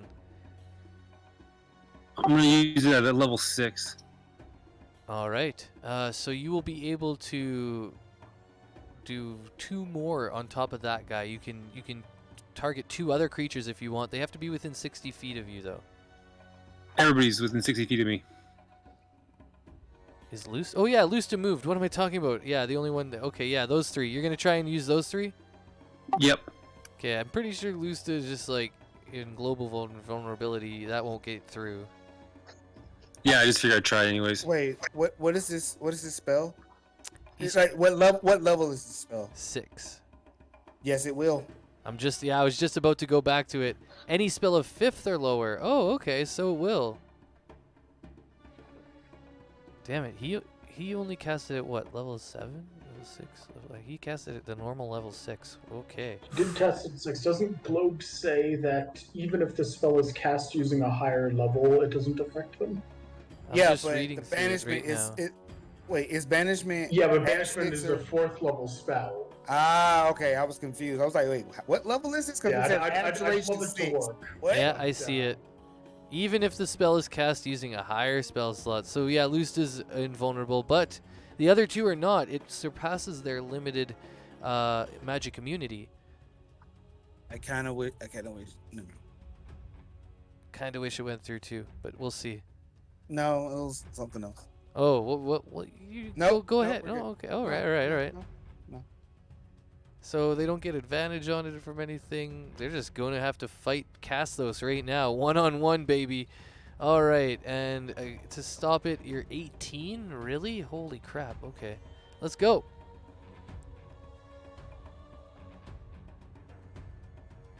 Once again, Wow, my boys is showing up today. I'm dancing today, man. The gods is coming down for me today. I'm feeling good. I'm feeling really good. Dandros is like, I don't feel so good, Mr. Stark. The Rakshasas are dancing. They're just like doing like, all these crazy dances just like me right now. They look at you, Castos. They laugh a little bit. Well, this isn't good. Yeah, Castos, you may want to move or something, probably.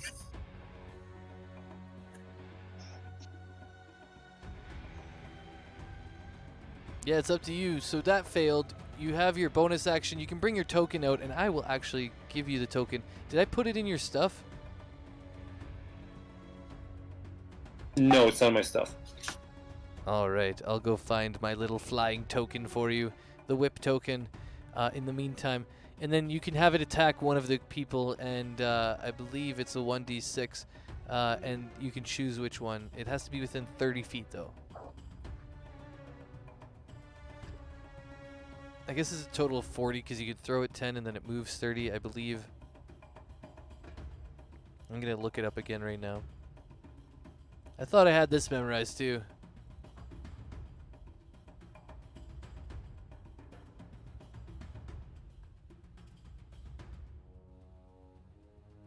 Yeah, it's 10, and then it can travel 20. Oh, okay, it's only 20, so it's a total of 30. And it is 1d6 plus 5 force damage.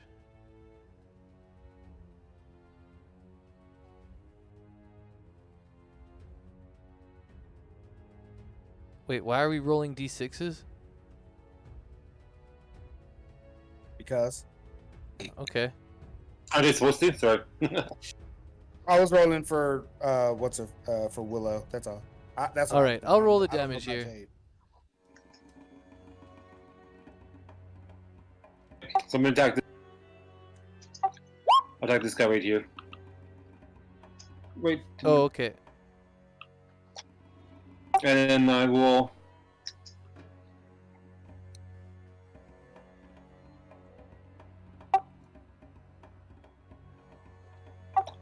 And then I will try and move this way with disadvantage.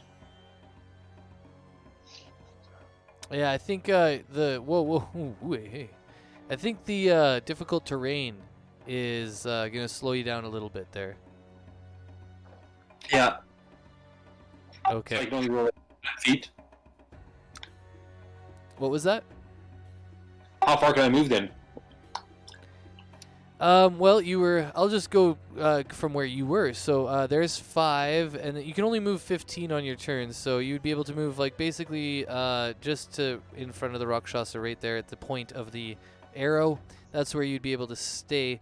Now you do know that you can feel the rumblings. I mean, of an earthquake underneath you. So you might not want to be standing there at the end of your turn. You're not sure. I'm not sure what you're thinking, but maybe you have a reaction you're ready to pop off or something. But I do need you to make you an attack roll. So it'll be 1d20 plus 9, which is what the feather token is for attacks. All right, 15 hits, and then it was 10 damage total, so he will take that.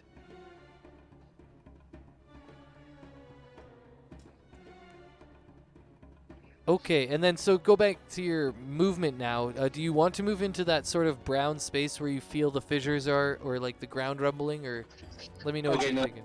If he's gonna. I thought it was gonna take a little while before that thing fell down. But I'll go just out of the. All right. And I actually have to look up Globe of Invulnerability. Can people even walk through it? Yeah, that's what I was gonna ask you that on my turn. It's like a physical structure or I thought it was. That's why I figure I'm stuck in this little space. Yeah, I'm not even sure. Like, I'm pretty sure. I've only I had. think it isn't because Wall of Force and Globe of Resistance both specify that things can't pass through them. So you'd have to check if it says things physically cannot pass through. Yeah, I'm reading it right now. It seems that there's nothing about physical barriers. No, it's just a shimmering, faint, magical barrier. And there's nothing saying anything about stopping physical. Only spells is what it stops. Actually, so if Castos had walked in, or if he was inside, then he is going to be affected by it, by that banishment, because it's from outside doesn't affect it. So I would basically just become like invincible. Well, I mean, not to his, but to the Rakshasa's magic, yeah. All right, then let's just do that. Let's just move inside the circle. I'll get close to this guy. All right, I guess, yeah, pile in. I'm like, we're wait. gonna get real close. Pile in next to the wizard who might have something like inflict wounds. Yeah, we'll see. This is going to be great. Insane touch spell. I mean, I'm just saying he's got a lot of stuff to get to. We got a lot of turns before that happens. So. I mean, come on, bring it in, baby. I got a fire shield. I got a bunch of shit. You can come smack me. Hell yeah.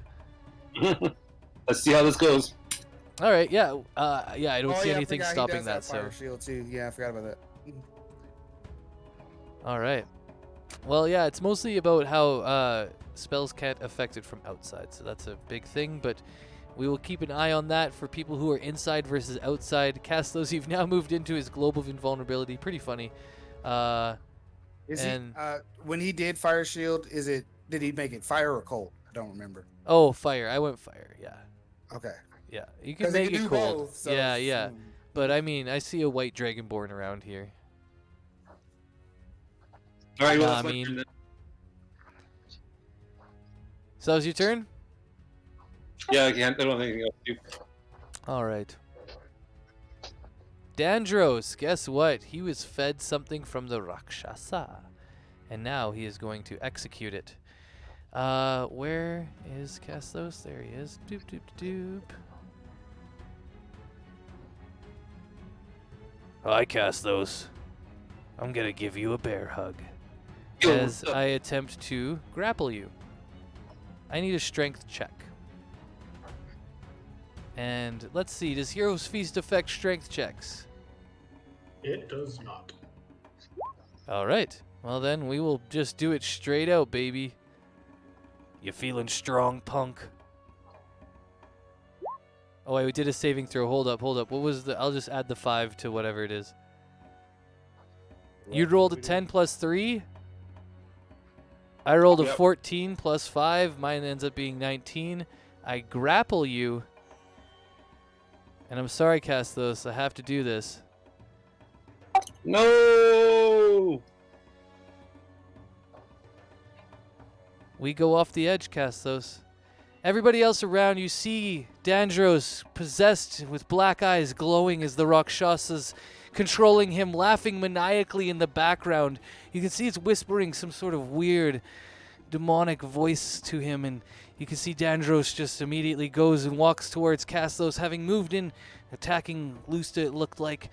And Dandros, possessed by this Rakshasa, grabs Castos, our little skinny friend, unable to fight back against the domineering 7-foot, 200 and some pound visage of this white dragonborn. And even as he says no, Dandros says nothing. And they just a quick thing. plunge. Doesn't he need to use an action to have him take specific commands? You only get simple commands as a free action. You need to use your action for dominate person to do anything precise. I know what you're talking about. I know the part of that. When I think like precise control, I think like I'm gonna use this thing spell casting. You know, grab, cast those, and jump off is a pretty simple command. I would say push someone off is a simple command, but grab and jump is precise, personally. I'm trying to nitpick here so that Castos doesn't get broiled in lava.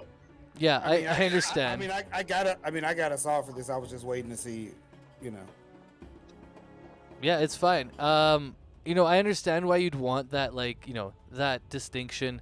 But again, like, I think if you're gonna take like that it says finite control, I feel like that's if you're like fighting or like you're gonna like do something very specific with the abilities or features or traits or something like that, or like you're gonna craft something, or you know, I've never really considered like that kind of like, oh, you know, attack this creature. Yeah, I've never considered that to be like the most like finite control thing. So unfortunately, I do agree with you that there's like we should try and nitpick this because we are watching one of our friends plummet, two of our friends plummet into the lava. No, But we're there- not. I was gonna say there We might ha- be something out there. Oh, we do have Featherfall here. Okay, cool. I didn't know you had it. I thought only Castos had it. I mean, Castos can save him fucking self. Yeah, No, no, he can't. Featherfall himself. All right, Yeah, all right. because well, he's not restrained. He's just grappled. So yeah, he No, can. he's just grappled, so you can. Yeah, so you can Yeah, he's not- fall yourself. Yeah, he's not fully restrained. Anyways, that's why I'm like dragging this out too. I'm like, yeah, you guys are seeing two of your like friends plummet to the lava.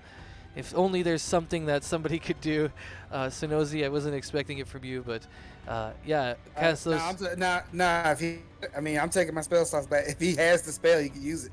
Yeah, I'll ask you now, Castos. Are you gonna try and save yourself and Dandros by using Featherfall? I don't have Featherfall. Okay. Whoa. Well, there we go. All There we right. go. I'll feather fall him. And he's That's good to like, know. So I see Dandros do that, and I look at, and I see Castle's just like, uh-oh, like just terrified, and I feather fall both of them. Jesus Christ.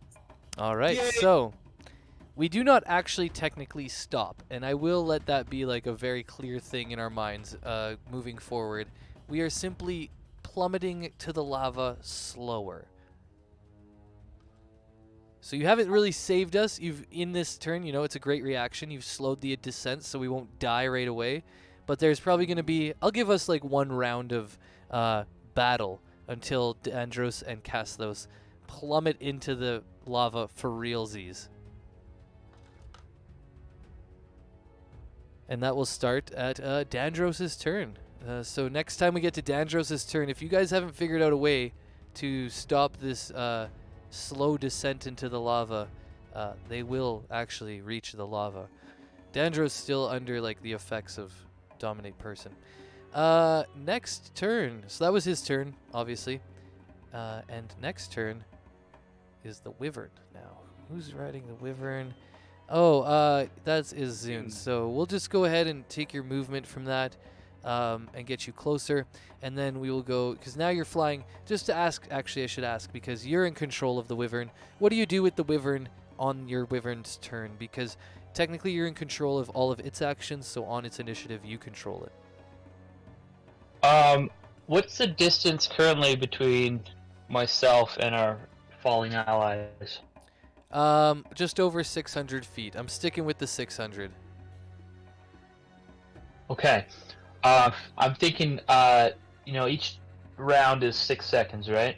Approximately, yes. Okay. Throwing out some math here. I love math. Let's get it going. It reminds me of when you guys had the seal snowboards and we were all ripping down the hill. Free fall speed is about 579 feet in 6 seconds. I mean, All right.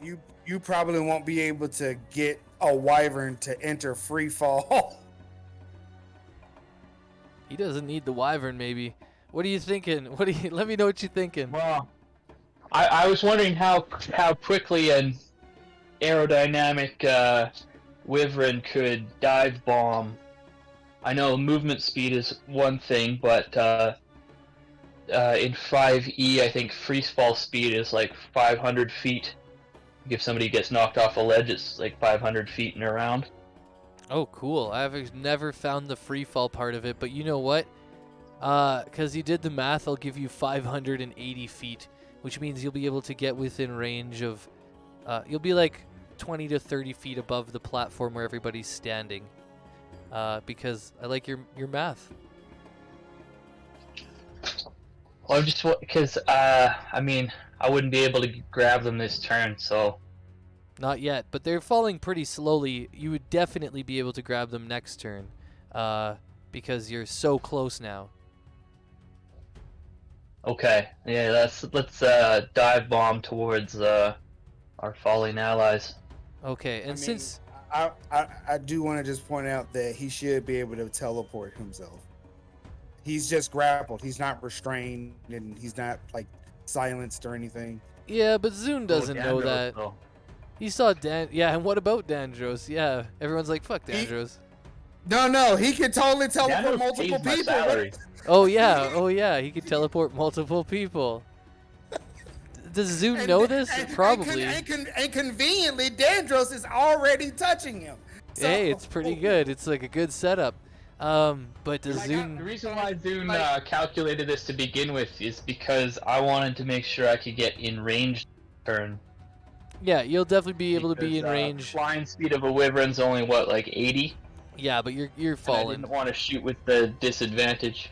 Yeah, I like this. So you're gonna take your action, or on this turn, the wyvern's gonna transport you 580 feet and get you into this range of like the actual battle. Well, I mean, I don't want to be too far in range of people who can shoot me. All right, so this is what I'll say. You pick a spot on the map, and then you pick the height you want to be at. I want to be 300 feet above the action. Oh, okay. So that at the very end of next turn, you'll pick them up, kind of just like with the perfect timing. Well, I mean, I realize they can teleport, so. Oh, okay. Um, Zune actually remembers this. Okay.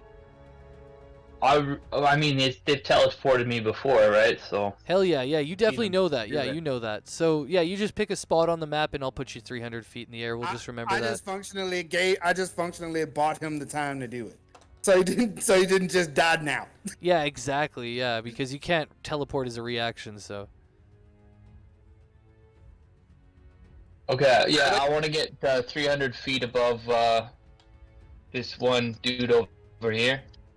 all right, go ahead and move yourself there, And and I'll follow up with the wyvern. And then I'll say that just below you, 90 feet, you can see Jake flying up in the air as well. And yeah.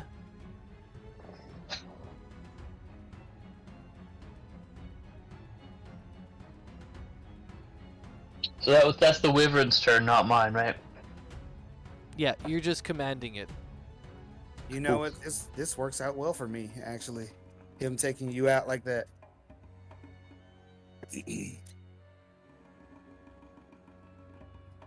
All right. Zune, you good with that wyvern movement then? Yep. All right, Jake, it'll be your turn. All right, so let's see. Everybody in the area make a con save to maintain concentration. Okay. I'm in air. Does it still affect No, me? you or- just have to be on the ground. Okay. Oh my god. Dandros in the middle of the air snaps to and just starts screaming in your face, Castos. Ah, what's going on?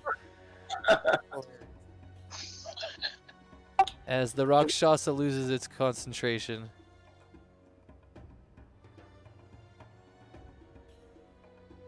I don't think any of my things are concentrating on anything. I think that Alright, ends it for that's me. it. Yep. Then I will roll a d6 and we will open up some fissures. All right. I knew it was going to be one. Yep, there we go. So No. one fissure will open up. You get to choose where it is, and it will span the entire length. And if that length happens to pass through their structure, then their structure will automatically collapse. So the way I run this is a D. Oh, what is it? 1, 2, 3, 4, 5. A D10, and we run it like 1 is top. Oh no, wait, they repeat on the both sides. Sorry. Because it stretches all in all directions. Yeah, exactly. It's like it spans the diameter, so I've got to like think about it that way. So 1, 2, 3, 4. That's it. So roll a D4. That's what it is. Okay, so Straight north south. yeah, it is actually, which is kind of funny. So I didn't expect you to roll 2 1s in a row, but I guess you're on it today. Yep, It's gonna So that'll span. be 10 feet wide. Yeah, and I'm gonna draw it too, I think.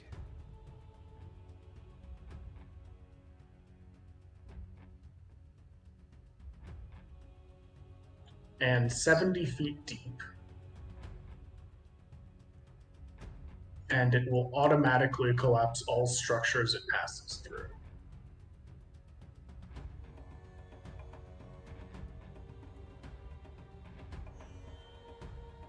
What?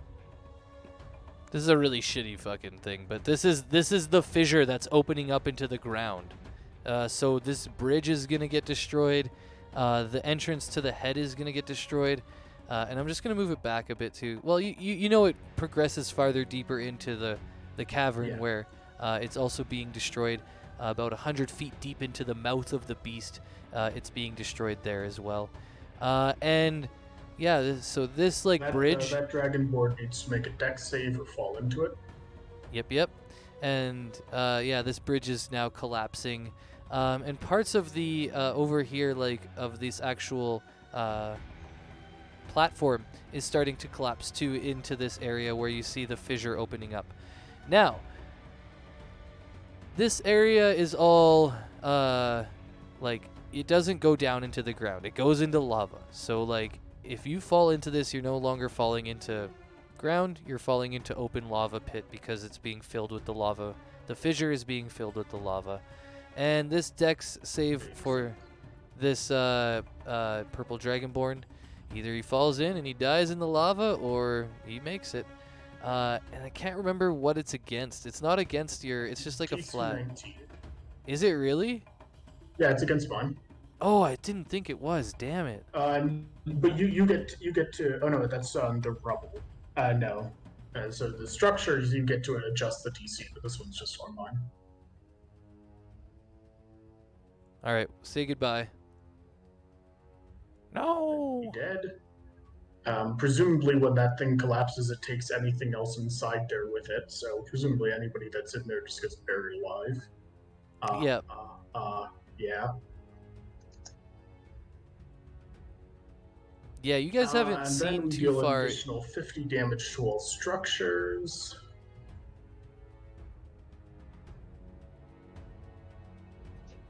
And how close do they? It has to be like within the line, or does it? Is there a distance? Because I'm just seeing our construct here is Within 5 feet of it. Oh, it's within 10. Just with it. Yeah, just close enough. The construct stays alive.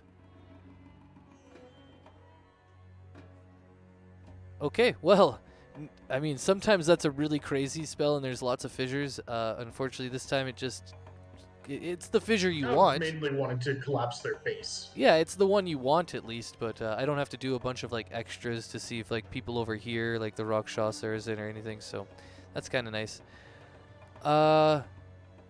Anything else on your turn then? Well, I still have an action.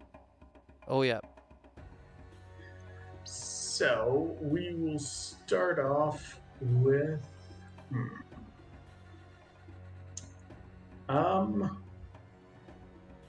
Check the range of the spell. 120 and I'm 180 feet up. Okay. So I can't do most of the spells at the moment.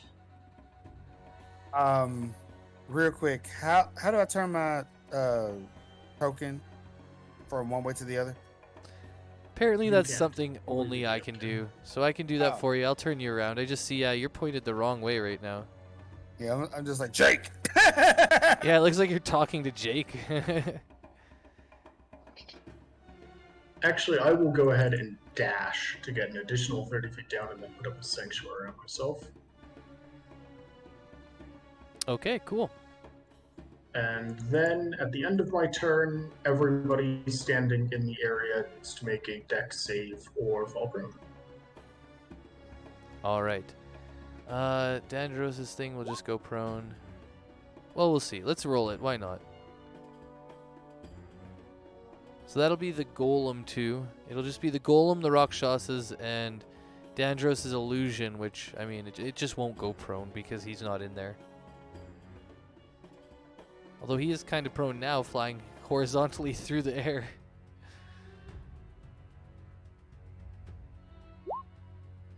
All right, word has come back from the DMs at my local game stores. We have a Discord. I asked them about the symbol, and it's basically split on the nice DMs versus the evil DMs. Some have said that anything that has like an and or a with in it would count as a complex action. Those are the nice guys, and then the evil guys have said no, that take somebody and push them off as a simple action, whereas, like you said, doing something like make a sword is a complex action. Interesting. Yeah, that's one thing I dove into when I first saw this spell under the Rakshasas and was preparing. I was like, how far does that actually go? And a lot of and then can I hurt people and stuff like that? There was a lot of questions around it. I think for the high level that it is, I think you should be able to get away with a fair amount. Yeah. Anyways, both these guys fall prone. All right. I'm using the boot. Cool. I like the boot. Okay, that'll be my turn. Oh, the boot. That's a good one too, actually. I personally like cracked ground as the. I'm sure you know what it is. If you look at it. Yep. The prone icon. Those are all really good, actually. It just since my game's been going for 6 years, everybody knows what every single icon means at this point. Yeah, exactly. You start to fall into like a lot of patterns.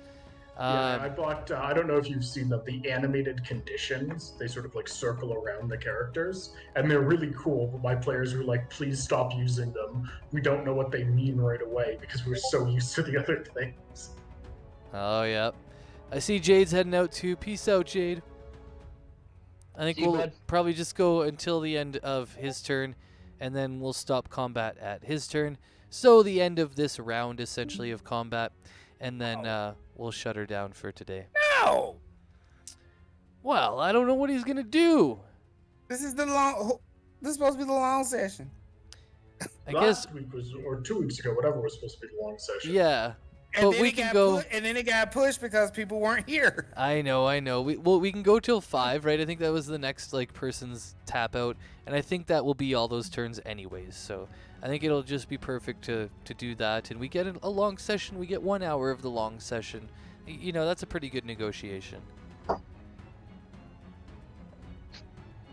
Maybe we can do another long session for the denouement or some other big battles. We'll talk about it in the Discord, but for now, that ended Jake's turn, and we are now on Zune's turn. So Zune's going to lean over this edge of this wyvern and take a shot at this dude over here. Nice. Let's see if you can put him down. Now, you will be at disadvantage from one thing, which is the prone. Any ranged attack on prone creatures is at disadvantage. Ooh. Yeah, just I figured I'd let you know. That just happened on Jake's turn, so... I mean, but I was able to hit it with a 14. Yeah, I mean, if you want to metagame it a bit, you will probably fucking hit it. It's got a low AC. It's mostly dependent on, being magical, essentially. Sharpshooter doesn't affect... Oh, yeah, that's just for if they're under cover. Mm-hmm. Yeah, it'll ignore that kind of stuff. Not that I've really played with a lot of cover in this game. I feel like it's something maybe... I didn't get maps enough for it that have, a lot of good cover, but anyways. Alright, here comes the first shot.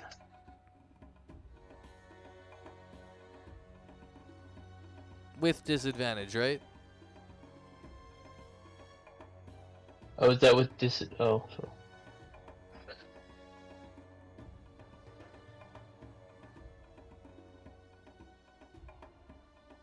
You'll Just still roll get... another one like that, and Yeah, just roll another one like that.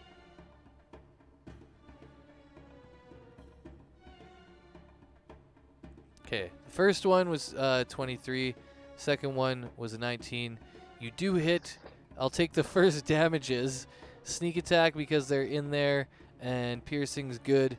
Now, I'm just wondering, did you have bonus action Hunter's Mark on it?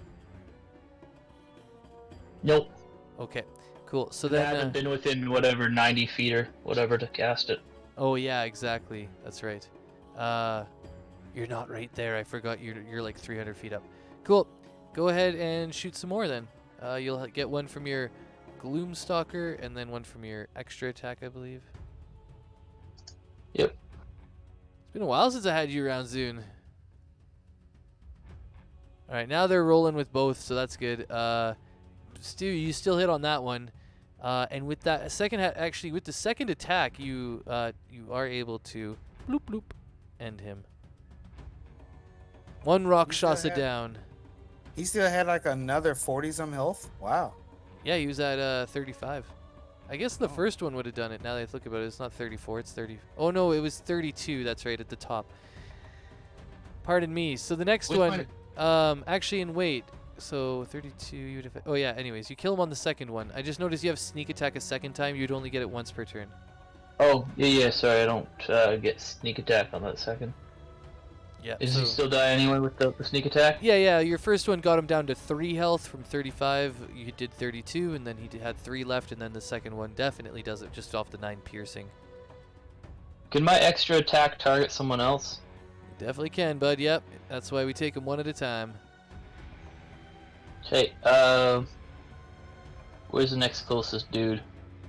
I'll take a shot at, what's his nuts, Magefoot. What? All right. Nuts? Mr. What's His Nuts. This is going to be interesting. Okay. Oh, wow. What? You actually miss? Holy shit. But I'm lucky. Oh, fuck off. Yeah, you are. Go ahead and roll it.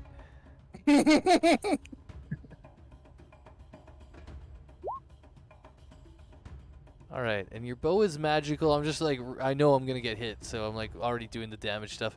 Go ahead. Oh, you got 10 piercing on that one, and it's a magical bow, so that doesn't help. I'm just gonna check one shield thing. I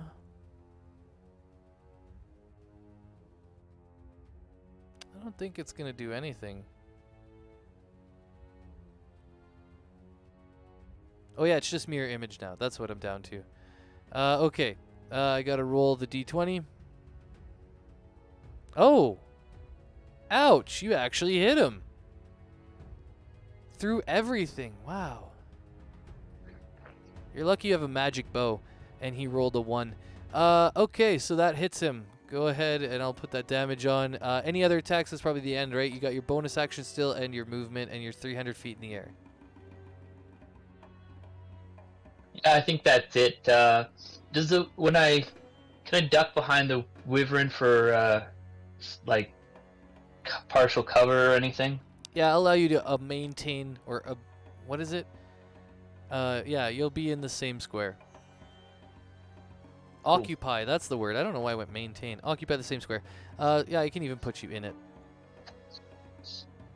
There you go. And then I take it you're gonna bonus action hide, probably try and like bonus action hide on it. Yep. You know what? Okay.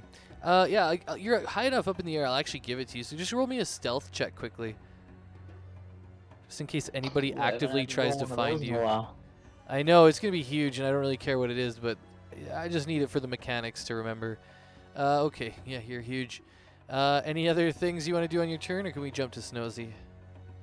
Nope. Go to Snowy. All right, Snozy, go ahead. I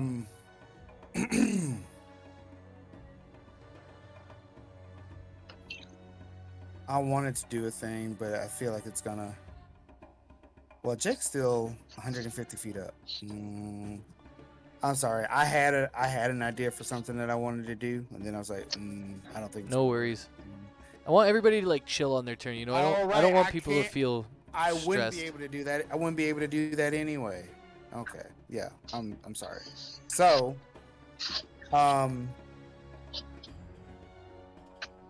I will. So let me see. I need to double check this because they are technically below.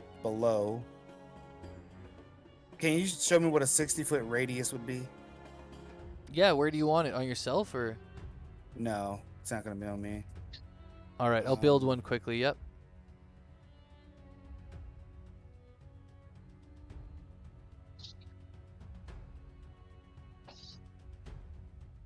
I'm gonna make it purple.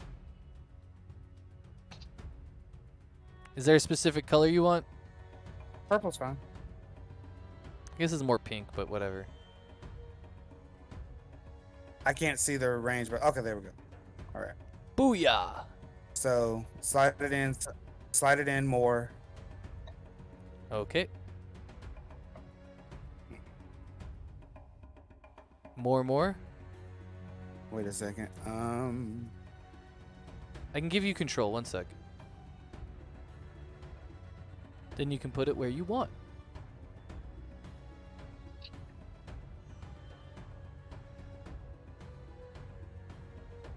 I'm gonna be honest. That's a much bigger range than I was initially thinking. Fuck, that's a lot. It's of range. fucking huge. Yeah, I know. A lot of these things, like 20-foot radius is big, so a 60-foot is pretty fucking big. I think actually Earthquake is like one of the biggest ones, and like, you know, this is almost up there with, not really, but it's like it's one of the big ones.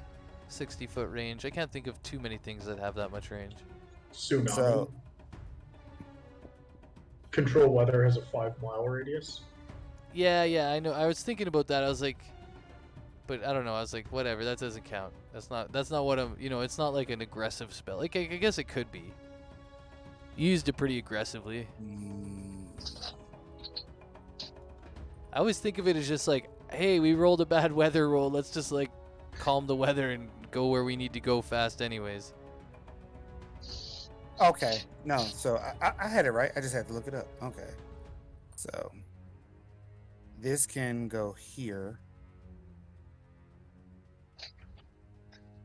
And so so this is, and I was like, Jake, does it matter if you, do you think it matters if you can see? I can't heal people as long as I can't see them. And I'll say, right. And then, but you know, Castos and what's his face, like I said, they could be able to teleport. And this is gonna get both of them, and who knows if any other secret things over there. You know, like I'm getting agitated with what's his face, so that's going to be inventory. No, not inventory. Spell.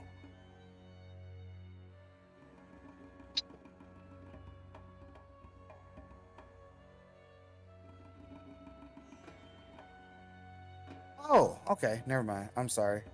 Wait, let me read. I'm sorry. I need to reread that spell. It said 5th level or below. Depends which one. 5th level or below is immune to. Yeah. Also, I'm going to go to the bathroom quick. 1 sec, and I'll be right back. What'd you say, Jake? Yeah, it's 5th level or below that he in the area of the globe are immune to. Mm-hmm. And then he made it. He did stuff like, well, you can't use cantrips, but it's like, or should I just get in there and beat his ass?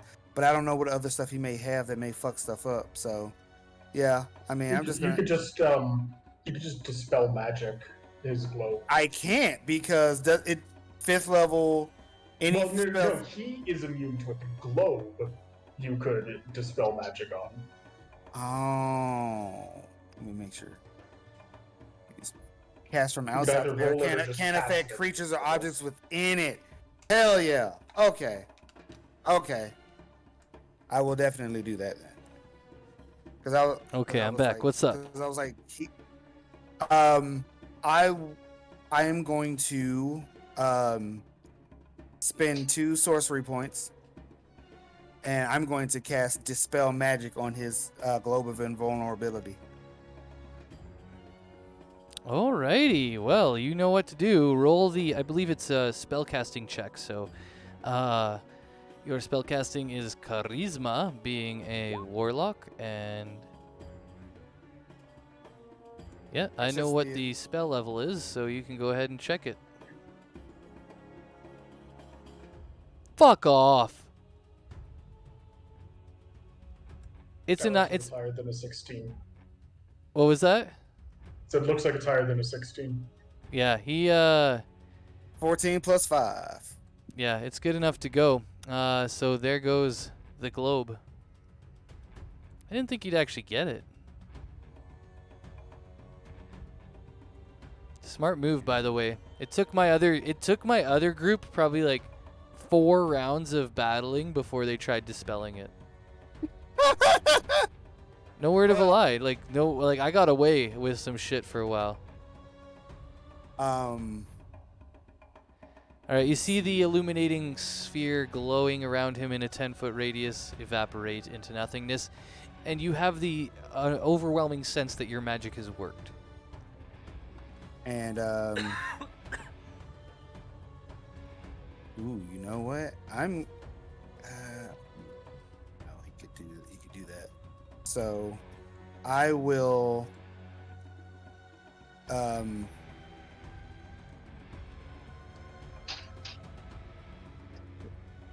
that's a lot of damage. I'm gonna Eldritch Blast.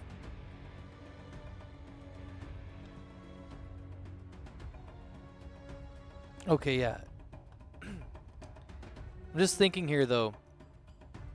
Isn't dispel? I don't remember all of the effects. I was scrolling through to see like all of the effects, and I don't remember. I'm like, it's been so much stuff.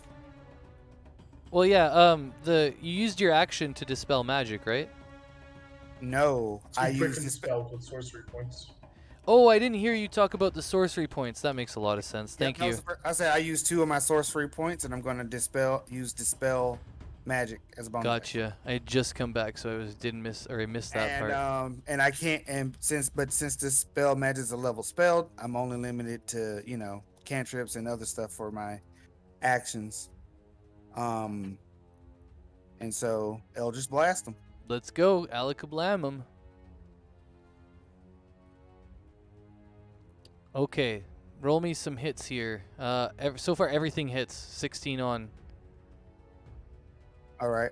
Ooh, this is gonna be good. So like I like to roll them because it's just like roll damage, like what hits, and then we'll roll how many damages. Yep.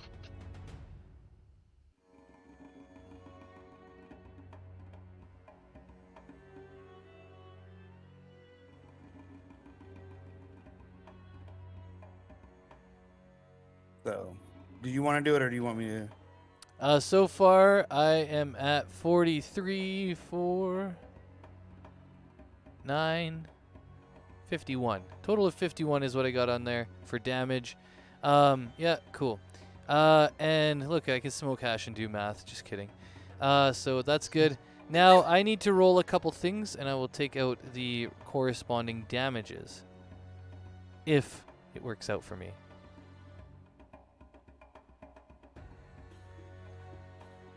Okay, 1. And now I can do this.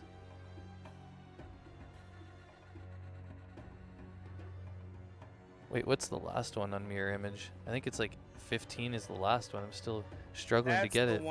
That's the one I was fucking forgetting. It was mirror image. Yeah, so I'm just going through all of my mirror image checks. So far, you've only hit one of the mirror images. All the rest would be good. And I'm just trying to see what the last is, 8 or higher. With 1, it goes to 11. 11 or higher. If there's only one left. There is only one left, but you attack me 5 times. I only have 1 roll left to go with, or I will maintain 1. I attacked you 4 times. To be honest, I attacked you 4 times. Oh, 1, 2, 3, 4. And Oh, then it is the 4. Corresponding, yeah, the hexes. Okay, so he still has 1 image left, but he is able to block the first one, which is 9 damage, and I'll take the first hex, which is 3, so 12 less 51, which is 39. And then I will, I'll fly upward. I'll fly upward 80 feet. Oh, cool. Getting out of dodge. All right. Yeah, you guys can drop text if you want from the draw shape area. There's a text. You can drop how high you are in there if you want. Or we can just remember it's only 3 creatures. No, I'm trying to think. 10. I will go up. I'll change that. I will go up. I'm assuming I'm like 10. I'm about 10 feet off this platform. So I'll go up 50 feet. Okay, 60 total from the platforms. 70. I'll do 70. Okay, 70 So, total. now how do we do the text box? On the left-hand side, vertical bar, go down to the square where the draw shapes area is, and under draw shapes is text, and then you just text in one, and you can go ahead and yeah, add how high you want to be. Alright. And then I'll do like home slice and make it big. Okay, I thought I made it big. Yes, the size that you type at is a lot smaller than what it is once you click off it. Yeah, I never understood that. It's so weird like I that. don't get it either. How do I edit it? Click on it. Okay. Okay. I have to go back. I have to use the other tool. Okay. So. Oh, you can just click on it, and then you should see a thing in the top left that says Arial, size, and then color. Yeah, I had unclicked it. I see. Yeah, Okay. yeah. But once you're off it, you can just click on the thing again. Looks and then if you good. double click on it, you can edit it. Yeah, it made another box for me. I don't know what to tell you. Oh. That's because you're still on text. Once if you have to go to cursor. Sorry. Yeah. Oh, okay, yeah, and then I can double click it. Okay, sweet. All right. There you go.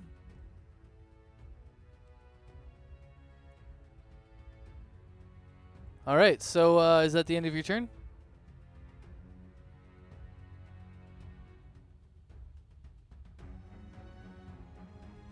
Maybe.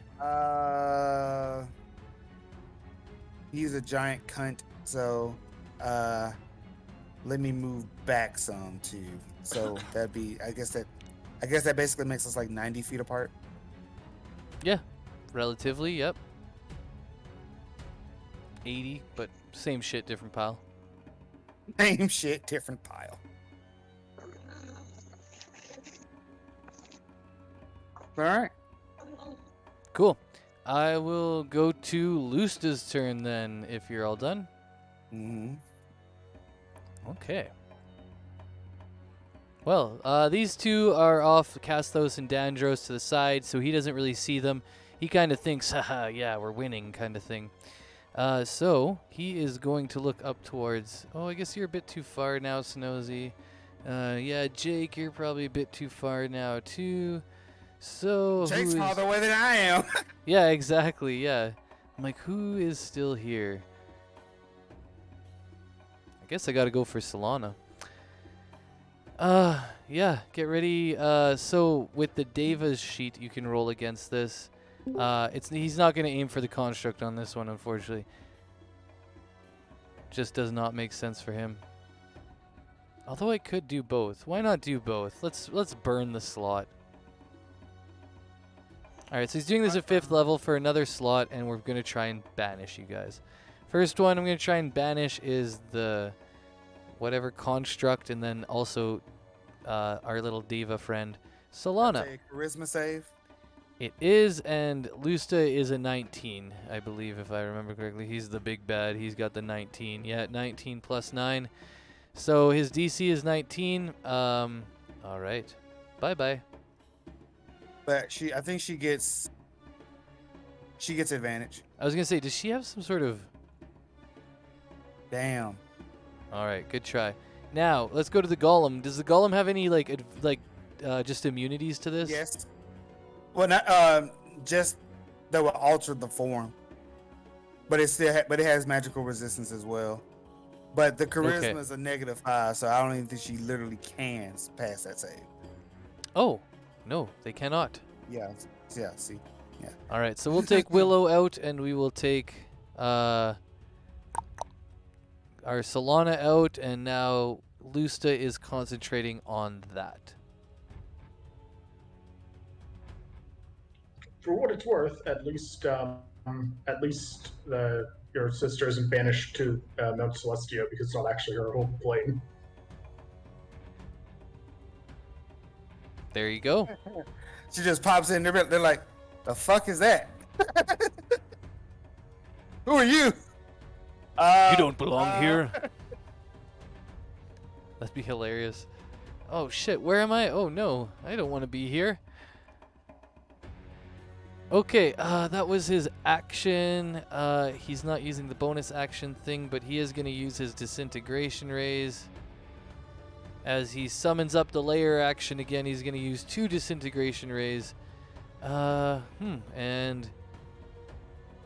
I guess all he's got is the Wyvern really to attack and Dandros's Echo, but earlier the Rakshasas told him not to attack the Echo, so we are specifically going to try and kill one of the Wyverns. I don't think they have enough health to even, but I guess it depends on the damage roll. Oh, they got 110. Fuck. Yeah, it depends on their saves. They've got Hero's Feast on them, so I believe they will get advantage on these. And I think they've got a good dex too to actually try and avoid this. Also, these are just pass fails with disintegrate. There's no half damage on these, so. Oh. Go ahead and roll me 2 dex saves, DC 19 with advantage, as 2 blue beams shoot out towards one of our wyvern friends. Are you talking about for? Oh, I'll get you to do it, actually. Nobody actually controls the wyverns. What am I talking about? I was like, I can do this. What am I talking about? For some reason, I'm like, they're Sonosi's thing. I'm like, no, they're not. Nope. I don't know why I'm thinking that way. It's just because you got so many things. Yeah, they were Jake's idea. Yeah, exactly. If anything, like, they're really yours. Oh, okay, so one does pass, and it only takes the first one, which is 74 damage. Bloop, bloop. So this wyvern on the left, not the one that Zune's riding high up in the air, the one that that Solana was riding, it looks like it's pretty hurt now as it takes 74 damage. It's pretty bloodied.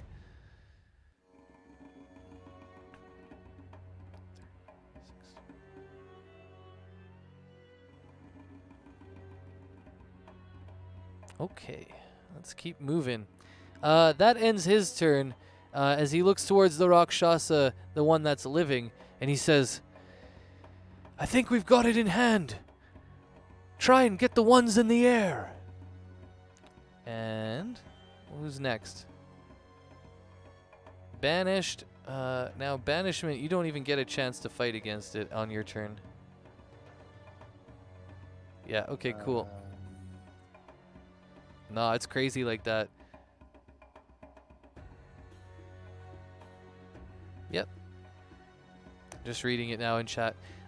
Anyways, let's go to the... Which Rakshasa is this? Not the dead one, right? Okay, yeah, it's not. Okay, good. Not the dead one. Damn it, these two guys hanging out over here, like, you know, I'm like, damn, Dandros and them. Damn, Dandros.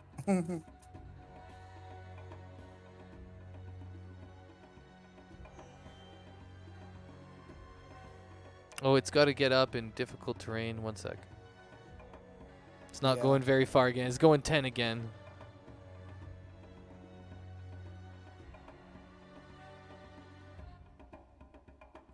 Actually, it's going to try and get out, so how would I do that? Yeah, we'll stay there. It's on the edge now. How far is everyone? Really, really far. The closest is 70 plus a bunch. I'm just seeing if there's anything they can really do with you guys being so far away. It's pretty... These guys are pretty limited.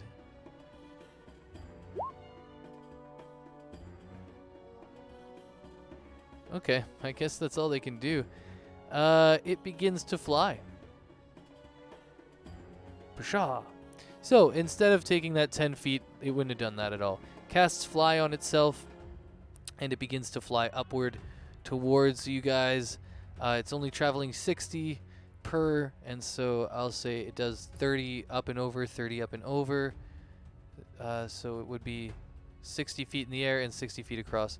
As we do an equilateral triangle, essentially traveling 60 feet up, 60 feet over, and that is 60 feet on the hypotenuse as well. If you imagine an equilateral triangle, I think is how that works. Yep. So how close is he to be? So he's 60 feet up. I guess he would be 10 feet below you. Right now, he's 60 feet in the air, 10 feet below you. But he's used all of his everything to get that far. Because it used its action to cast fly in the first place. It only has a bonus action left with nothing to do. So it's flying now. The Rakshasa is flying below you, 10 feet. I'll put a little text there for myself. And we'll end its turn there. As soon as he ends his turn, seeing him just float his happy ass over here, I'm going to use my legendary action for wing attack. Oh shit, I am within 10 feet now. Go ahead and give me your legendary action. He needs to make a DC 21 dexterity saving throw. Yep, and then it'll be 10-foot push and damage, if I remember correctly. It's bludgeoning and he's knocked prone. Oh I'm shit. I'm not sure how that works with Flop, but he's definitely gonna have to make a Constitution check. My Rakshasas, they wanted to fight today. He maintains So flying. He does still take the 19 damage, Yep. and then I can move up to half my flying speed. Oh yeah, you get the extra speed in flight too. Yeah, go ahead and take your what is yours, 40? Or is it the 80. total of 80, right? 80. Yeah, so you can take So another it'd be 40. Mm-hmm. All right, and the And then, Rakshasa's looking pretty beat up too as he takes this bludgeoning force damage. He's getting really bloodied. Just like kind I'm of gonna get you. No, you ain't. yeah, just kind of like kamikazing towards you.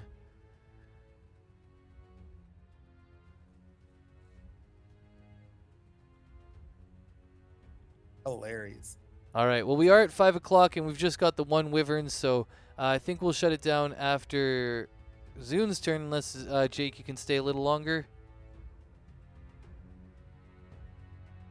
Big. He might have had to go already. I mean,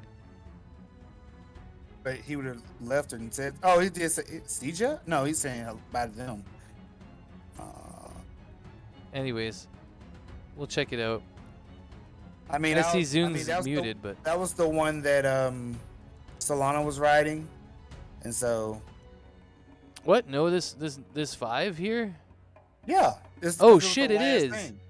Oh shit, it is. Never mind. It's the one that when they're not being controlled and it's just their turn, they just take the turn to defend itself from any incoming damage. It doesn't see any incoming damage, so I'm just gonna say that it starts to fly away over Take here. the dodge action. Oh yeah, I guess it could take the dodge action. Actually, that's probably a better idea. Fly away. Well, let's roll for it. Okay. Yeah, it'll take the dodge. It'll sit down. It'll kind of get ready. It'll land by Dandros's like image, and it'll take the dodge action, increasing its AC by 5 and increasing dexterity saving throws to advantage. Can I? Well, I was about to say, can I shoot it? Can I shoot it or whatever? Because we built a rapport. It was like, I'm like, go over here, go over here. I'm like, go, move. I think commanding it is like an action on your turn if you're going to make it do specific things. So I just wanted it to move, but it's fine. yeah, it'll hear you, but it doesn't. You're not on top of it commanding it, so it won't Right. really respond until you start to like actually ride it essentially and grab the reins. But yeah, it's over there. It's hiding. It's protecting its heart, which is what I've done. The chains around the heart for the dodge kind of thing. But yeah, I think it is actually just a good natural ending point to just stop right now. We're at the top of the turn order again with Casthos. It's his turn. I don't want to take his turn for him, so I think we should just stop right here. And, we have them flying through the air, and it'll be really interesting to see how he deals with that. So, yeah, I'm going to shut it down. Alright. Okay. Thanks again for being here and for Yep. sticking around for the extra hour. That was really nice. We'll try and sneak some extra time in probably in the future too. I'll talk about it in the Discord. Remind me, Snozy, if I don't. And yeah, thanks for being here, guys. Wait, what am I Like supposed to? said, What am I will supposed to be remind you of? missing next session. Oh yeah, that's right. You're gone next session. So Just I'll go. I will be too. What my character will be do. okay. What was that? I have to work next weekend. Okay. So we got a couple peeps gone. That's fine. You guys can just tell me maybe what you're gonna do with the battles, and then I have an idea of how we can kind of stick around for now. But yeah, I think we'll shut her down there. All right. See you when I see you. Yep. See ya. All right, thanks. Yep. All right, Twitchers. It's been a day. It's been a long one, that's for sure. Oh yeah, I'm gonna just type in here to do extendo sessions. Anyways, yeah, it's been a great day. We got a lot done, got a lot of cool battlings going on. I think this is one of my better battles, probably. I have people who've survived 2 rounds, have taken out a bunch of their people, People have been banished, people have been knocked off ledges, people are almost dead. It's great. I want to keep doing that. So we'll see how this battle turns out to next weekend when we return. Hopefully I can kill a few people with the disintegration rays. That'll be fun. But until then, I'm just going to have one last hoot here and call it a day. I got to get to cooking. I got to get to cleaning, all that kind of stuff. Life stuff.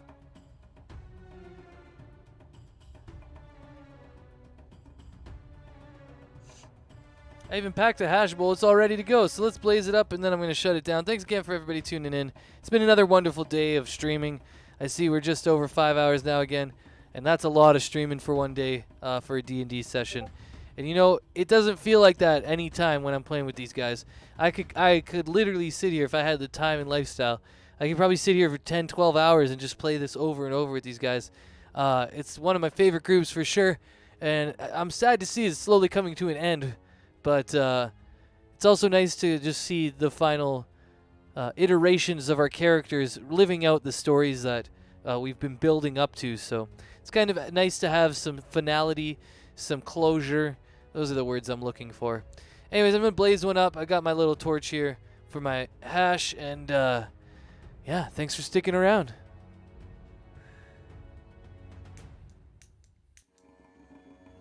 Wrong torch. Oh, God. Okay, here we go. Last one. Let's blaze it out. Let's go.